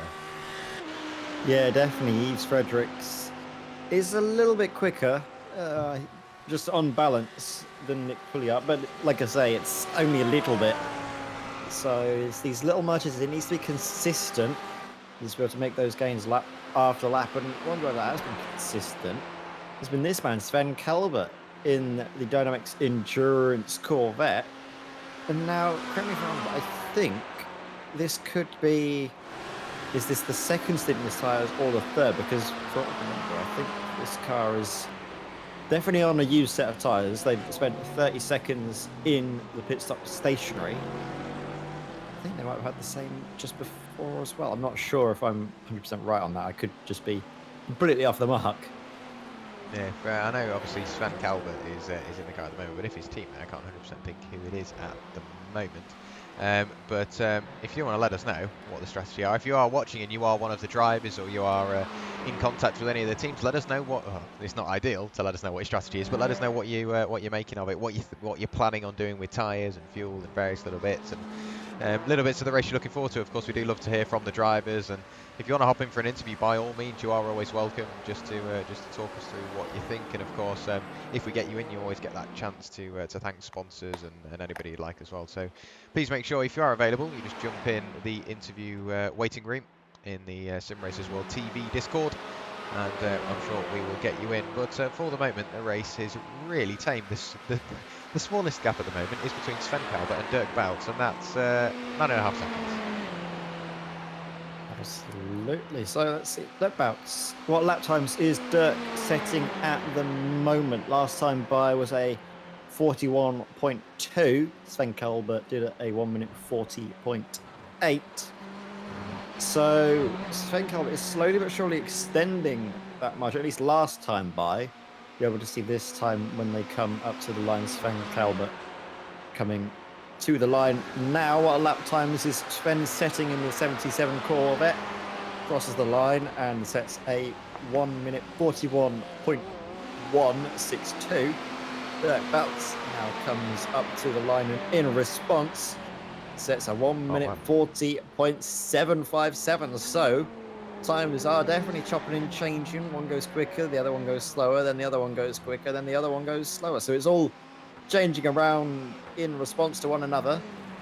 And this is a perfect little bit of cat and mouse endurance racing game, isn't it? They're not quite fighting on a track with one another that you'd expect to see in a sprint racing, but instead just trying to set quicker lap times, racing the stopwatch, and it's sort of, it's difficult to say who is the faster driver at the moment, or even who's the more consistent driver. I think Dirk Bout's showed good pace early on, hasn't quite gotten there. But then the same as well could be said for Sven Kalbert. He showed good pace at the start of the race. He was up in P3, and then dropped down to P8, and is all of a sudden back up in P3. So who knows what's going to be coming from this? Yeah, you can't really sort of put a pattern on it. They've all been in different situations and at different places throughout the race. They've all set different times, some quicker than others, and then they've just swapped around once again. Like you said, last time through it was Sven Kalbert, the time before that it was Sven Kalbert quicker than Dirk, and the most previous time through Dirk's got quicker than Sven. So it's one of those things you've just got to wrap your head around, definitely. And the gap has come down this time through. Last time they crossed the line it was about 9.5 seconds. This time it's just under 9 seconds.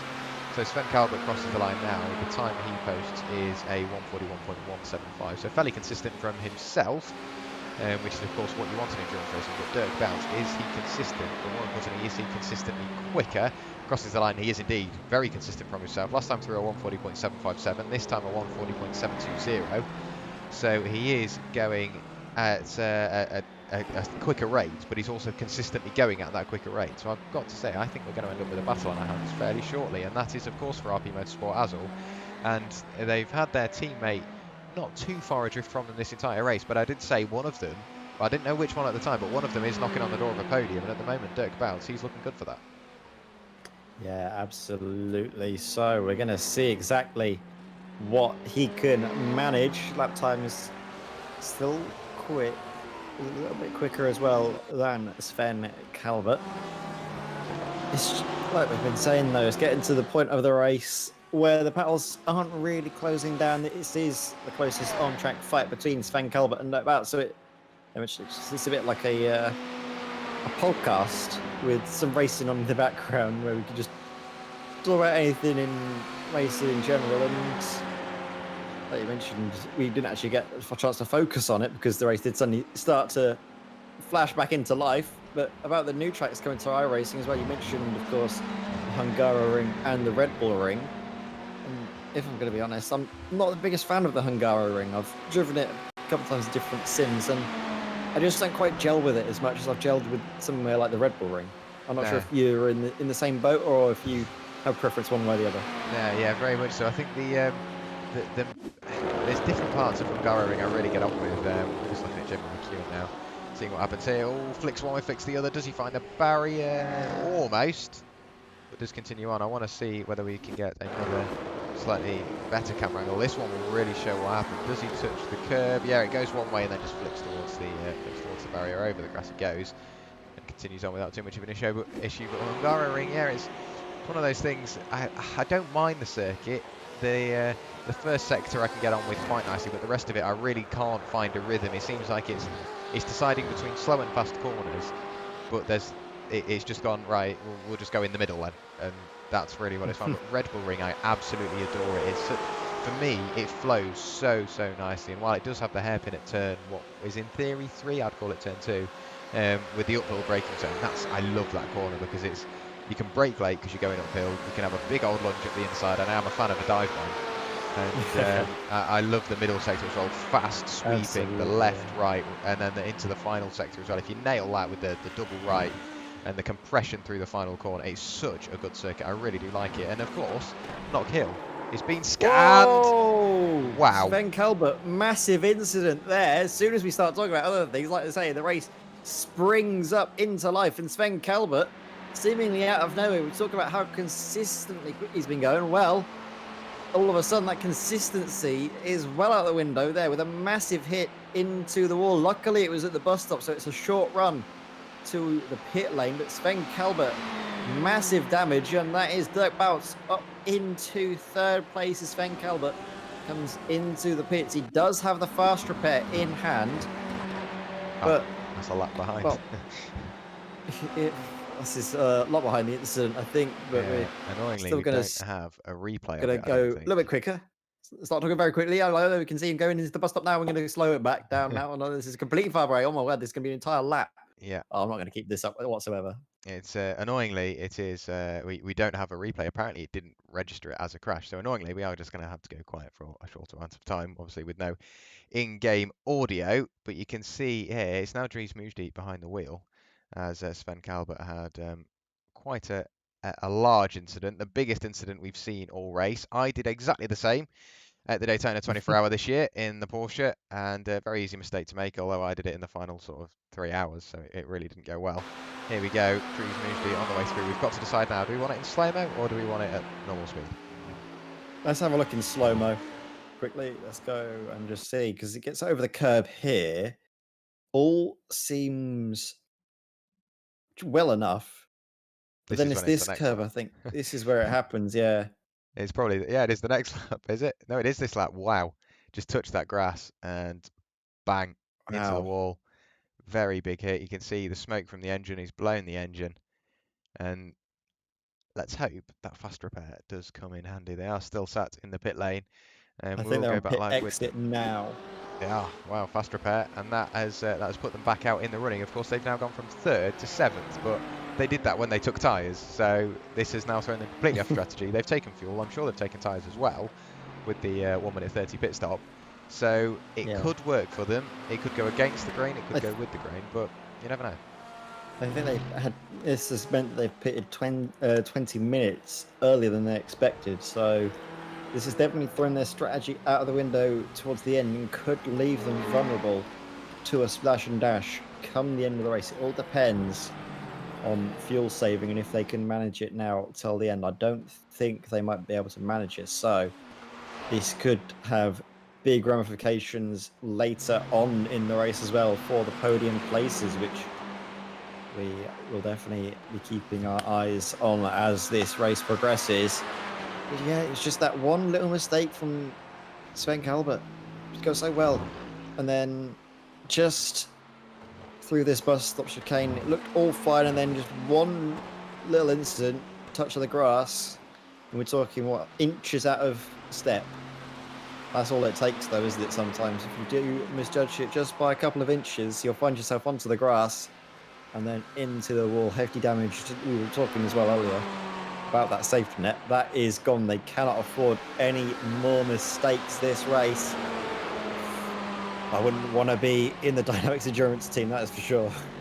Yeah, it just takes one small mistake from here on out, and it can put an end to their race. Let's hope that isn't the case, though. And it's nice to see them back out and circulate. You can see their tree boost. He is on an absolute mission, bouncing over the curbs and really pushing forward to make up for lost time. Sorry about the little bit of a flash there. Just going to skip a couple of frames, but we are back and running nice and smoothly. They are 27 seconds adrift of Steph Delnews for DynamiXX Red in that Porsche, and I'm screaming around the oval is that Porsche, that flat six, and bouncing off the rev limiter now. They really do know how to make a very nicely sounding car. Do Porsche. We've got Kurt Van Honacker in the pit lane, the second of the RP Motorsport machines, but of course the big one is Dirk Boutz. He's now up into third place. Yeah, absolutely. Dirk Boutz up into third, profiting from the DynamiXX Endurance team's mistake, so that they are not going to be too upset about that incident, and are just going to carry on their way, carry on trying to build the gap, have the clear air to their advantage, and see if this leaves them in the best possible position come the end of the race. It's just this thing, though, isn't it? Endurance racing, you can think it's settling down, you can think it's all sorted and they're going to keep it, but then there's this little mistakes here and there, just one little thing completely change the complexion of a battle for position, and also the way the podium could shake up come the end of the race. Yeah, it's just one of them things that can completely throw it out of whack.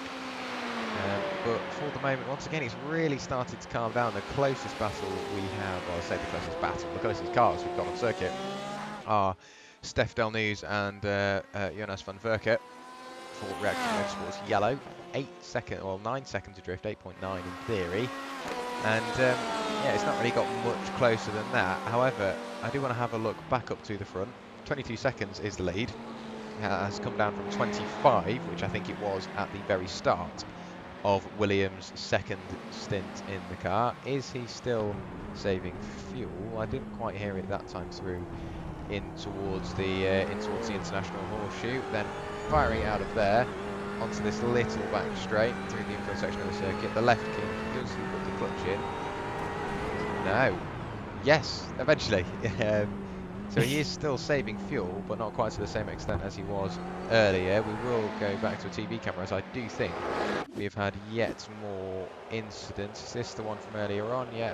No, this is a different one. Another little issue from Jamie McEwen, and that's it. Exactly the same happened to that car in the previous stint. I don't think it was Jamie behind the wheel at the time, so I think just that setup slightly too soft on the rear maybe, and it's just wallowing around on the way into the bus stop.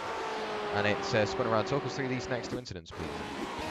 Yeah, so we're going to see this is Seb Herbert going into the first corner, loops the car around, and then parks it right in front of the Audi R8 of Yves Fredericks. So it was a bit of an unfortunate incident, but luckily Yves Fredericks got through that without any damage. Same as well for the Race Masters Esports car of Seb Herbert that was in second place. That's not going to do their podium chances any good whatsoever. Mistakes like that shredding through the tyres. They do, however, have a considerable margin to Dirk Boutz, it has to be said, doesn't it? About, what, 1 minute margin between second and third?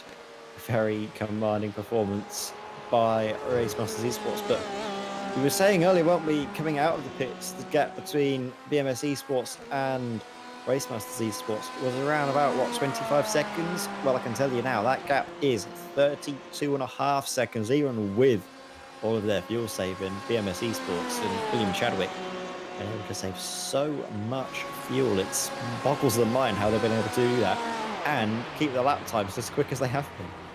Yeah, and I was going to say, I wanted to sit and listen to Seb Hebner. He's saving fuel also, by the sounds of that, because this screaming flat six behind the driver is, it seems the revs just seem to dissipate as soon as we get into some sort of heavy braking zone. So what I'll do is I'll just go back to a TV camera so I'm not splintering your ears with the Porsche. Just have a listen on the way through here. Does he save fuel? No, not into there. So what we'll do, we'll wait until he comes around to the bus stop. I thought I heard him saving fuel at some points, but that seems to be the way to go. If you can stretch that tank out to the hour, maybe just over, that it seems to be the way to go, because the top two cars, from what I'm aware, is Seb Herber is also doing. They are both saving fuel, both lifting and coasting, and if that's the way to go, and they're both what... Oh, Seb Herber is a minute ahead of Dirk Bout, and William Chadwick is half a minute ahead of Seb Herber. Seems to be the way to go. Yeah, it certainly does. And if it's good enough for these front runners with the gap they have to the rest of the field, well, then it's definitely going to be good enough, isn't it, for everyone else to try and follow suit. Lifting so much into the best. Not as much, though, compared to William Chadwick, I don't think. We'll find out more clearly, I think, going through the tri-oval. We'll listen out for when they start lifting there. Because, well, we know William Chadwick lifts well before the start-finish line. Basically, almost, well, it feels almost like they lift just after the pit line. So they lift right on the pit lane. Right, not on the pit lane, right on the start-finish line. Although, another mistake from Seb Herber into the first corner. It's very difficult, this car on the brakes. It used to be the best, I found, for the brakes, the Porsche RSR, but there must have been some form of change to it at some stage. It's not quite as strong, and instead that honour definitely, I think, has gone to the Ferrari. That car just looks so planted, doesn't it, going into the corners. You don't really see any of the drivers of those cars encountering any problems locking up. No, I think it's because, yeah, they lift off early, so they lose that extra bit of momentum, that initial momentum into the corner, so the brakes don't bite quite as hard, and then you can just sort of modulate the brakes on the way through. Seb Herber maybe being slightly caught out by that a couple of times, but he is still continuing on without too much of an issue. And of course, we are now, what, 3 hours and basically 40 minutes into this race, knocking on the door of the 4-hour mark already. There is the fuel saving back in towards the bus stop. Again, we have had an incident for Stephen Verlist. What's happened to here in the reaction motorsports yellow car? Please don't hit the wall, please don't hit the wall. Ah, he's hit the wall very, very hard, and he has blown the engine. So that car looking very poorly. Can we get a slightly better camera angle of it? Not really. We've seen it once, and it's just happened again, hasn't it, Ed? Yeah, it has, and it's that bus stop now catching drivers out. It hasn't done it before, but now in quick succession, two drivers having very similar mistakes. Stephen Werrell locks up the brakes, trying in vain to slow the car down to avoid contact with the barrier, but it's not enough, is it? And big hit into the wall, front of the car, completely crunched, but comes into the pits, gets it repaired nice and quickly, and now back out on circuit. Actually, let's have a look. They're just behind the likes of Dries Mujdi, Jürgen Knockout, and Steph Delnu. So Wallace is going on Dries Mujdi, following, well, it was Stefan Calvert's incident. No, Sven Calvert, I can't remember which one it was. Sven Calvert's incident. They're already back up to, well, near enough podium places. Yeah, they are indeed. It's been a good... In fact, as I say that, they could be in the podium places because that Bouts is coming into the bit, so keep an eye on this one. Yeah, so there is Dries, and I don't think there will... I think there could be about a 20-25 second gap by the time they leave the pit lane, possibly even 30 seconds by the looks of that. But the number 77 machine, like you say, still out and circulating for DynamiXX Endurance. and trying to get past the Reaction Motorsports red machine of Jamie McEwen. Dirk Bout has handed over to Gus Franken for RP Motorsport as well. And the number 8 machine, I'm sure he will be returning to the pit lane or returning to the circuit in a few moments' time. Seb Herbert into the pit lane for Race Masters Esports. The number 169 makes its way onto pit road, staying very, very right in that lane on the right hand side. Is this a drive-through penalty? I think it is, yes. So Seb Herbert, no, you sneaky bugger. Right the way on the right hand side of the pit lane, and decides, yeah, you know what, let's make him think it's a drive-through penalty, and then throws it over to his pit box and does stop and hands over to Ronald Moons for Race Masters Esports. William Chadwick still out and circulating. The last time he pitted was on lap 103, so I'm sure he will be pitting in the coming laps. But of course, you've got to think, if he's been saving fuel, you can't really keep a mark on him, because as much as I'm used to sort of GTE strategy, he's saving all this fuel. I have no idea how long he makes the fuel last, how long he makes the tyres last, so I can't really predict what he's going to do. No, I can't really figure it out either, but I'm thinking, well, last time William Chadwick came into, or last time the DynamiXX Esports car came into the pits, it was around about 5 minutes till the hour. So if the sort of pattern continues, we expect them to carry on for yet another 10 minutes, so much more than the rest of the field are doing, which means even if they don't extend the stint enough to avoid a splash and dash to the end, well, they've put themselves in a great position, haven't they, to have that shorter final stop and gain yet more time over their competition. They're already clear of Ronald Moons by a substantial margin, I think well over a lap now. Obviously, William Chadwick, we do expect to come into the pits, but I think it's a matter of when, not if, this BMS Esports car puts a lap on the field.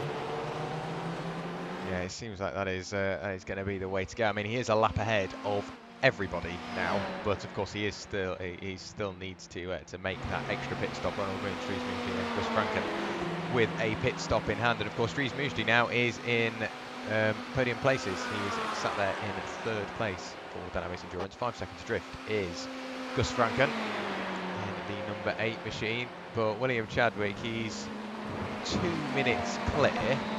And I think my software maybe isn't quite up to scratch, because apparently the last pit lane time was maybe it was 1:08 exactly, so it doesn't quite have to it hasn't quite put the decimals in there, but he didn't take tyres the last time through, and that is very brave.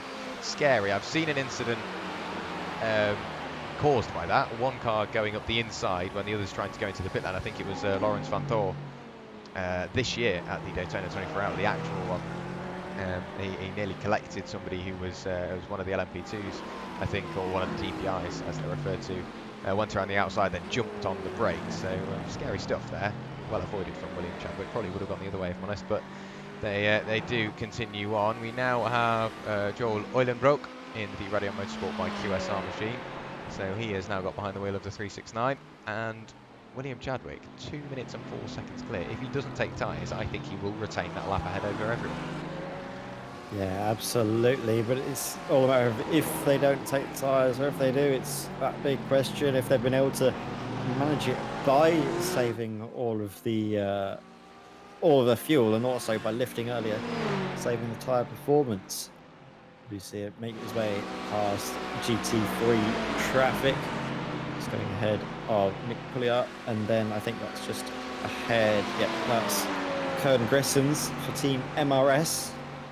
Now behind the wheel of the GT3 class leader, and it's unfortunate that we haven't really seen too much of the GT3 class, but there hasn't really been much fighting between the 3 runners this evening, has there, Jack? I mean, I would have loved to have seen more, of course, but yeah, it's just the way the race has gone, just not ending up with everybody being as close as we'd like. You can see the message at the bottom of the screen. So at 3 p.m, So in 10 minutes time, we are going to have just a 1 minute silence for the passing of the Duke of Edinburgh, Prince Philip. And of course, he passed away last week. And just to show our respect, we're just going to go silent for 1 minute. Of course, I'm sure you can understand why, with his funeral being today, and the national 1 minute silence. But back to the racing for the next 10 minutes, of course. William Chadwick, what a drive. And it's not like, not to take away from any of his teammates, but he's been saving fuel, he's been saving tyres, and still lapping as quick, if not quicker than everybody. You can see last time through a 1 minute 40.61, a full second quicker than Ronald Moons. I'm aware Ronald Moons has only just got into the pit lane, so the car is heavy, and of course it's got all the tyres possibly on it as well. Let's just have a quick look. I'll have to look after that out of the way. My PC's having another go at me. Let's have a quick look. So the last time, so Ronald Moons, he has taken tyres, so the tyres might take a little while to get up to temperature, but still be a full second quicker on worn tyres, and having been out in that car for such a long time, well done to him. I don't know how he's done it. That's just great stuff from behind the wheel of that car. Yeah, very good stuff indeed, and it's carrying on, isn't it? It's not showing any signs of stopping, not seeing any sort of sketchy moment, just sending it through the bus stop with no fears whatsoever. Such confidence being displayed with that they have to the rest of the field. As we're on the outside now of another GT3 car, staying out for yet another lap, saving so much more fuel compared to the rest of the field, and they don't even have cars to really slipstream off of. They've not got any cars that they're constantly following behind. They've got just clear air up in front, occasionally with traffic. It's just very quick pace being shown by our GTE class leaders that have, you have to say, have really come alive in the past couple of rounds. They looked good at the start of Suzuka, the third round of the championship, but well, not the third round, I think the second round of the championship, sorry, but just didn't quite have it in the tank towards the end. Got unfortunate with incidents and didn't make it across the line in the lead. But then, well, Imola was a very dominant performance, you have to say. They were very commanding in their lead from start to finish. And then here as well, Daytona, it's looking like a repeat of Imola, isn't it, Jack? Very good from start to finish. But it's also, the reason why they're doing so well is this race management that has been just so key. Oh, absolutely, yeah. It's not like they're just out there and being quick. They are doing everything they need to do, being smooth on all of the controls and making sure they can look after the car, get it to the end. And even when they were battling, I think, who was it at the time? I think it was Olivier Bludnik, who was having a little bit of a battle with, was it Quinn van Hooijdonk at the time? No, it wasn't. Who was it? It was, I'm going to try and remember now. It could have been Quinn van Hooijdonk. Yeah, I think it might have been in that Team Ty's Dynamics machine. When they were battling away, he wasn't making any rash moves. He was being smooth, predictable, and making sure he knew what was going on around him, very spatially aware when he was with that number 7 Porsche. And now he's dropped him. Ever since he got in front, he's just driven his own race, forgotten about his rearview mirror. I'm sure he doesn't even know he's got one at the moment, does William Chadwick. He's not really had to look in it for a long time. So, yeah, he's just more than happy turning that car around, making sure he's ticking those laps off. Currently on lap 135, and still lapping quicker than everybody, I think, at the moment. Yeah, it's been a very good performance, isn't it? And what boggles the mind is they can still keep going. They don't show any signs of going into the pits at all. They're extending this stint so much longer than the rest of their competitors. Just to put it into perspective, we're on what? Lap 135, and, well, second place pitted in on lap 129. So it's been a very good performance, isn't it? Extending their stint so much longer than anyone else on the circuit. And this is going to be what? Is it their third pit stop they're going in for now? Yes, it will be. No, they'll be going in for their 4th pit stop. They've currently made going in for their 3. 4th, yeah. They've currently made 3. And they're the only team out there to have only made 3 pit stops at the moment. A couple of them have made 5. Jürgen van der Peer has made 5, of course. Bart Delman or the Sim Racers World Academy LMP2 machine has made 5 pit stops as well, of course, with them being in the pit lane for quite some time, and they will be back out towards the tail end of the stream just to take the checkered flag. But for the moment, that's a car off in the background. Was that Tim Beeran's in the BMW? It was the Reaction Motorsports red machine. And around the International Horseshoe, it's like, whoa, the car turned in and then didn't, and then did. Oh, wow. That's a big old hit into that armcar. Very big indeed. I want to see if we can get another angle on this. Here we go, going into the International Horseshoe. Gets it all sorts of wrong. Has a big snap.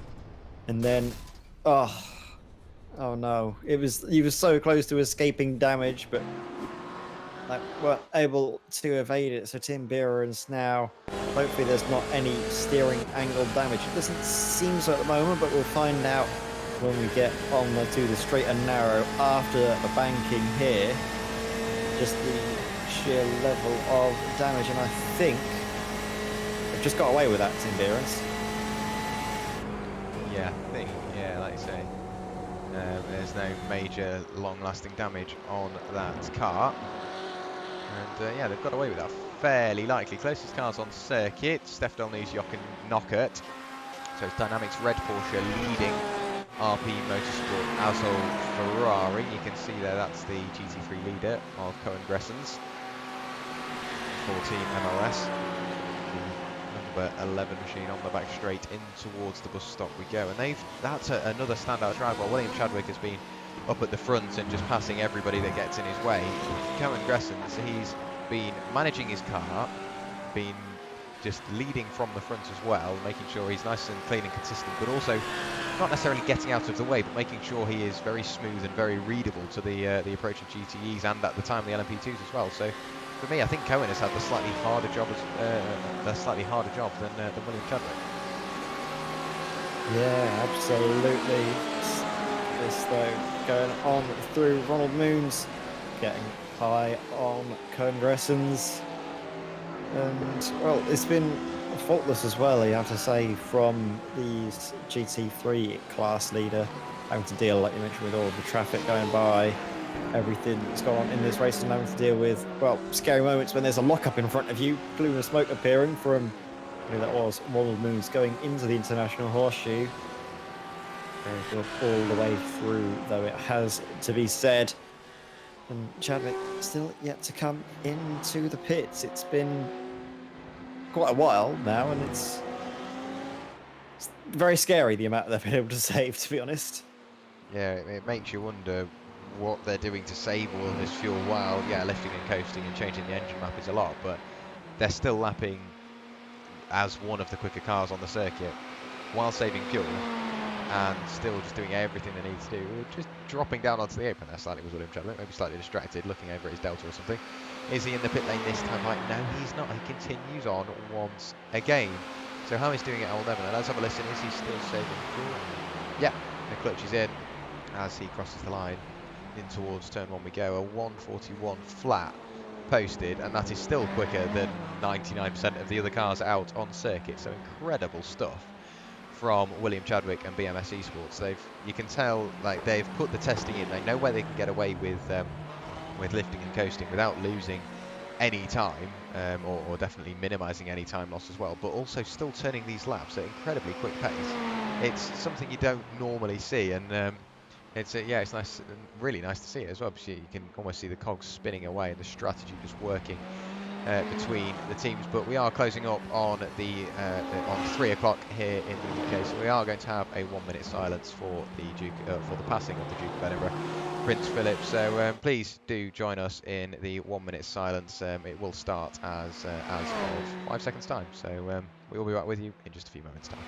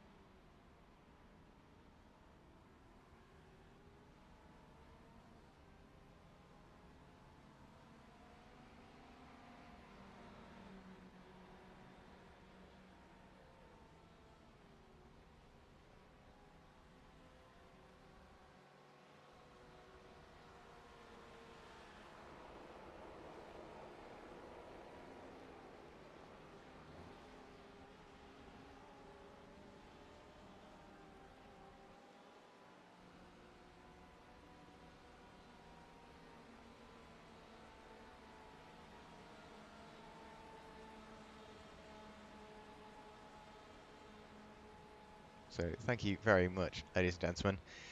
Of course, it is always nice to do that. Because of course we do want to make sure we get here at Sim Races World TV. On a slightly brighter note, we are back racing. However, we have had a number of incidents. Is probably the best way to put it.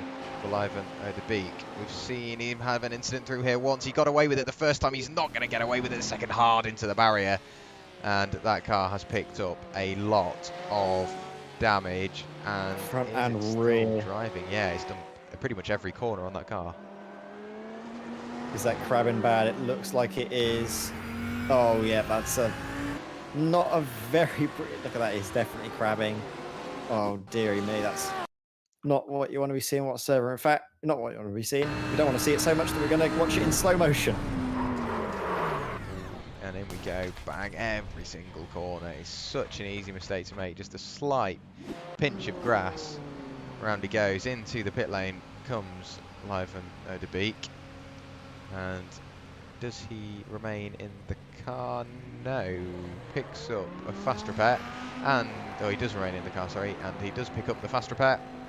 And gets going once again. Tim Weirens, he's been in the pit lane for 5 minutes now, and he went off the track here, and yeah, evidently when he bounced off this concrete barrier, it was enough to spiral the car into a hefty amount of damage. And of course I do think they have already picked up their fast repair, otherwise they would have returned to the circuit. We have had a little moment for Joel Eulenbroek. Let's see what happens through the chicane. Please don't grab the barrier. Oh, he snagged the... it's almost like he changed down one too many gears, but he snagged the brakes on the way in and just tapped the barrier. But that is enough to bend that rear wing. And will that affect the performance of that car? You've got to wonder.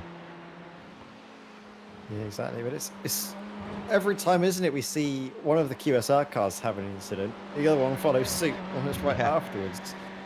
So it's, I think, thankfully for the GT, their one was less severe than the incident that befell the GT3 car.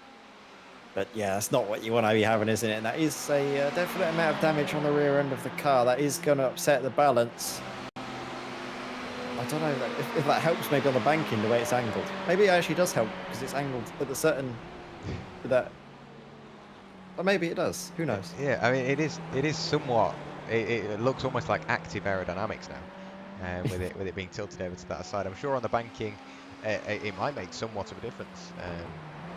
But we don't know really until we speak. Probably to doesn't help here. No, yeah, this will be one of the sections where it might not work. Through this left-hand kink, however, it might work an absolute dream because you're going to have plenty of downforce on that outside rear tyre, so you won't really have much fear of it stepping away.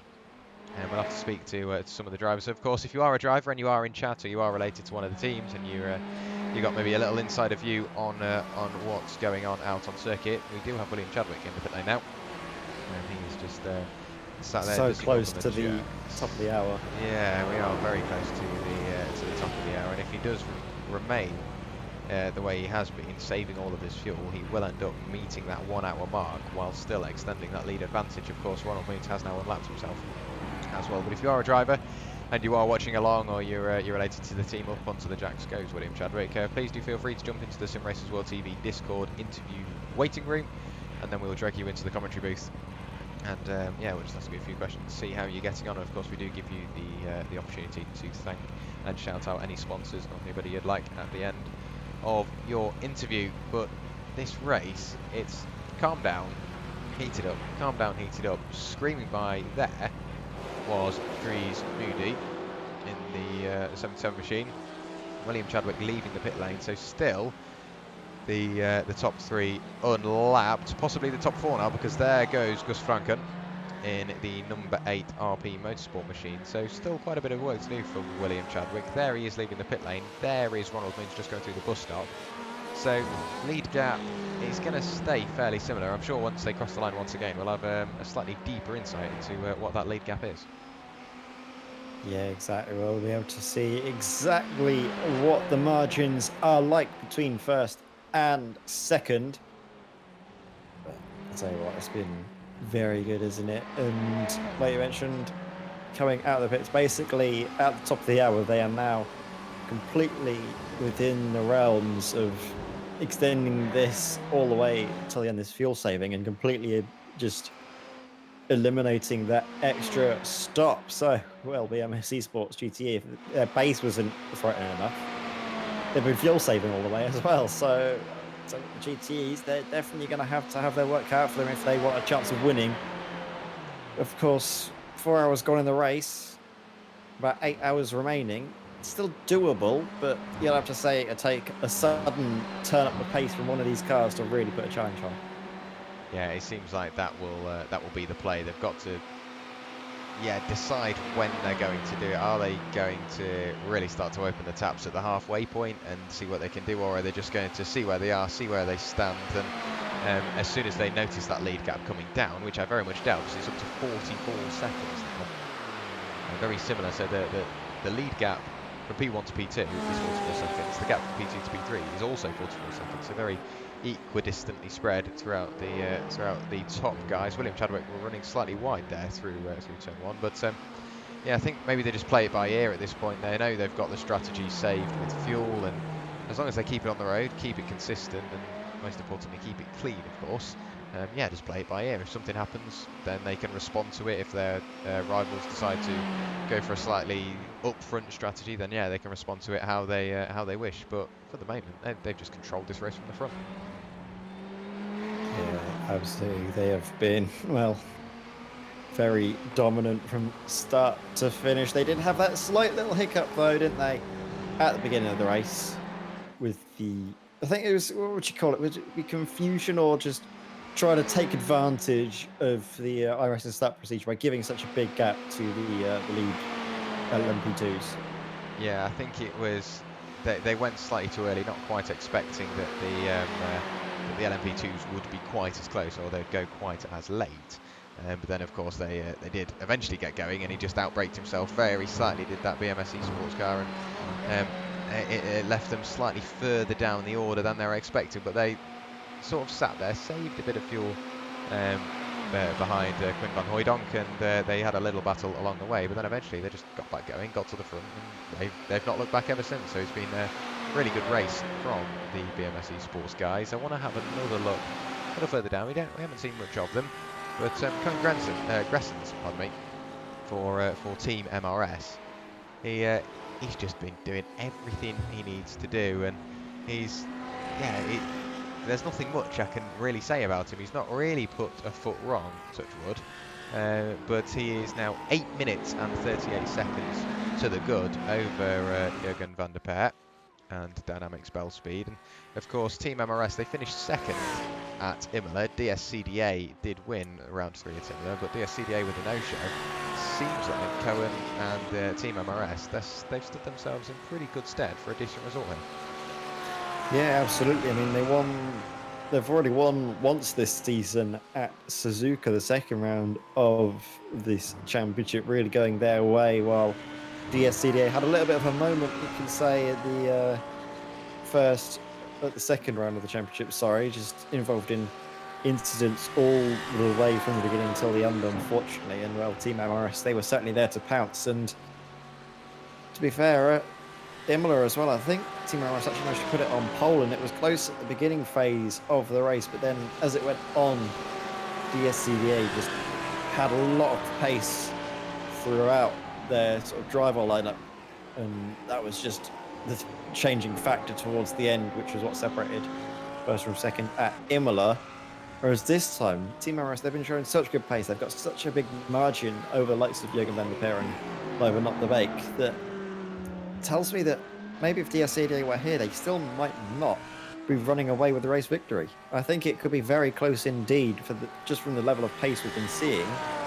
And who knows, we might be actually seeing Team MRS leading DSCDA as well. Yeah, I was somewhat thinking that, because being 8 minutes in front, it's one of those things. Even no matter how good you are, it's no mean feat. And if DSCDA were here, it'd be interesting to see whereabouts they'd fall into this battle or fall into this race. I'm sure they were wishing they were here as well. But like we say, if they've pretty much secured the championship, they can focus on Nürburgring 24-hour efforts. But yeah, it would have been interesting to see them out there, and of course it is another battle that could have potentially developed throughout the race. It would have, of course, been nice to see the Dynamics Racing Green LMP2 entry out as well. Of course, the more the merrier.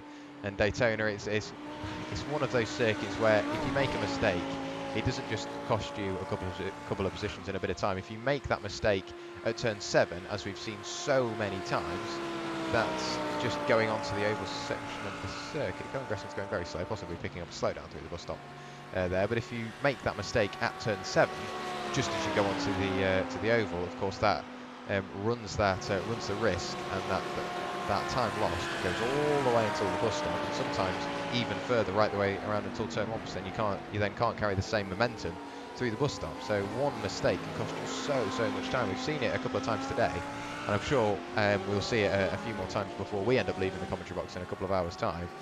And then I'm sure Chaz and Jack will see it in the final couple of hours of the race. It's just one of those circuits. If you make a mistake at the wrong point, at the wrong time, it's going to cost you so much money. Oh god, yeah. Especially when you say you're going through the bus stop chicane where you are carrying so much speed. If you do have that one little misjudgment, take too much of the curbs and either hit a bump or hit a bit of grass, lose grip, find yourself spinning off into the barriers, either on the right hand side or, if you get it wrong earlier on, onto the left hand side barriers. But then as well, I've seen drivers make mistakes in the infield section, plenty of lockups going into both the International Horseshoe and then the second hairpin, but then also people getting the kink, all sorts of wrong, making mistakes there. I've already seen, I think it was Optibake have a massive moment, didn't we? Or maybe not Optibake, but I think it was the Radio Motorsport car, all the same, having that incident. I don't think it'll be the last one. There's still plenty of time in this race for other drivers to have incidents, and that's what you got to think. If you're in these guys, if you're in the fight, you got to realize, sure, I've had an incident, but with plenty of time in the race, other drivers can have the same, and it's all about carrying on, bringing it home to them, because you never know what can happen until the final lap of the final corner. Yeah, absolutely, and that was shown when we've seen podium position changes happen on the final lap of some of the races, and that's just one of the things you've got to think about. Of course, with it being an endurance race, you make a position at the start, that's all well and good, but it can really start to close up as the race goes on. Speaking of closing up, here is Steph Dalnews being hounded by Stephen Velest. The gap's been coming down more and more. I can't remember when we actually saw the initial position change earlier on, but I've got to say, Steph Dalnews, he's coming under increasing pressure from that Werrell Motorsport BMW, and he is lapping incredibly quick. Actually, is Stephen Velest. He's posted a 1:40.61, only a tenth slower than his fastest lap all race, and a full second quicker than Steph Dalnews last time through. So he's on an absolute charge. I wouldn't be surprised if you see this position changing towards turn 1 or even before, by the looks of it. Yeah, exactly. We're going to see now around the outside. You can see the BMW trying to use the speed of the slipstream to survive, but not enough. Steph Dalnews down the inside, holding on to that position into the first corner. They go no lockups, which is the first time we've seen that all race, isn't it? Drivers going too wide and not locking up into the first corner. Steph Dalnews holds it for now, but what a sound, isn't it? Two of the best sounding cars in this field, the 911 RSR, the flat 6, screaming its way. Then you've got the crackles, just the sheer bestial nature of that V8 right behind. It just sounds so good, doesn't it? Twin turbo BMW. Oh, you love it. Yeah, it sounds absolutely amazing. Does that BMW, and I've got to say, it's looking quite beastly at the moment as well. Really starting to pile that pressure on the Dynamics Red Porsche, and of course we've seen Reaction Motorsports get quicker and quicker throughout. They've been here since, I think, even the pre-season race at Spa all that time ago. A big look up the inside now for Stephen Velest. Later on the brakes, position secured. However, he's compromised his line on the way in. It runs a lot of the grass on the way through the second right and then through the final section. That will be a slowdown, and I think he's going to have to hand that position back before he's even really made it. And Yeah, Stephen Blessed, while I didn't see him go by, there he is. He's not just lost one position. Jürgen Knocker has managed to work his way through as well in the number 81 Ferrari, while also trying to be unlapped is Quentin van Hooydonk. He's trying to get that lap back on, Jürgen Knocker. But for the moment, it's looking like this could be a three-way battle now. If Stefan News gets back in on this, it's going to be Stefan News in 5th place, Jürgen Knockart in 6th, and Stephen Blessed trying to work his way back up from 7th, and there you go, up in 6th place. There we go. Up the order, like you've been saying, up into 6th place. But, well, I think for me, we're going to be seeing a lot of changing all through the field, aren't we? And this is the first time, I think, at least in this stint, that we've seen drivers very close together, and it's all of the different strategies, aren't they? All coming together, all trying to work out one another where they would quit. Seeing 3 cars all fighting for position. Oh, I don't think I've seen that since the first 45 minutes.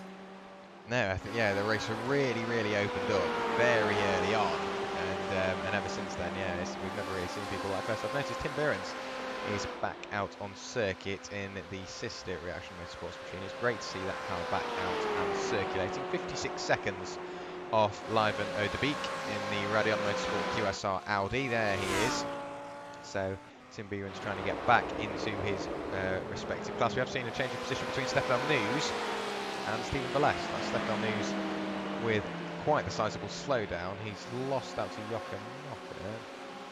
Incredibly slow there from himself. Let's have a quick look to see what happens to Steph. So that is through the bus stop. I think, while I don't like doing it, I'm going to have to do it again just to see what happened, because the replays are so far spread apart, don't really see it. So you can see there, that's Quinn van Hooydonk into the braking zone, and yeah, Stefan News just couldn't get it slowed down in time. Through the chicane he went, and of course Quinn van Hooydonk has unlapped himself, and he's just disappeared into the distance. You see in the background there he is. Tearing away, so he's right away up the road, but now Stefan News has lost out to Jürgen Knockart, and also Stephen Blessed, who is sitting pretty at the moment, even after that incident earlier on. He's right into 5th place now, so he has reaped the rewards from that, and this three-way battle we were hoping for is very quickly dissipated, so annoyingly we don't really see much more in that department, I fear. Yeah, unfortunately, the fight is, like you mentioned, starting to dissipate a little bit. Hopefully we'll see them close back together. If these 2 cars, Steven Werrell and Jürgen Knockart, maybe get into a bit of a fight, who knows? Steph Delnews could find himself catching all the way back up. We'll see how it pans out, because of course both I think Steven Werrell and Jürgen Knockart are using fresher sets of tyres, so you can expect their lap times to be that little bit quicker than Steph Delnews. Don't forget as well, you expect them to be coming into the pits in perhaps the next 20 or so minutes, and that will completely change the order again, because, well, Steven Werrell, Jürgen Knockart won't be coming into the pits for tyres, but Steph Delnews might be. Yeah, absolutely. You've got to think, with him not taking tyres, he will have to take them at the next 2 stints. If he is triple stinting, then so be it. But it does mean he may end up picking a bit more out. And there you go, that's 2 new things I have seen today. I've never seen the air temp drop to 16 degrees. That is incredibly cold, and it's only going to get colder. It's only 10 o'clock in sim time, so at 1-2 o'clock it's really going to be cooling off. 18 degrees track temp. I've never seen it that low before as well, so incredibly low track temp as well. So the grip is definitely there, and you've got to think, when it gets to sort of the happy hour at about 4-5 o'clock, the sun is on its way up, so you get the really cool tarmac here at Daytona, but you also get that sunrise as soon as dawn breaks. You get even more visibility. You start to almost see the end of the race, and I don't think we will get too close to that, of course, with this only being a 12-hour race. We might just get there at that point, but yeah, we might just be knocking on the door of that happy hour when the sun is up, but the track is still nice and cool, and that, I think, is when the race will end. So that is, of course, when the drivers will be pushing harder than ever, and we may end up seeing some more position changes. So while we were treated to the start, Chaz and Jack are going to have one busy job keeping up with the end, because that's when the drivers, I think, will start to show their hand. The strategies will all fall into place, and we'll see who was going to finish where more or less, and see what's going to happen. But that's also when the drivers push a lot harder, and we'll start to see like the driver goes fastest lap and the fastest lap and the fastest lap. But also they may end up putting their faster driver in as well to give them the best chance of getting those positions made. So the last couple of rounds of this race are going to be absolutely hectic. Yeah, definitely.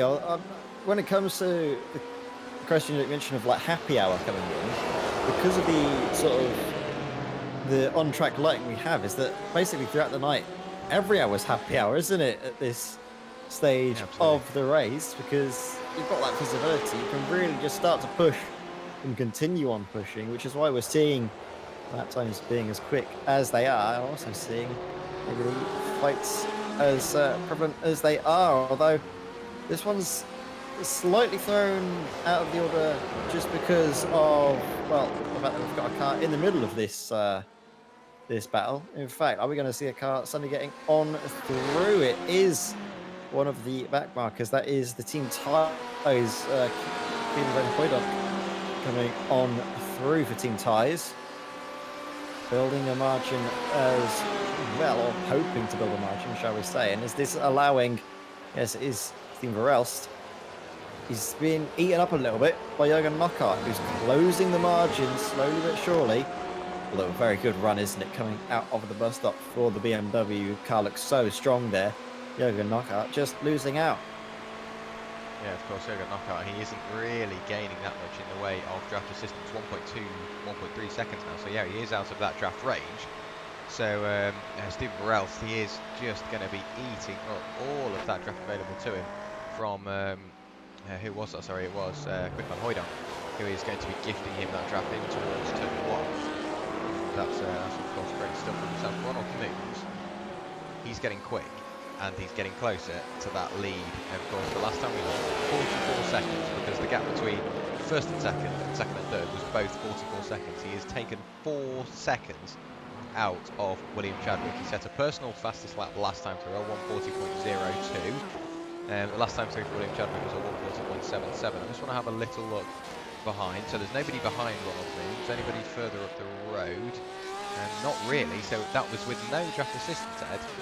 He has found another gear, he's found a few more horsepower, and he's really starting to push that Porsche around this Daytona circuit, and that's great to see, because that might be we get treated to a lead battle just as we start stepping out the commentary box. Yeah, exactly. I mean, it'd be a shame, isn't it, if we see a fight for the lead when we come out of the hills. I'm sure we'll entertain nonetheless, watching along on the stream for the second part of this 12-hour broadcast, being split up into 2 parts of 6, of course. What a race, though, we have on hand here. Ronald Moons a lot of pace on all of a sudden, catching up to William Chadwick. However, Ronald Moons does have less fuel in the car, because he hit that, well, a little bit, quite a lot earlier actually. I think 11 laps earlier than Chadwick. So Ronald Moons we'll expect to see in the pits in the next, say, what, 10-15 minutes or so, I'd imagine. We'll see around about in that time. We'll expect Ronald Moons to make his next pit stop. I'll tell you about that. What I do love is what we're seeing now, the cars with a little bit of sort of sort of rubber pickup all over them. I love that little addition iRacing put in. Yeah, it is a nice little touch, and I've got to say, I really do like it when, say, whoever wins today, if they were a real race team, they'd put that car in the museum without cleaning it. They won't touch it. It goes on the lorry and straight to the museum, sort of thing.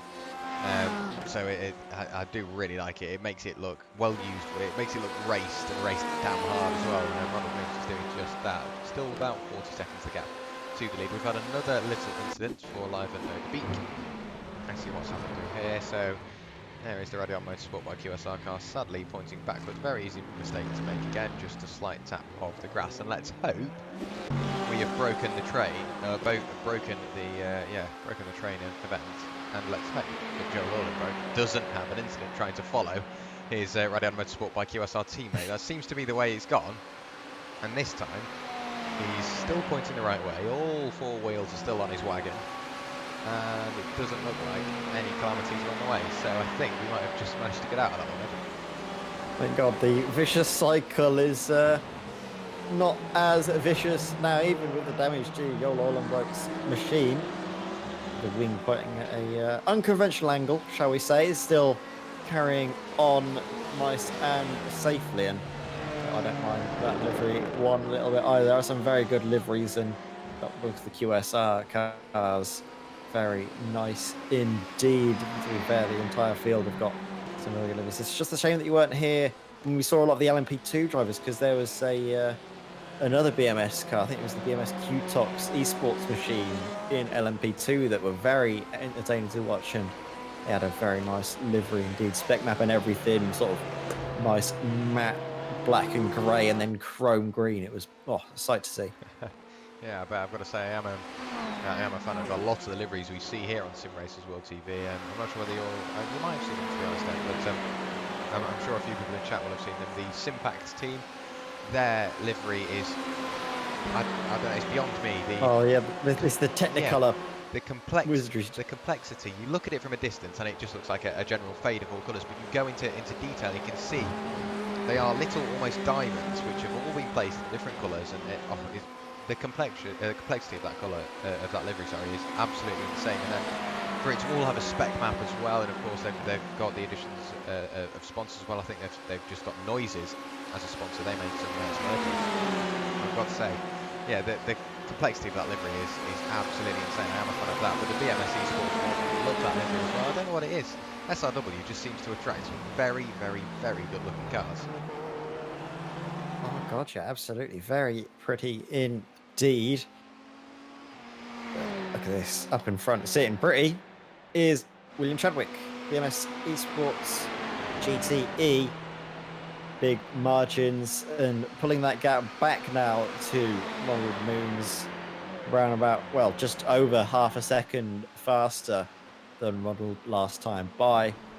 I think that might have just been a flash in the pan, unfortunately, for the fight for the lead of the race. And now we're going to see business as usual. William Chadwick extending the margin over the rest of the field.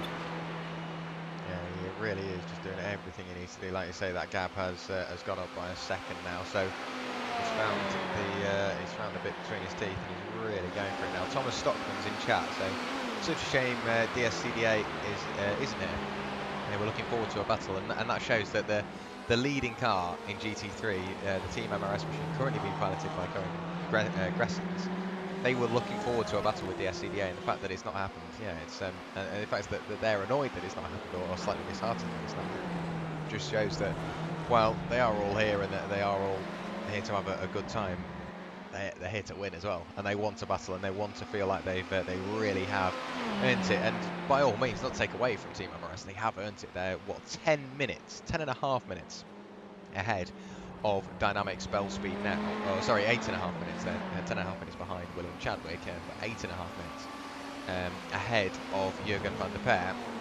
It just shows that they have really got this track nailed, and they're doing everything they can. And one thing you mentioned at the start, you don't see a car with like wheels hanging off and doors missing and bits of aero like missing as well, be towards the front of the order, and that rings so true in this race. You can see William Chadwick, not a speck on that car. Ronald Moons, very clean. So is Dries Mooshley. Of course, that car's been in the wall. It's had one of the biggest hits we've seen all race, straight into that concrete barrier. Picked up that fast repair and straight back out again. Very lucky that they do have that fast repair, of course, and into the pit lane they come this time through. Gus Franken, I've got to say, RP Motorsport, they've had no real major calamities, have they? Gus Franken in the RP Motorsport number 8 machine, and Knocker in the RP Motorsport Azul machine.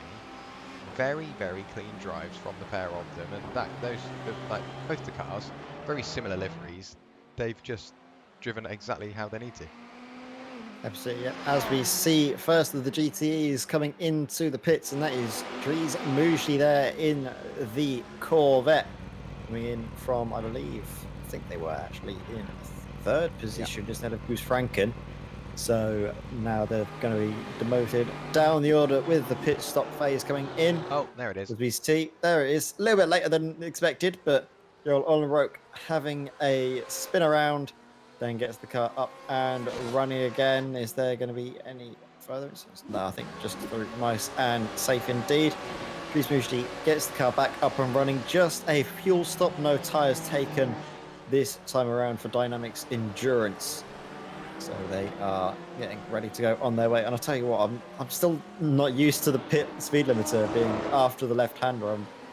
I was driving a race in VRS. I think it might have been a week or two ago now, whenever iRacing was there for VRS. And I was so used to it that I took the pit speed limiter off where I was expecting it to have been.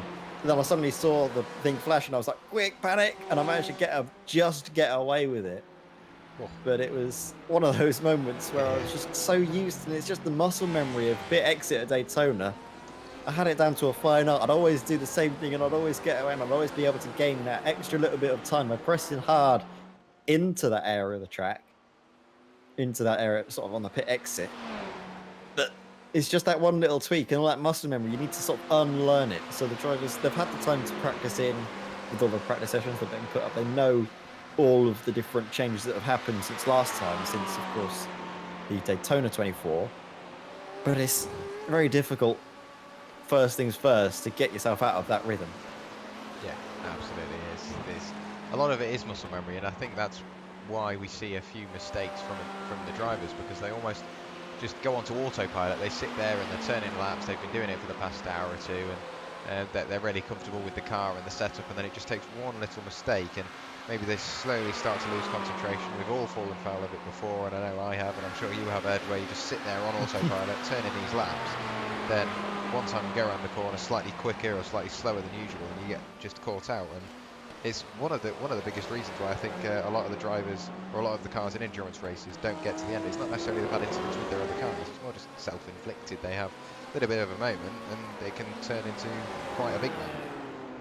Yeah, and that's the big thing, is keeping that concentration up all race long. If you get into those moments where you start to sort of lose track, if you have any distractions going on, then that's when you find the mistakes start to creep in. But on the other hand, a lot of the times, and when I tell people this, they look at me like I'm weird, but I like listen to music when I'm racing. People say, oh, that's a distraction, but I find it helps get into the flow state, having that just in the background while driving. And that's where I find that I do my quickest lap times. Every time where I've done races in qualifying or anything like that, I just put on music, and suddenly I go about half a second, well, not half a second, but maybe I find those extra couple of tenths that I couldn't find in practice. Yeah, it's one of the things, like the drivers, everything works differently for other people. And I'm sure some of the drivers have got their own little ways of doing it, whether it be neck a can of Red Bull before the race, or listen to music. There's so many different things that can work for different drivers, and it seems to be working for a lot of the guys up at the front. They've just got in that zone. However, the lead gap has come down from 41 seconds again. He's now down into 39, so it's the usual ebbing and flowing. I don't think we'll see much more than that. I'm assuming it will jump back up to 40 odd seconds in a few moments time. That tends to be the way to get. I say that as it's getting closer and closer and closer to now 38 seconds, and then back up to 39.5. It's really starting to ebb and flow up at the top end of the order. And I was looking through chat. I was going to say something, but I can't find. Oh yes.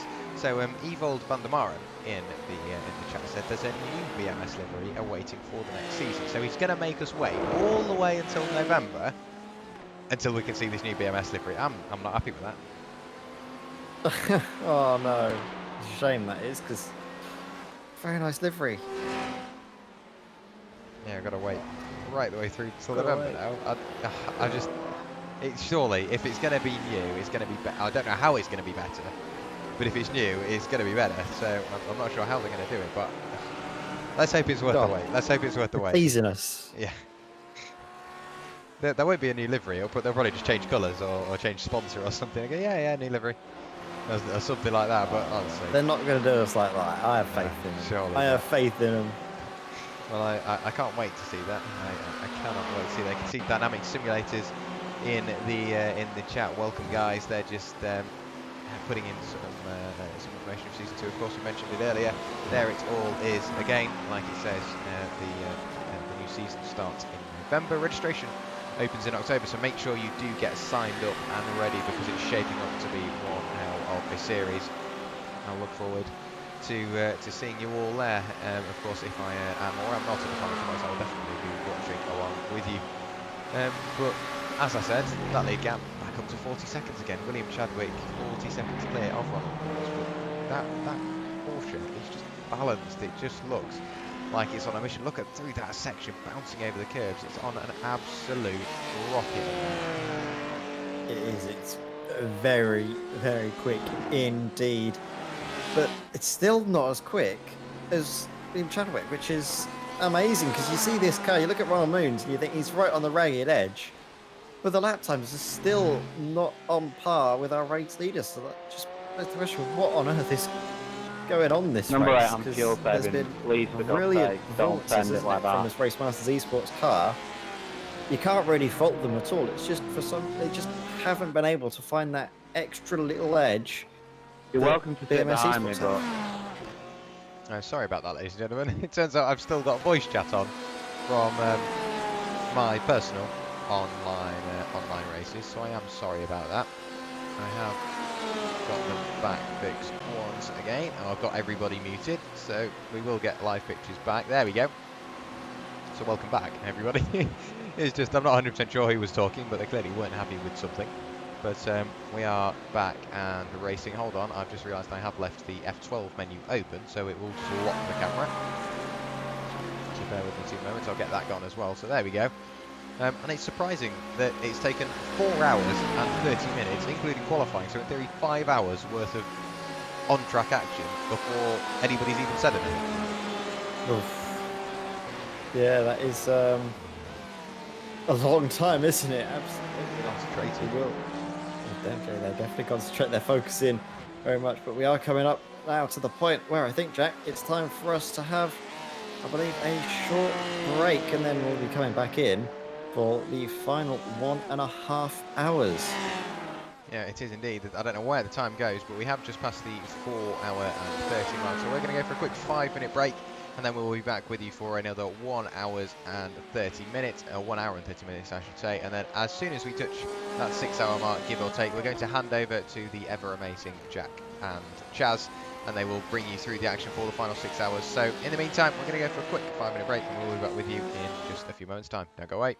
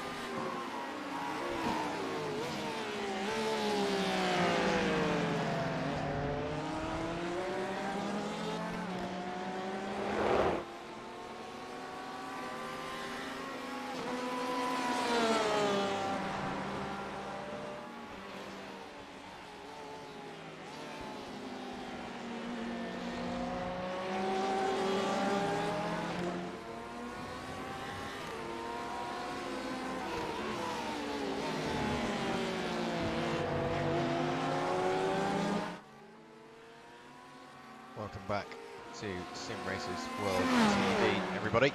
And of course, welcome back to round 4 of the DynamiXX Endurance Series. We are here for the 12 hours of Daytona, and so far it's had its ups and it's had its downs, but we are slowly starting to see this one here, Tim Behrens, work his way back up through the order, of course, with him losing out fairly early on with an incident when he went straight on, funnily enough, at the section of the circuit coming up to the International Horseshoe. Just went off, slightly over-rotated the car, and it ended up bouncing off that concrete barrier on the left-hand side there and causing substantial damage to that car. They had to stay in the pit lane for quite some time. He's just picked up a position, so he's up into 12th place overall, still 10th in class at the moment. Closest cars we've got on circuit for actual position is for the final step on the podium. There is Dries Moody in the 77 DynamiXX Endurance Corvette, and only 10.5 seconds, which by all means it sometimes isn't the smallest margin, but in endurance races like this, 10 seconds is absolutely nothing. Gus Franken there for RP Motorsport in the number 8 Ferrari. Yeah, like I say, only 10.6, 10.7 seconds adrift now, so they've definitely got closer since the last time we looked, haven't they, Ed? Oh, Roger, they've really closed down. Exciting to see, isn't it? The margins changing away every time. Who's Franken closing in on these, trying to stake a claim on the podium places. We did obviously see those positions swap around because of an incident, wasn't there, in the earlier phase of the race. In fact, actually, I think it might have been now, well, near enough an hour ago, wasn't it, when we saw the DynamiXX Endurance car have that mistake going through the bus stop, lost control of the car, span around to the right-hand side on the exit, and clattered into the safer barriers. The front of the car completely damaged, completely gone, needed to take a fast repair. They don't have that safety net from this point on in the race, so it's up to Dries Moody and the rest of the DynamiXX Endurance team to do the best that they can do to hold on to the podium places, especially when you've got the likes of Gus Franken closing in. Very well, looking like he's going to want to challenge for those positions. Yeah, he really is getting closer and closer, is Gus. Well, he was until the last time I looked up, now 11.3 seconds, so I think maybe just a good couple of laps for Gus, and then in response, Dries has started posting the 1:40s, which is incredibly quick. The top 3, for example, all in the 1:40s. Quinn van Hooijdonk on the lap prior, a 1:39.86. To put that into perspective, that would have put him, I believe, 2nd place in qualifying. We'll just bring the grid up so you can see. Maybe not. maybe we won't bring the grid up. I was going to have a look to see where that would have placed him in qualifying, but it would have definitely put him towards the pointy end. If not pole, it would have definitely been on the front row, and to do that on race trim, so on his race setup, he is on fresh tyres, albeit they are 10 laps old now. Gus Franken out braking himself in towards turn 1, but he is going to be on a full tank of fuel, as Quinn van Hooijdonk. To sit there and do a 1:39, that's incredibly quick. Now we're slowly starting to see some more sort of expected time, so 1:40.98, but by no means that's not slow. That is incredibly quick. Dries Moody further responds, a 1:40.52. Absolutely, yeah. Training times left, right, and centre, aren't they? As we see, the track temp still 18 degrees. Ambient air temperature 16 degrees as well. Very cold. The coldest I've seen iRacing get to. I thought the coldest temperatures, to be fair, were, well, 18 degrees. I've never seen it go, or very rarely seen it go below that. It's 16 degrees, very cold at the moment here in the night here in, well, virtual Florida at Daytona. Dries Moody manages the cold very nicely. No mistakes this time through the bus stop chicane. And just look at that car. Just looks so good, doesn't it? The livery really accentuates sort of the aggressive shape of the Corvette. Makes it very nice.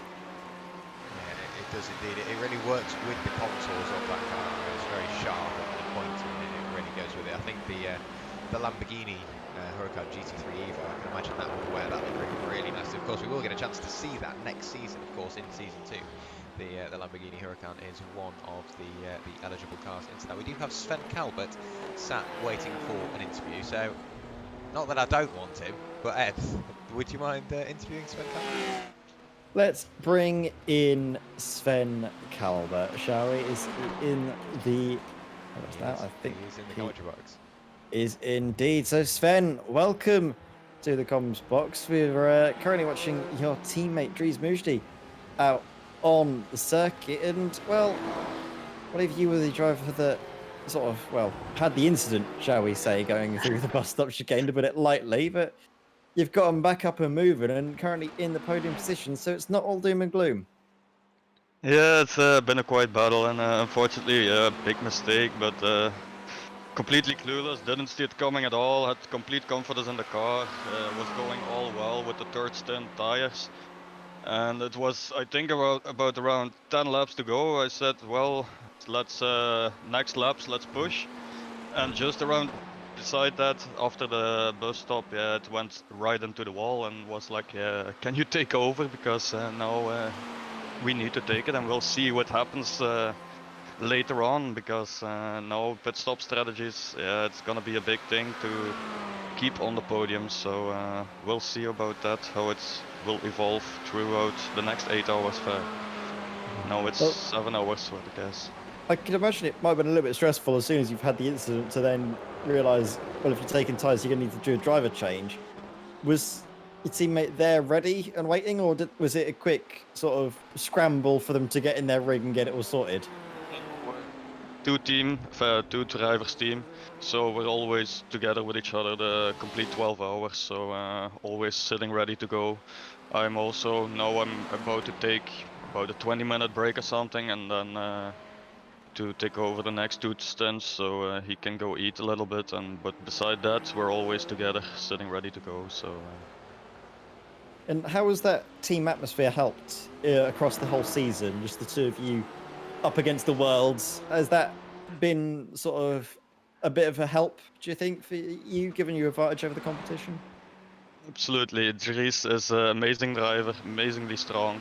Know him quite a few years. Actually, he got me into sim racing at the beginning. We were driving along on console many times when we're working together. Now we're driving together for Dynamics, so yeah, it's quite a dream for me and him as well. So to get it a little bit more professional and also a lot of fun also. So yeah, this championship together with him was just for me. So yeah, very happy to be able to do it for Dynamics together with him. Absolutely, and you're in the Corvette. You're the only runner in this championship in the Corvette. How has the car been as well? Has it been something that you've had to sort of adapt to, going from other GTs to this one, or how has it felt driving across the course of the season? I was used to the Ferrari, and Dries was more used to the Porsche. But when it came out of that, we were both in love with the car. It was quite solid, solid through braking, solid through accelerating, pretty a brake, but solid throughout. But since last update, it's very twitchy, and since Road Daytona, we both struggling because yesterday we had totally no confidence in the car at all. So I stayed up late working, tweaking the setup a little bit to get more confidence, because we were also second off pace at practice the day before, yesterday. So yeah, it was quite a challenge, and quite happy this morning when we were going into practice, we were up pace and the car was much more stable. So yeah, we'll see. We're very happy about P3 now, so because we were thinking about quitting or of not joining or not being competitive at all, and now we're competitive for podium, so yeah, quite happy about that. All of your hard work seeming to pay off then, Sven. Yeah. Very good job indeed. But before we say goodbye to you, I'm going to hand over to Jack. Jack, do you have any further questions for Sven Calvert? Just the one, of course. With Le Mans maybe not being as well lit as other circuits, the same with Red Atlanta for the Petit Le Mans, and then you've got Nürburgring as well not being lit. How much of a difference during the night does it make having a lit circuit and just being able to see where the corners are 99% of the time? night and day. Night and day, because like in Barca or something, when you're driving in the dark, it's pitch black. Also in VR, it's completely black. We can play with the contrast, we can play with the brightness. So yeah, it's knowing the track mostly. And now with all the lights, yeah, it's like driving into the day. No problems at all with spotting the apex or such. So yeah, it's day and night the difference within this circuit.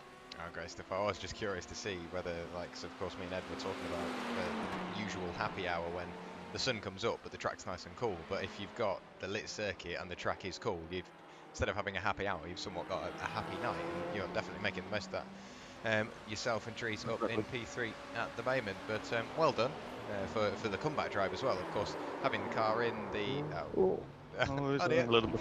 having the car in the wall and backwards, of course, now. But yeah, great comeback drive, and I wish you Thank you very much. the best of luck for the rest of the event. I'm sure you'll end up speaking to Chaz and Jack throughout the latter half of the event, and get rid of us in the next 1 hour and 10 minutes. But thank you for joining us. Anybody like Yeah, to we'll thank or try to shout get out? Reason there also. So. Perfect, great stuff. Anybody like to thank or shout out before we let you go? Yeah, cheers. You guys, of course, you guys, because 12 hours is a long time. Thanks a lot for being with us through that time. It makes a lot more easy. And also my girlfriend, because she was mad at me last time I didn't mention her, but she also big help for me with food and stuff, because 12 hours behind the computer. Yeah, it's quite something different. Great So, stuff. Right, brilliant. Thank you very much for joining us in the commentary box, and yeah, I wish you the best of luck for myself yeah, and big some thanks. of you. And we'll see you. Good luck to all of the other drivers as well. Yeah, perfect, great stuff. Right, well, yeah, we'll see you hopefully in a few hours' time. If not, then we'll see you at the end of the race. Of course, cheers. Bye bye. Sven Carver there, a great character is Sven, and of course his teammate Drees as well, and hopefully we do get to speak to Drees, or whether it be ourselves, Ed, or it be Chaz or Jack. They do make a great team, do Sven and Drees, and yeah, I look forward to speaking to them. But I can't get over the fact that car was in the wall. They just drove it back to the pit lane, picked up that fast repair, back out, and without even a shadow of a doubt, they've just forgotten about it. They can't even remember it happened. Now they're up in P3, and they're extending that gap. We saw Gus Franken getting closer, and he was on the verge of 9 seconds. He's now right the way up to 12 seconds now. So he's going quick, and he's going quicker than he ever really has at the moment, Estries. Oh yeah, absolutely, very quick indeed, Trismushti. Just seeing the lap times that were being set. Obviously, we had the spin last time, but like you were mentioning before, well, Sven joined us in the comms box. They were setting 1 minute 40s consistently on pace with our leaders. And I mean, they've been managing the fuel quite well, as you have to say. They were probably either second or third best in fuel and tyre management. So at this stage of the race, if they can continue this turn of pace, if they can carry on this momentum, then who knows, by the end of the race, we could be seeing them up on the podium along with potentially BMS and Race Masters Esports. Goose Franken, I'll let you mention it in the fight, closing in, still 12 seconds back, even though we did see previous lap time that slide going out onto the banking, lost in about 5 seconds overall. Still didn't gain that much time, so Goose Franken might have had his own moment. Yeah, it's just little bits like that. They're so easily done, of course, with it being an endurance race.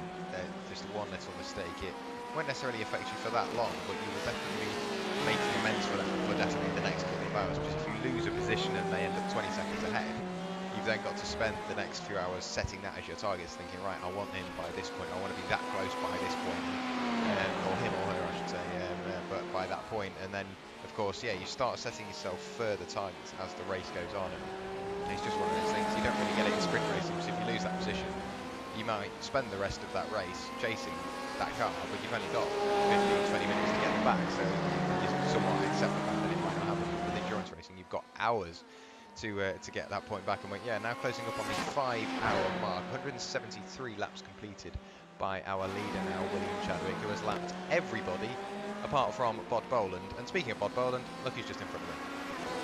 Oh, hello, it's Bod Boland. Look at him, he's very quick indeed, is Bod. We're going to see what he can manage though now behind the wheel of this Race Masters Esports machine. They're very close on track, aren't they? William Chadwick and Bob Boland.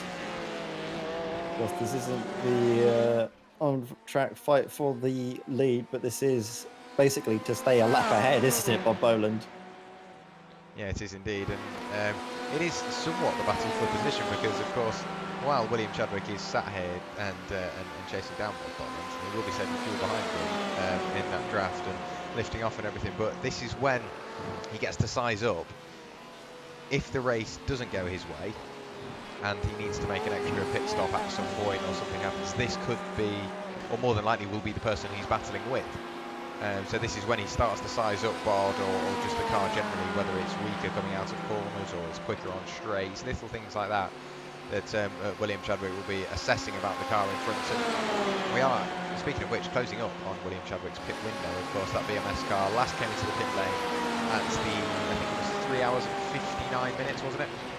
At the time. Yes, I believe it was basically almost bang on the money, wasn't it, for the top of the hour. And those stints, they've been consistently just that little bit longer since the start of the race, at least with William Chadwick behind the car, a little bit longer than 1 hour. So I'm not sure if it's just the difference between the drivers behind the wheel of this car, Olivier Bilting and William Chadwick. I think are the only two drivers that have taken control of this BMS eSports car, I think, so far this race.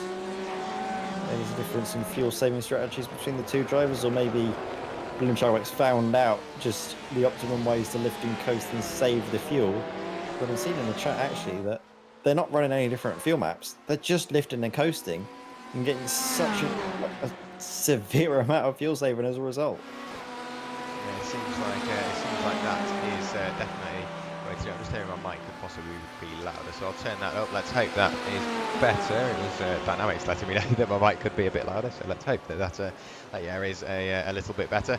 But yeah, it's just one of those things throughout the race where there's so many different bits to keep an eye on. Of course, you're working on your strategy, you're working on your fuel, you're working on your tyres, you're thinking about who will be in the car next.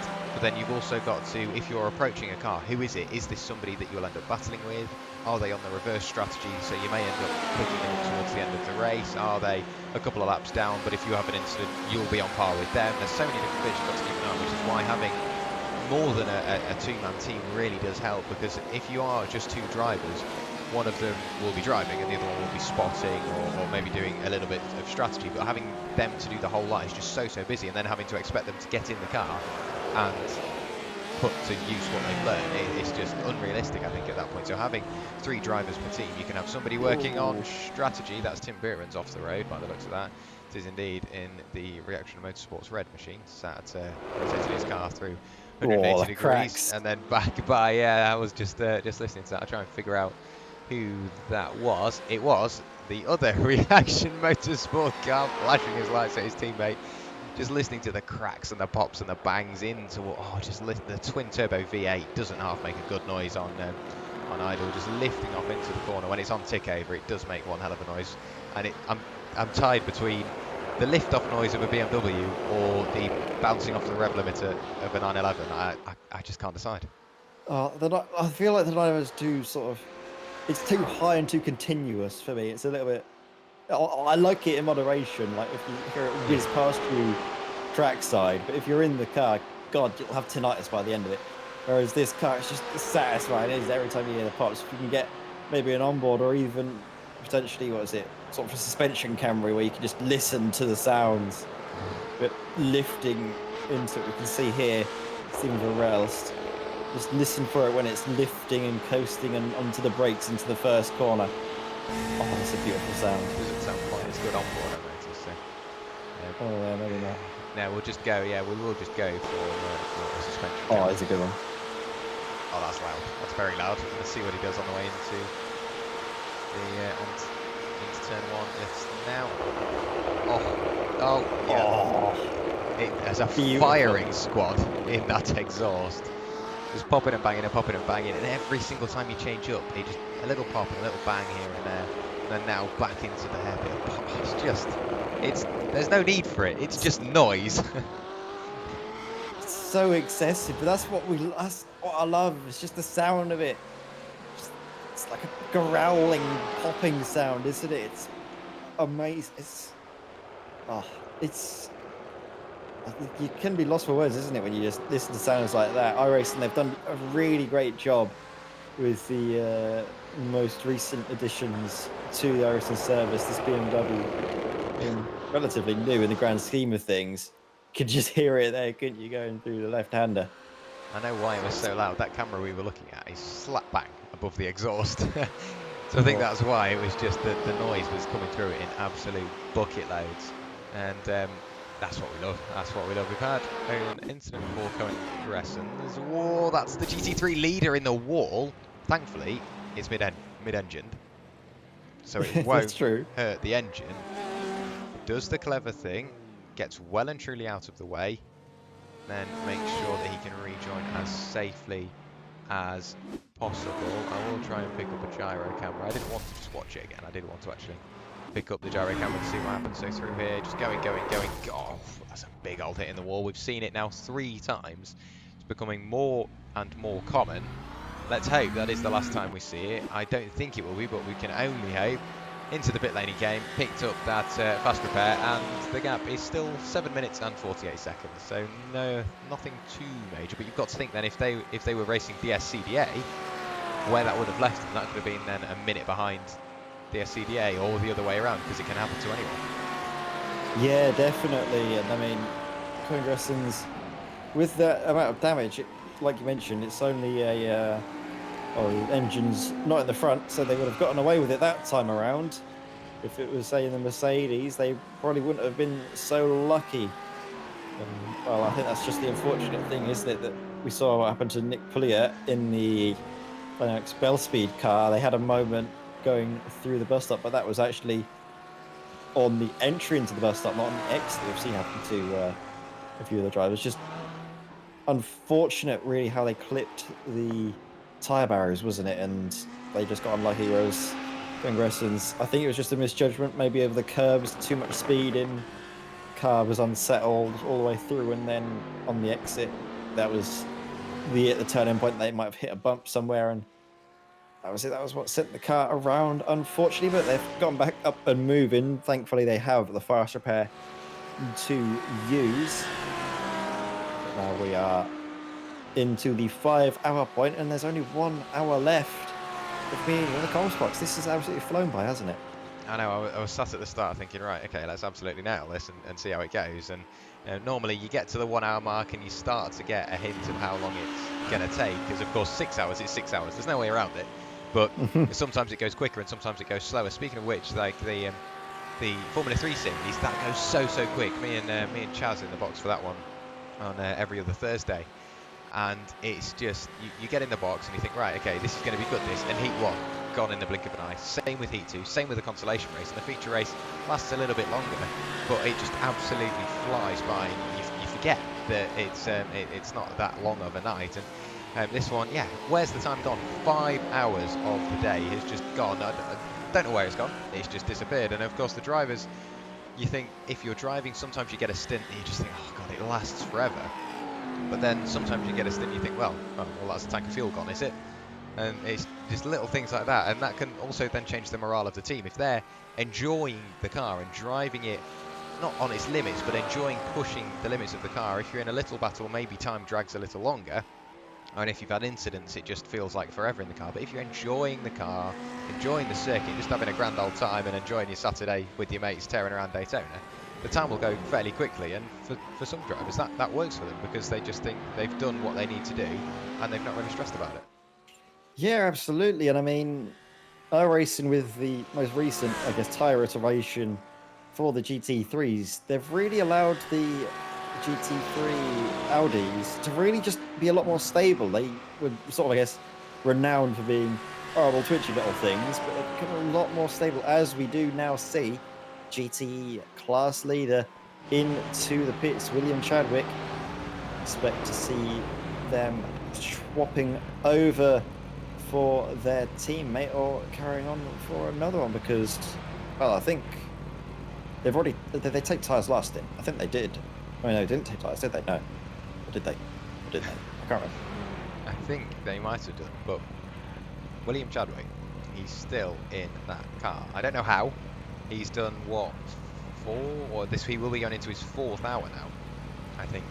William Chadwick for BMS Esports. Of course, he had Olivier Bultink in the car for the first round, and away he goes once again. So he's committed to another hour worth of driving as William Chadwick, and Olivier Bultink evidently just sat in the sideline. And maybe this is the way to do it. If they're comfortable saving their fuel, they're not stressing about anything, and they're not putting too much strain through the car, they can just sit there and enjoy it and calm down, and that somewhat takes the fatigue element. We've spoken about it already, and it takes that fatigue element out of the driving, because you're not having to push yourself and the car to its limits. No, you're not, and I mean, there's still a little bit of fatigue, isn't it? Obviously, you're in the same sitting position for an extended period of time. You can maybe start to feel a little bit of cramp potentially if you're not quite comfortable in your sitting. But if you've got these big fancy rigs that everyone has nowadays, then maybe you won't be feeling that. Meanwhile, I probably would. I've got my little desk chair, wheel bolted to my desk, pedals down on the ground. I don't know if I'd be able to do it for these extended periods of time that these drivers are. And then also, don't forget, drivers that do VR, they're coming out, they'll have permanent sort of trenches dug into their face of where the VR headset's been sort of sitting. Yeah, I know that sometimes after extended periods of commentary, I get somewhat of a headache because I'm commentating with you. No, I mean, sorry, my headset digs into my head. You get somewhat of a headache with that. But I can't imagine when you've got literally a TV hanging off the front of your face.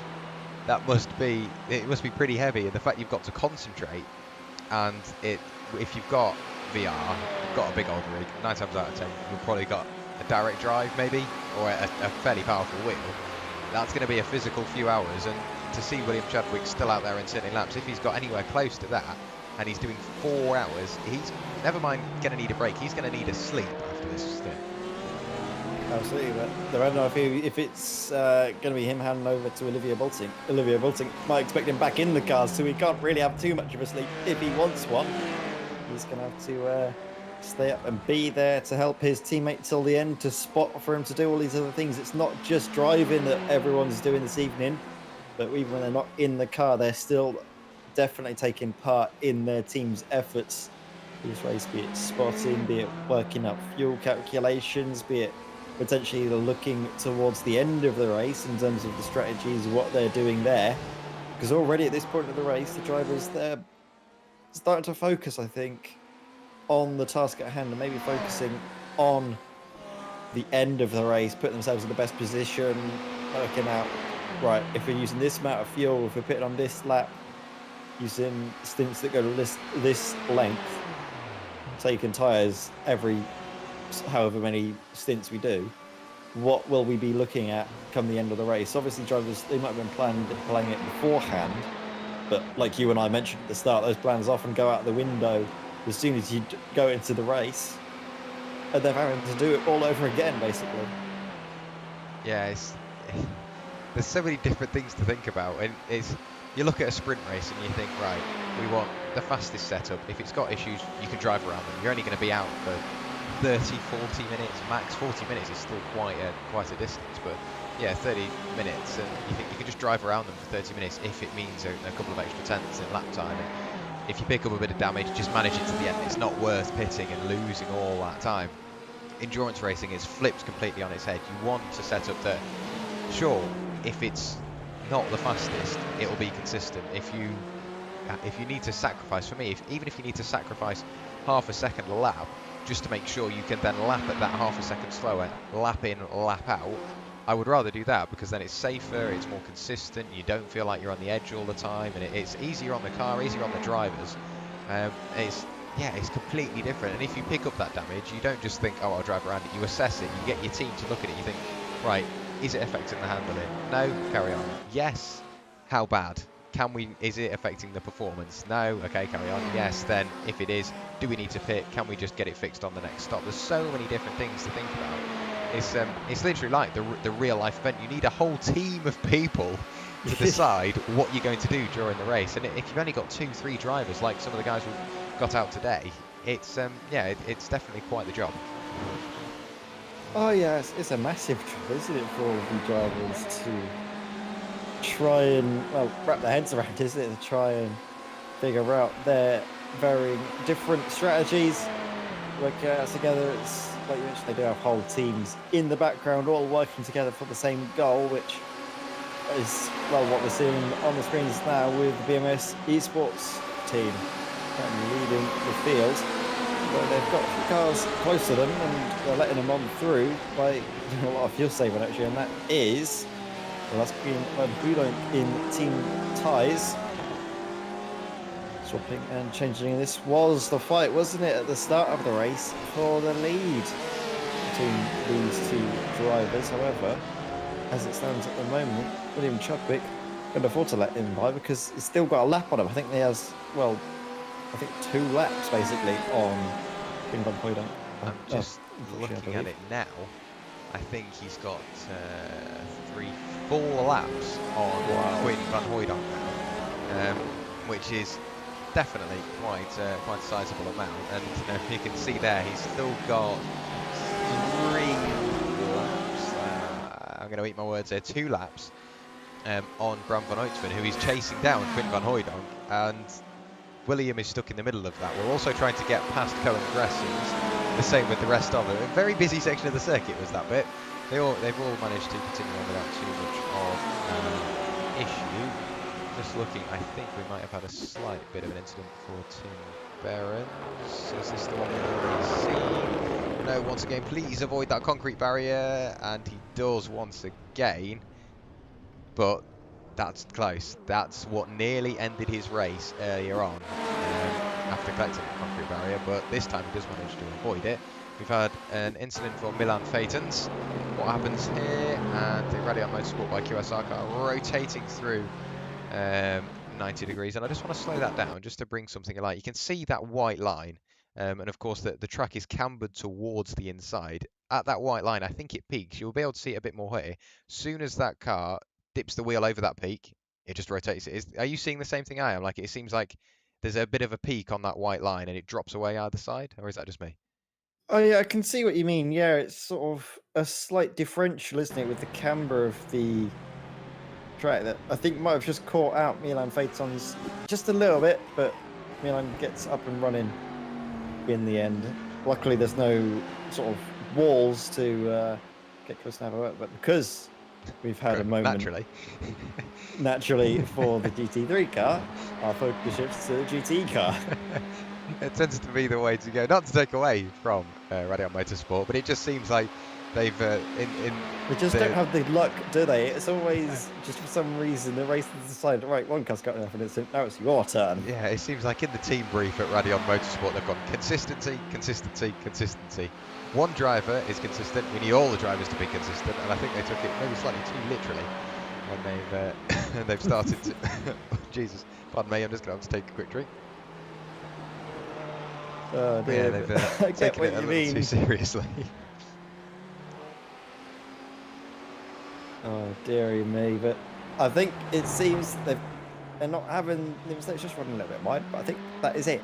So it seems to be Werrell Motorsport not having the same weird, what is it, psychic link between the two drivers in the two different cars.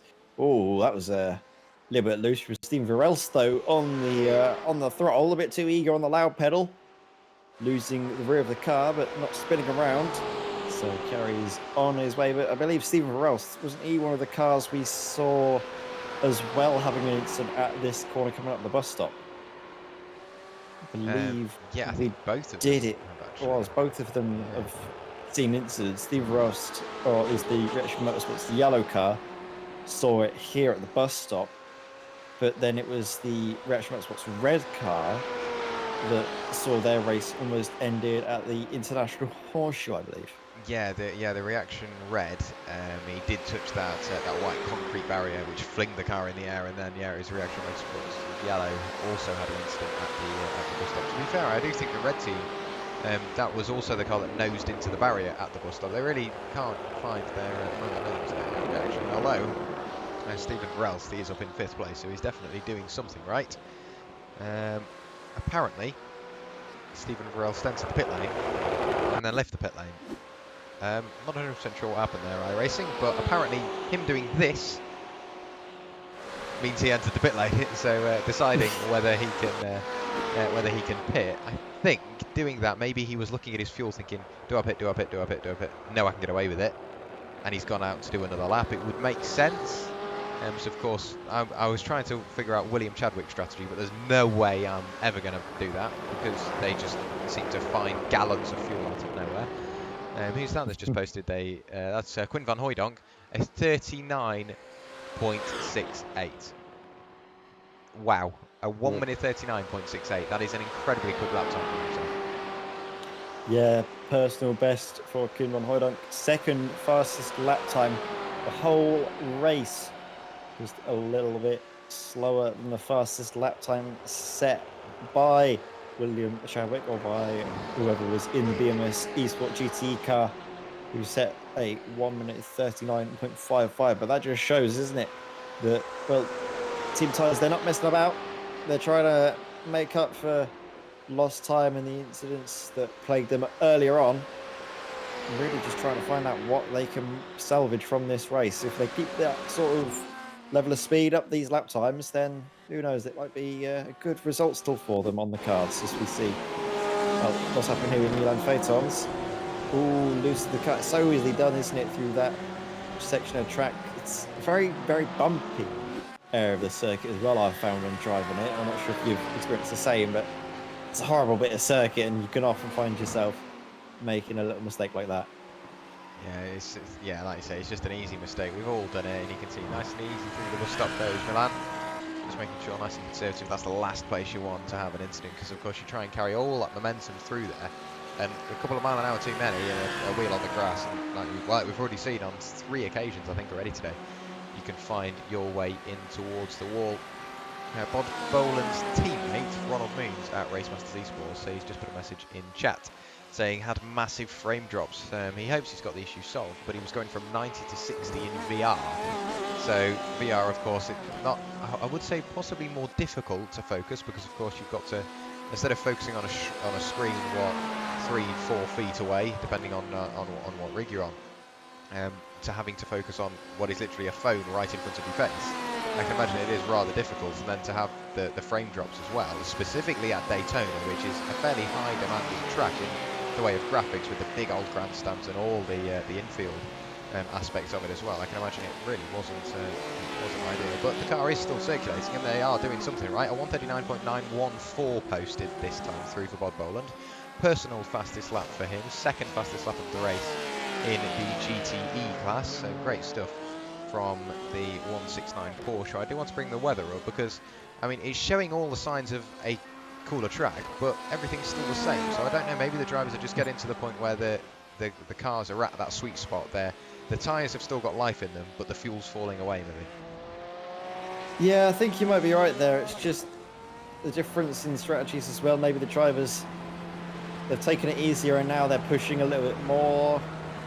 It's all different factors that could be coming into effect, but we are seeing drivers coming to the pits. This is one of them, Jürgen Knocker for Alpine Motorsport Azul. Going to be changing over drivers, changing drivers with Jeremy De Vauber now behind the wheel, and a driver change often means that we'll be seeing a tyre change as well. He's usually still out on the circuit, not come into the pits just yet, but well, I think they're probably next to come into the pits. They've been thrown a little bit out of cycle with where they once were due to an incident that saw them having to make their way to the pit lane to repair damages to their car, taking a fast repair at the bus stop chicane. But there you can see the class display up on the top, and our class leaders, well, LMP2s, they're still not out on the circuit. They're waiting until the end before giving us, hopefully, a race to remember between, well, Bart Delman and Ross Nicholson. GT3s. Well, Going Gressens is a little bit of an anonymous race, however, Nick Pouliot has actually been closing in. But I think we're expecting Nick to come into the pits soon as well. Well, you look at it and yeah, you think he's surely coming into the pit lane fairly shortly. I'm just looking over now. They've both had 6 pit stops. However, Cohen Gressons has had 6 pit stops, and the last time he pitted was on lap 166. The last time Nick pitted was on lap 148. So he's clearly not saving the same amount of fuel as that Audi. I can imagine the V10 Audi. I think Nick had to pit in a little bit earlier because of they were put out with Oh yeah, the damage. Damage yes, at the bus stop.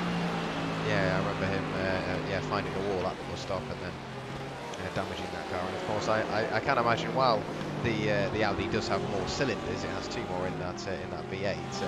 The Mercedes, it's a big on V8, isn't it? The Audi with the V10 and the Mercedes with the V8. I can imagine it does burn through a fair bit of fuel. I'm not sure whether it works out as more or as less, but it does seem like a big gas guzzling machine. Same with that BMW M8. It's a big old unit. It's got a lot of weight behind it. I can imagine that gets through. I can imagine that gets through a fair bit of fuel. Twin turbo V8 in that BMW, so definitely does get shifted. And I do want to see. Don't think we will be able to hear it. Here is Stephen Valest. If we can go on a nose cam, I want to listen for those big turbos because you don't normally hear them until you're sort of changing down or coasting through a corner. And we always, this was the textbook thing. Myself and Hassa, or myself and Peter Mackay on GT Pro and GT Evo, one of the best noises, just listening to the turbos. Can we hear it? Not that time through, really. But sometimes you just get a wisp. I think that was just then as it changed into first. You heard the whistle from the turbo. We'll have another listening towards the International Horseshoe just as he changes into first. Not quite that time through. It's just one of those little noises that you hear every now and then. And they just bring a smile to your face because you know it's just mechanical trickery working away to produce what a 560 wheel brake horsepower in that BMW. It really is an absolute monster of a thing. It certainly is, yeah. What a machine the M8 is. Big, beefy, and, well, it's mightily quick as well, you gotta say. As you see a little bit of flames coming out of the side exhaust as well. They're always a little bit of a treat to see. It's not often you see them on the BMW, but they do occasionally pop up every now and again. Very nice indeed. You might catch a glimpse of them going through the bus stop chicane, but actually we're going to shift our attention because, well, 3rd place is in the pits. Sven Calbert now 4th, and that is actually Sven Calbert now behind the wheel. It is indeed. Gus Franken continues on for RP Motorsport. And he is currently sat there. He has inherited 3rd place from the DynamiXX Endurance Corvette. Stephen Verelst is still sat there in 5th place. You can see him now coming through Speedway turn 3. And across the start-finish line we go. I don't think it'll be quite as fast. Sven Calvert, yeah, he is now back out on the circuit. He is back out and circulating. So this time through he won't be a position made Stephen Verelst and Reaction Motorsports Yellow. You can see up the road, I think that might have been his teammate. That's the wrong car, Jack. It might have been his teammate. It was indeed. His fellow BMW screaming by and just popping and banging and any other adjective that goes with that BMW in towards that international horseshoe. You can see he does have the attentions of Bram van Uitven, who goes screaming up the inside. Screaming is definitely the right word in that 911 RSR. In the background you can see both the reaction cars. Some good photo opportunities for anybody in the session if you are watching along, whether it be on here or in the session itself. Here is Jeremy Debova, the number 81 machine for RP Motorsport with the livery now loaded on it. And that's one of the liveries you think there's some liveries which look really good purely because they're out there and the colours are flashy and all the shapes work and the sponsors work, but there's some liveries which I think work because they look realistic. The RP ones, if you were to see them under a gazebo sat in the paddock here at Daytona, you wouldn't think they look out of place at all. No, absolutely, they are very nice liveries indeed. RP Motorsport, very nice indeed. I can see now, yeah, very good livery because mine wasn't loading it as well until I managed to get mine refreshing and sorted out. So training paints for some reason didn't like the paint job, but now is showing nice and clear for us all. Same as well this RP Motorsport one with a little bit of green. It fades into it rather nicely, doesn't it, on the size, and well, it's just they've just done a very good job, I think, on those paint jobs. Everyone, sort of a lot of the paint jobs are very good. I do like as well the car being driven at the moment by Bram van Uytven in DynamiXX Red. You can see that one there. It stands out. You're not really going to miss it, and it's one that you've seen in quite a lot of series, hasn't it? You mentioned, I think, GT Evo. That car's been seen quite a lot, and it's very distinctive, isn't it? Yeah, it's one of those ones. If you pick up another Dynamics car, you can see they tend to go with the red, white, and black, and very SimStickers-esque, I think, is that livery. But then you just see the little flash of Dayglow yellow go screaming by, and you know, yes, that is that car. And I think it was Bram van Uytven that raced it at the time in the GT series, whether it was the Pro or the Evo, I can't 100% remember. I think it was actually with Peter Mackay, so it would have been in the GT Evo series. Was very competitive as well while it was there. Just nobody could touch the G-Drive cars. That was an incredible performance. So it was Martin van Loosnoord. I think Brock Glass was also there in the G-Drive cars, but they were just so quick every single round. You'd expect nothing less from the G-Drive BMWs, and it was all down to what people could pick up from the scraps, and 9 times out of 10 it was Bram van Uytven going screaming through and picking up some good points as well. At the moment it's still William Chadwick in the lead. 44 seconds is that lead gap now. It seems to have levelled out, and everybody's slowly started to find a similar sort of pace, and we've said 44 seconds a fair bit because we saw it drop to 40, then 39, then back up to 40, and it's now back up to 44 between William Chadwick in the BMS Esports GT, still saving fuel into the bus stop, you can hear there, and the 169 Racemasters Esports entry, currently being piloted by the Manxman of Bod Boland. And yeah, it's just settling out very nicely. There's nobody really making any rash moves anywhere, and it's just keeping safe and keeping consistent at this point, because we're closing up on that halfway point. Only 35 just under minutes of this of our time, at least, in the commentary box. And then we hand over to Chaz and Jack, and I think they might get treated to a few battles, because this is when we see the drivers that maybe have lost time work their way back up through the order, and it's when we see strategy come into fruition, because the drivers are getting closer to the end of the race. So naturally, it takes a lot less working out to decide, are we going to make it or not? Are we going to need a splash and dash, or are we just going to make it on the normal strategy? So we could end up seeing a bit of strategy play along the way, but I'm looking forward to carry on watching. While I may not be in the commentary box, we could end up with one hell of a watch this afternoon. Absolutely, yeah, that will be certainly one to watch for. Is that, and as well, don't forget seeing the LMP2s finishing their race, seeing what the likes of maybe Bart Daleman or Ross Nicholson or whoever it is that takes those two cars till the end. So that will be very entertaining indeed. And well, we haven't been seeing the LMP2s out on the circuit, of course, because it's just the two of them, and they ran for, I think, the first couple of hours, and then I think they might have been talking to one another and decided 12 hours is a long time to run a race if it's just a pair of them. They're instead gonna wait until the end and put on a bit of a show for us. Yeah, it seems like that was definitely the thinking behind it. And of course, I can respect that, because if I think at the time they were a lap apart, they were working through traffic every single time they turned a lap. There wasn't really a clean lap for them. So I can understand exactly why they did it, because they would have just been sat there, not necessarily getting in the way, but giving the other drivers a lot more to think about. And of course, they will have had to sit there on the mirrors, but it also then gives the chance of a GTE, like I mentioned at the time, to win the race outright, and I think that's somewhat guaranteed now, which of course then brings another little bit of glory for some of the drivers. So it's nice to see that they've done that as well. And of course they are going to come across and take the checkered flag, albeit Bart Daleman is one full lap ahead of Ross Nicholson. So it's all down to who gets in the session first and gets that lap done, whether they are communicating with each other, saying, I'm going to get in the session, we'll do a lap, and maybe end up seeing a little race. That would be something that I'd like to see, just a quick little sort of 5-lap dash between the LMP2s, obviously doing their best to stay out of the way of the drivers that are currently battling and that have turned laps for the whole 12 hours, but a little LMP2 battle I think would go a long way towards the broadcast as well. But there's nothing major going on circuit. We've got a very busy pit road at the moment.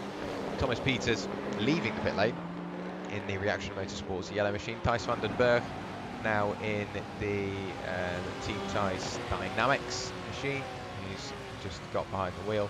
Now have Jurgen van der Peer in the Dynamics Bell Speed Mercedes, still just sat there in the pit lane. But we know what Thijs van den Berg is like. He was also a driver in the GT Evo series, and he was incredibly quick at the time as well. So he was also in the Porsche, I do believe. So we could end up seeing a little bit of experience play come into that. He's got quite the gap to make up.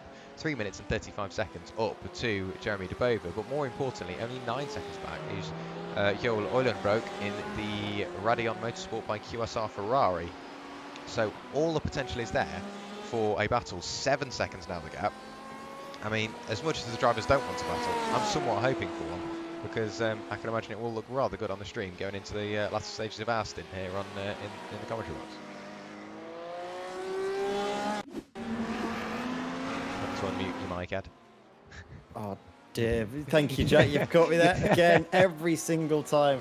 But yeah, especially we are hoping to have that to round out the evening. But Milan Phaeton's having again another incident. It's that same corner that's catching these drivers out. It's the little bumps on the exit, and here we see our race leader now going through. Oh, that was a big moment into tyre barriers. Ouch. But that's, I think, the softer ones, so maybe they've gotten away with it. Oh no, as they turn around, a little bit of damage there on the front. Very fortunate though, as we've been mentioning every time we see, I see a very fast approaching BMW. I think they just get away with that. But yeah, engine not in the front, so they're able to get away with that one.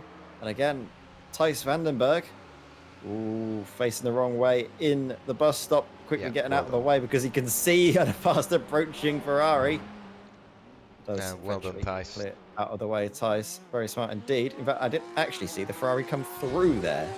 I'm not sure if that was just blocked off. No, yeah, the Ferrari did come through. You can see it in the background. As I was bigging up Thijs van den Berg, saying he's a very quick, very consistent driver, he decides to do a reverse entry into the bus stop. So there is the QSR Ferrari comes screaming through. There he goes, there bouncing off the curbs on his way.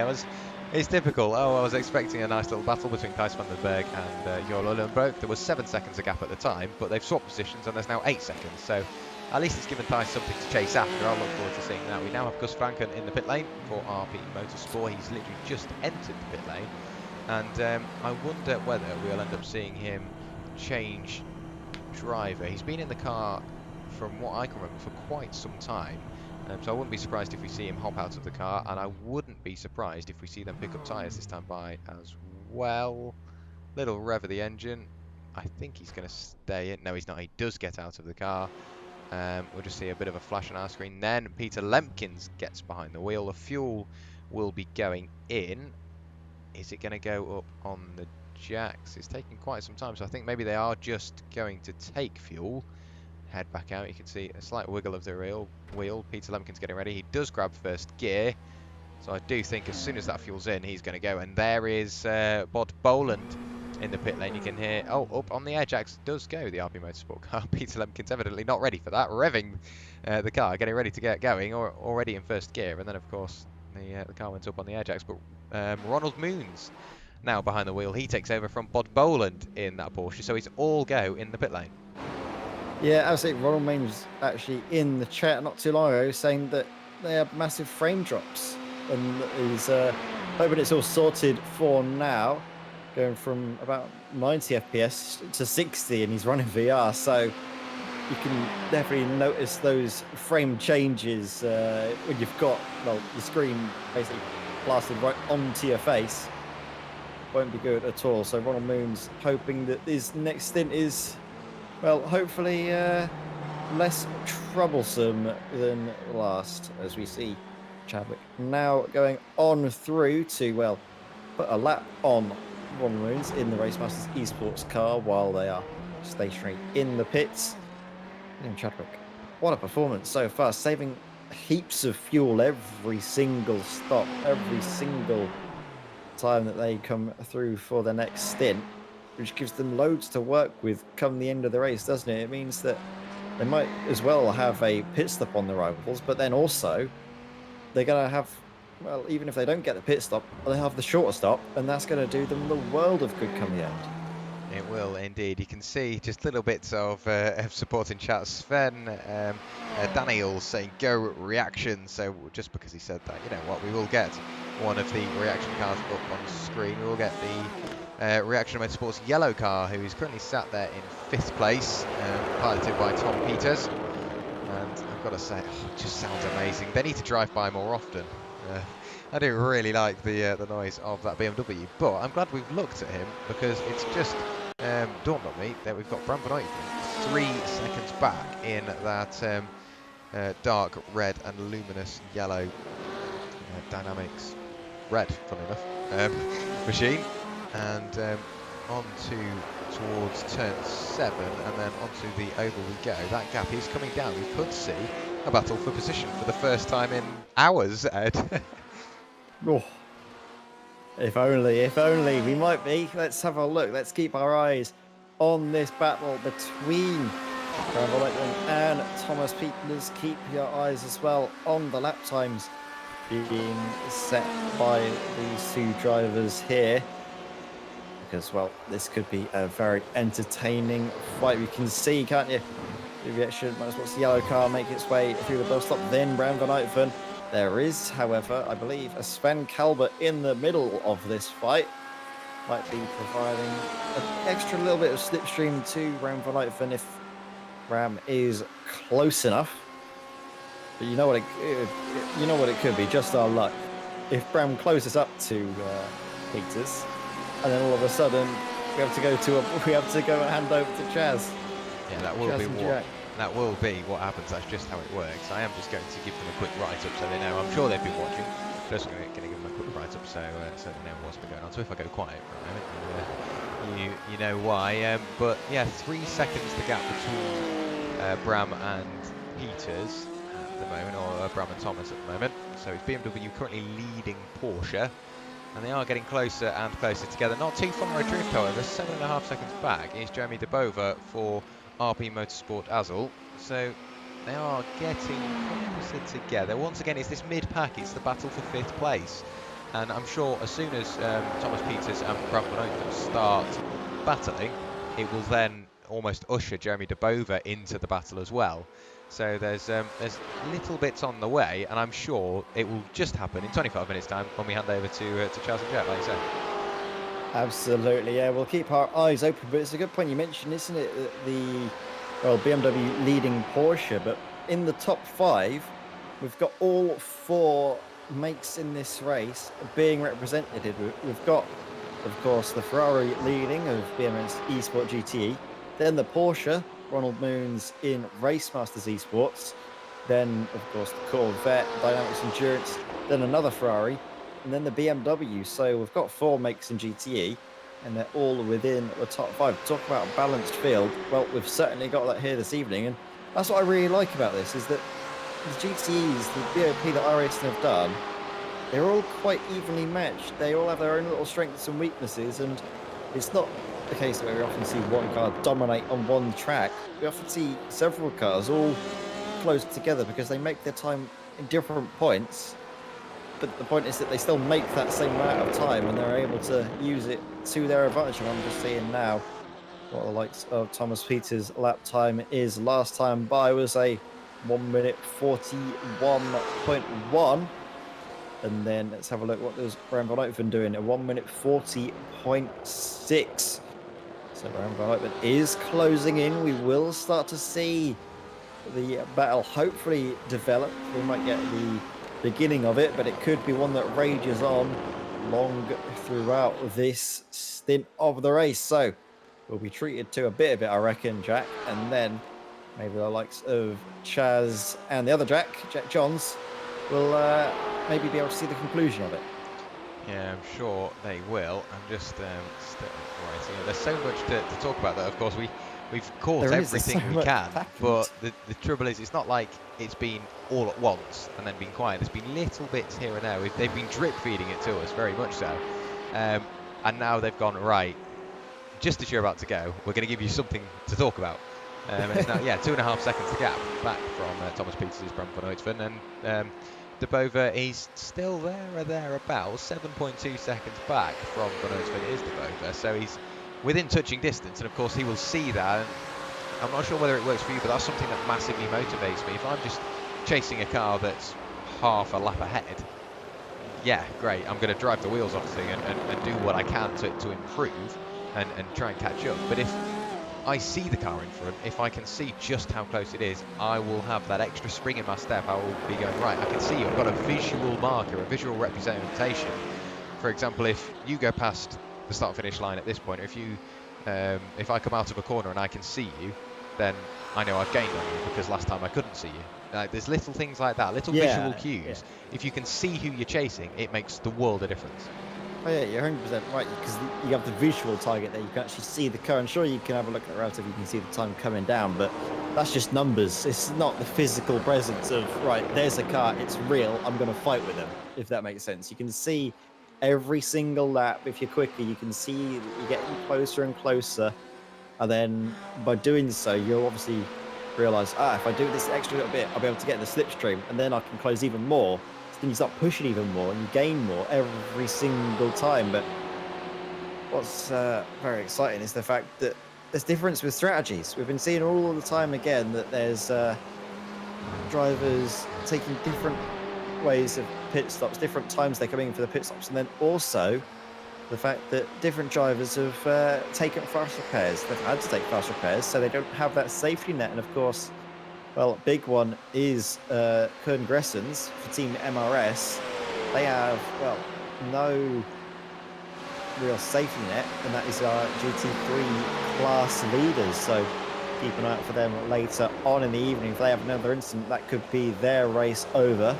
As well, I think both Reaction Motorsports car, they don't have that safety net either. They've both taken fast repairs at different points for different reasons, but the fact of the matter is they still don't have their safety net.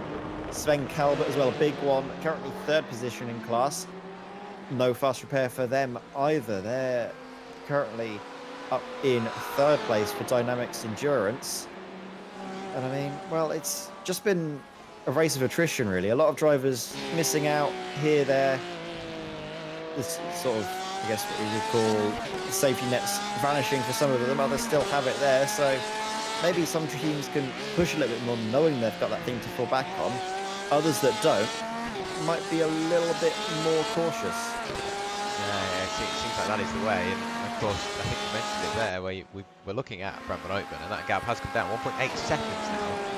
But look who is in between the battle. There is Jens Goosens in the Red Motorsport by QSR2 Ferrari. So of course Jens will be picking up that draft assistance, and it's really going to work with Bram van Open here, because if you think Thomas Peters and Bram van Open, they are 1.8 seconds apart. So Bram is out of draft range, but there's a car in between them, so it's bridged that gap. So he will be picking up draft off the Ferrari, which is picking up draft off the BMW, which is only going to bring them together. So that's definitely worked in his favour, but even more so now, Jeremy De Bova for RP Motorsport Azul, only 6.4 seconds back. I'm hoping within the next 15 minutes they will book their ideas up and they start battling, because this is what I want to commentate on. I do not want to miss this. It's one of the battles that has been heating up for such a long time, and fingers crossed we do get to see it. If not, Chaz and Jack are going to be in for one busy opening hour. Oh yeah, absolutely. And I'll tell you what, they're going to have to drag us out of the consoles kicking and screaming if we don't get a chance to see this fight come to its end, because this is going to be really exciting to watch. I am sure we can see, like you mentioned, the Ferrari breaching the gap, allowing this fight to close in. And well, it's just a matter of time, isn't it, before we see the likes of, well,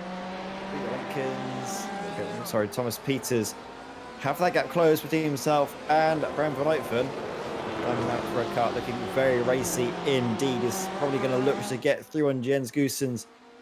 You'd imagine probably before the bus stop, if he can manage it. Of course, if not, he won't be too upset if it comes just a little while afterwards. The main thing, though, is that Bram does not want to be held up. He doesn't want any incidents to happen, doesn't want any risks to be taken at this stage of race. Instead, wants to keep it nice and safe, nice and clean as they send their way through the bus stop here. It's all about getting the run now. Bram knows this, and Bram does exactly that as he gets a good run coming through the bus stop. It has to maybe check up a little bit to avoid coming into the back of, well, a very loose Jens Goosens. And that little moment going through the bus stop has allowed that gap to increase. The margin now 2 seconds between the BMW and the Porsche. It's just the gaps are definitely ebbing and flowing all the way through. Yeah, that seems to be just the general complexion of the race, doesn't it? Like you see them get closer, you see them get further away, but look at that run through turn 1, evidently much more confident on the brakes from the moment. You can see it was 2 seconds now down to 1.6, now down to 1.5, pushing on 1.4. If you are watching along in chat, you see there's 20 of you.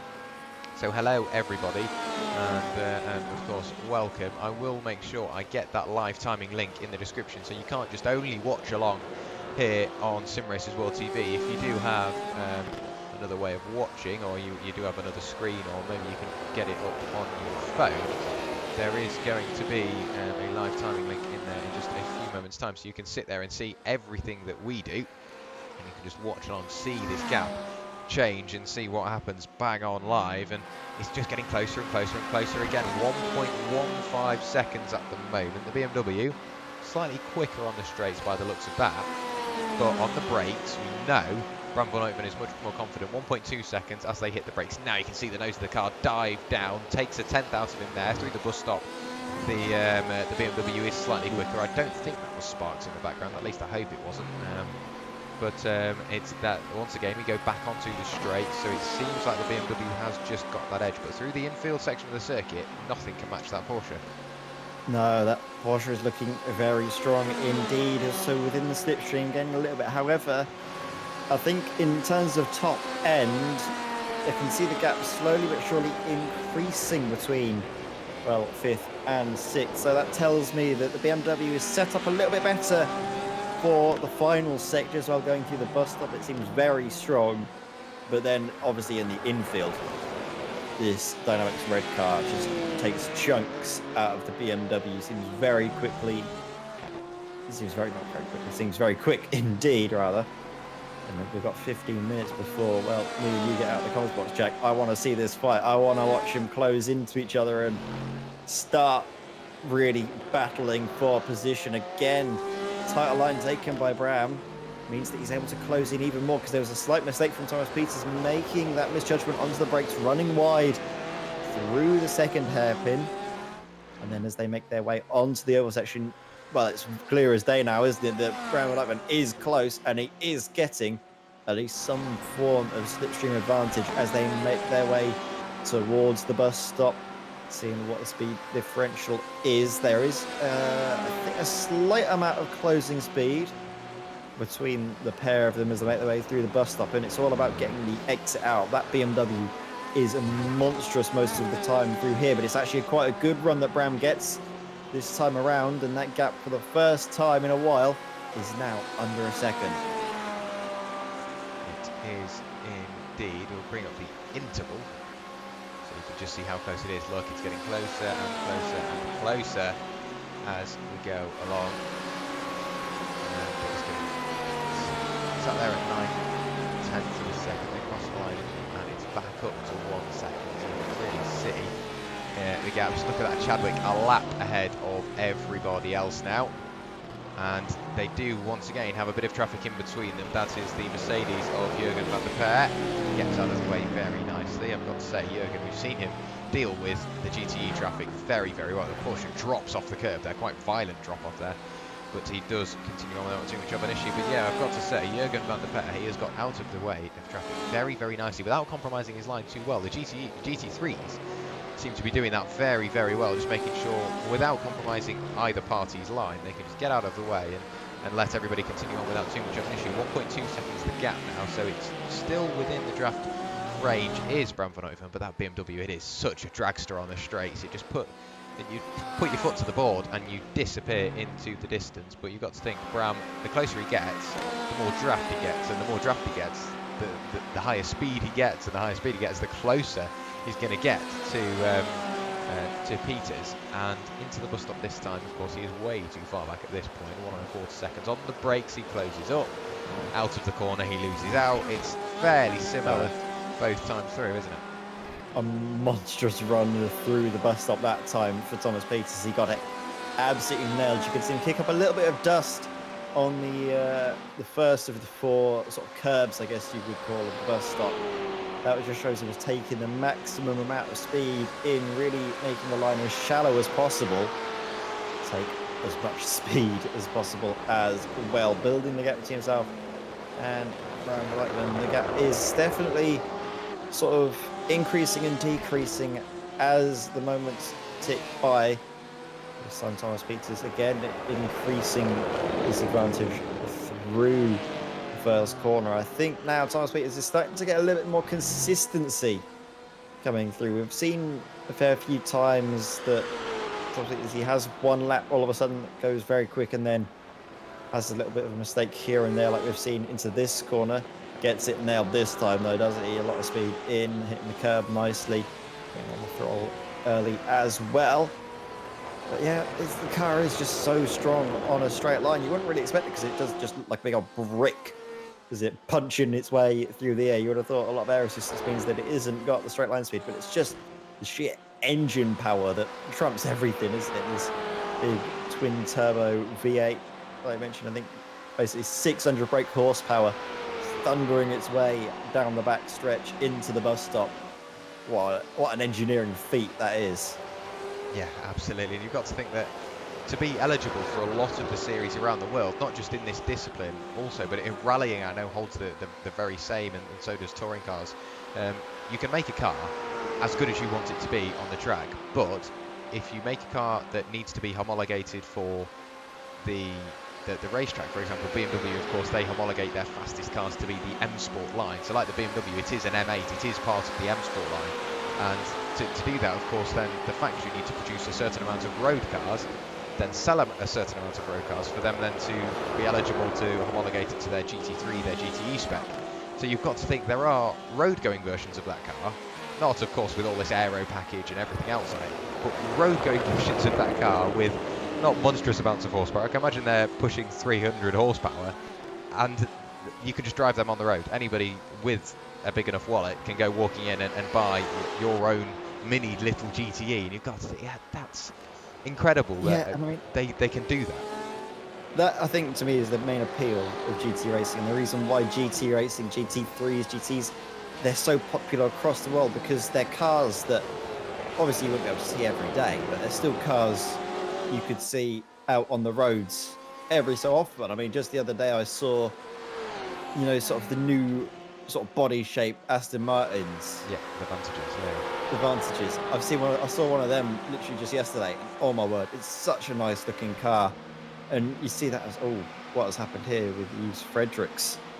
This is the Radio Motorsport by QSR car looking very damaged. And is it again that same mistake? It is a repeat of the incident that saw them have to take the fast repair early on. That is exactly the same.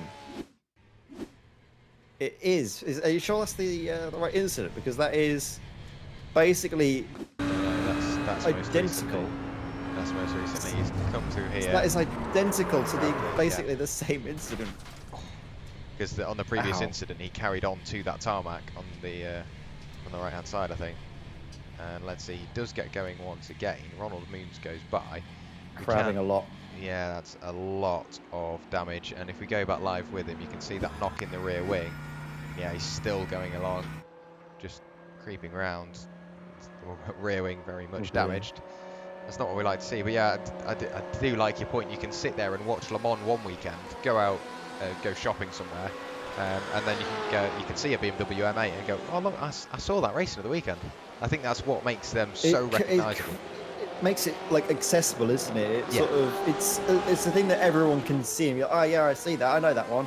Whereas a lot of times, like the LMPs, the one prototypes, they're not really got the same connection, do they, to all the other cars you'd see in real life? Because they're basically just weird prototype things. They're not quite Formula cars that everyone looks and recognises. That's like a Formula 1 car. I know that one. I've seen it. It's like its own weird little thing. The same with like Pikes Peak is the reason that I think they're just so far removed from the actual cars themselves, is that a lot of the time you don't really see too many people following it, like the higher class of the Pikes Peak. However, there is, well, I can't remember seeing it the other day, there was I think a Bentley that's being engineered to run on, I think like e-fueled, like synthetic fuels. That looks really nice. Yeah, I've seen that. It's a big old unit. It's got a lot of aero there, and as usual with Pikespeed aero, is definitely where it's at. And aero is what is preventing Van Open from working his way past. He pulled out of the draft. Of course, all that aerodynamic drag on the car gets hit by the wall of air, and he's left with very little to do in the way of getting past. But now look who's there. That is the number 7 machine of Thijs van den Berg, managing to work his way out of the way. And I think just following on from your point, that's what makes touring cars and GTs so popular, because they're not completely different pieces of kit. Yeah, sure, there might be space frame chassis, and the bodywork could literally just be placed there to make it look like the car that leaves the factory. But you can just go down the street and say, oh look, that's a Honda Civic. I was watching them race at the weekend at Brands Hatch or wherever. And it's so much the same with GTs. Like I say, you can just go to the shops and see one of them and go, oh yeah, I've seen that. And I think that's what hooks a lot of new fans to motorsport, because they go, oh, what's this on TV? Then we'll just watch that, and they see an Audi R8 going by, and they think, oh yeah, that's a nice car.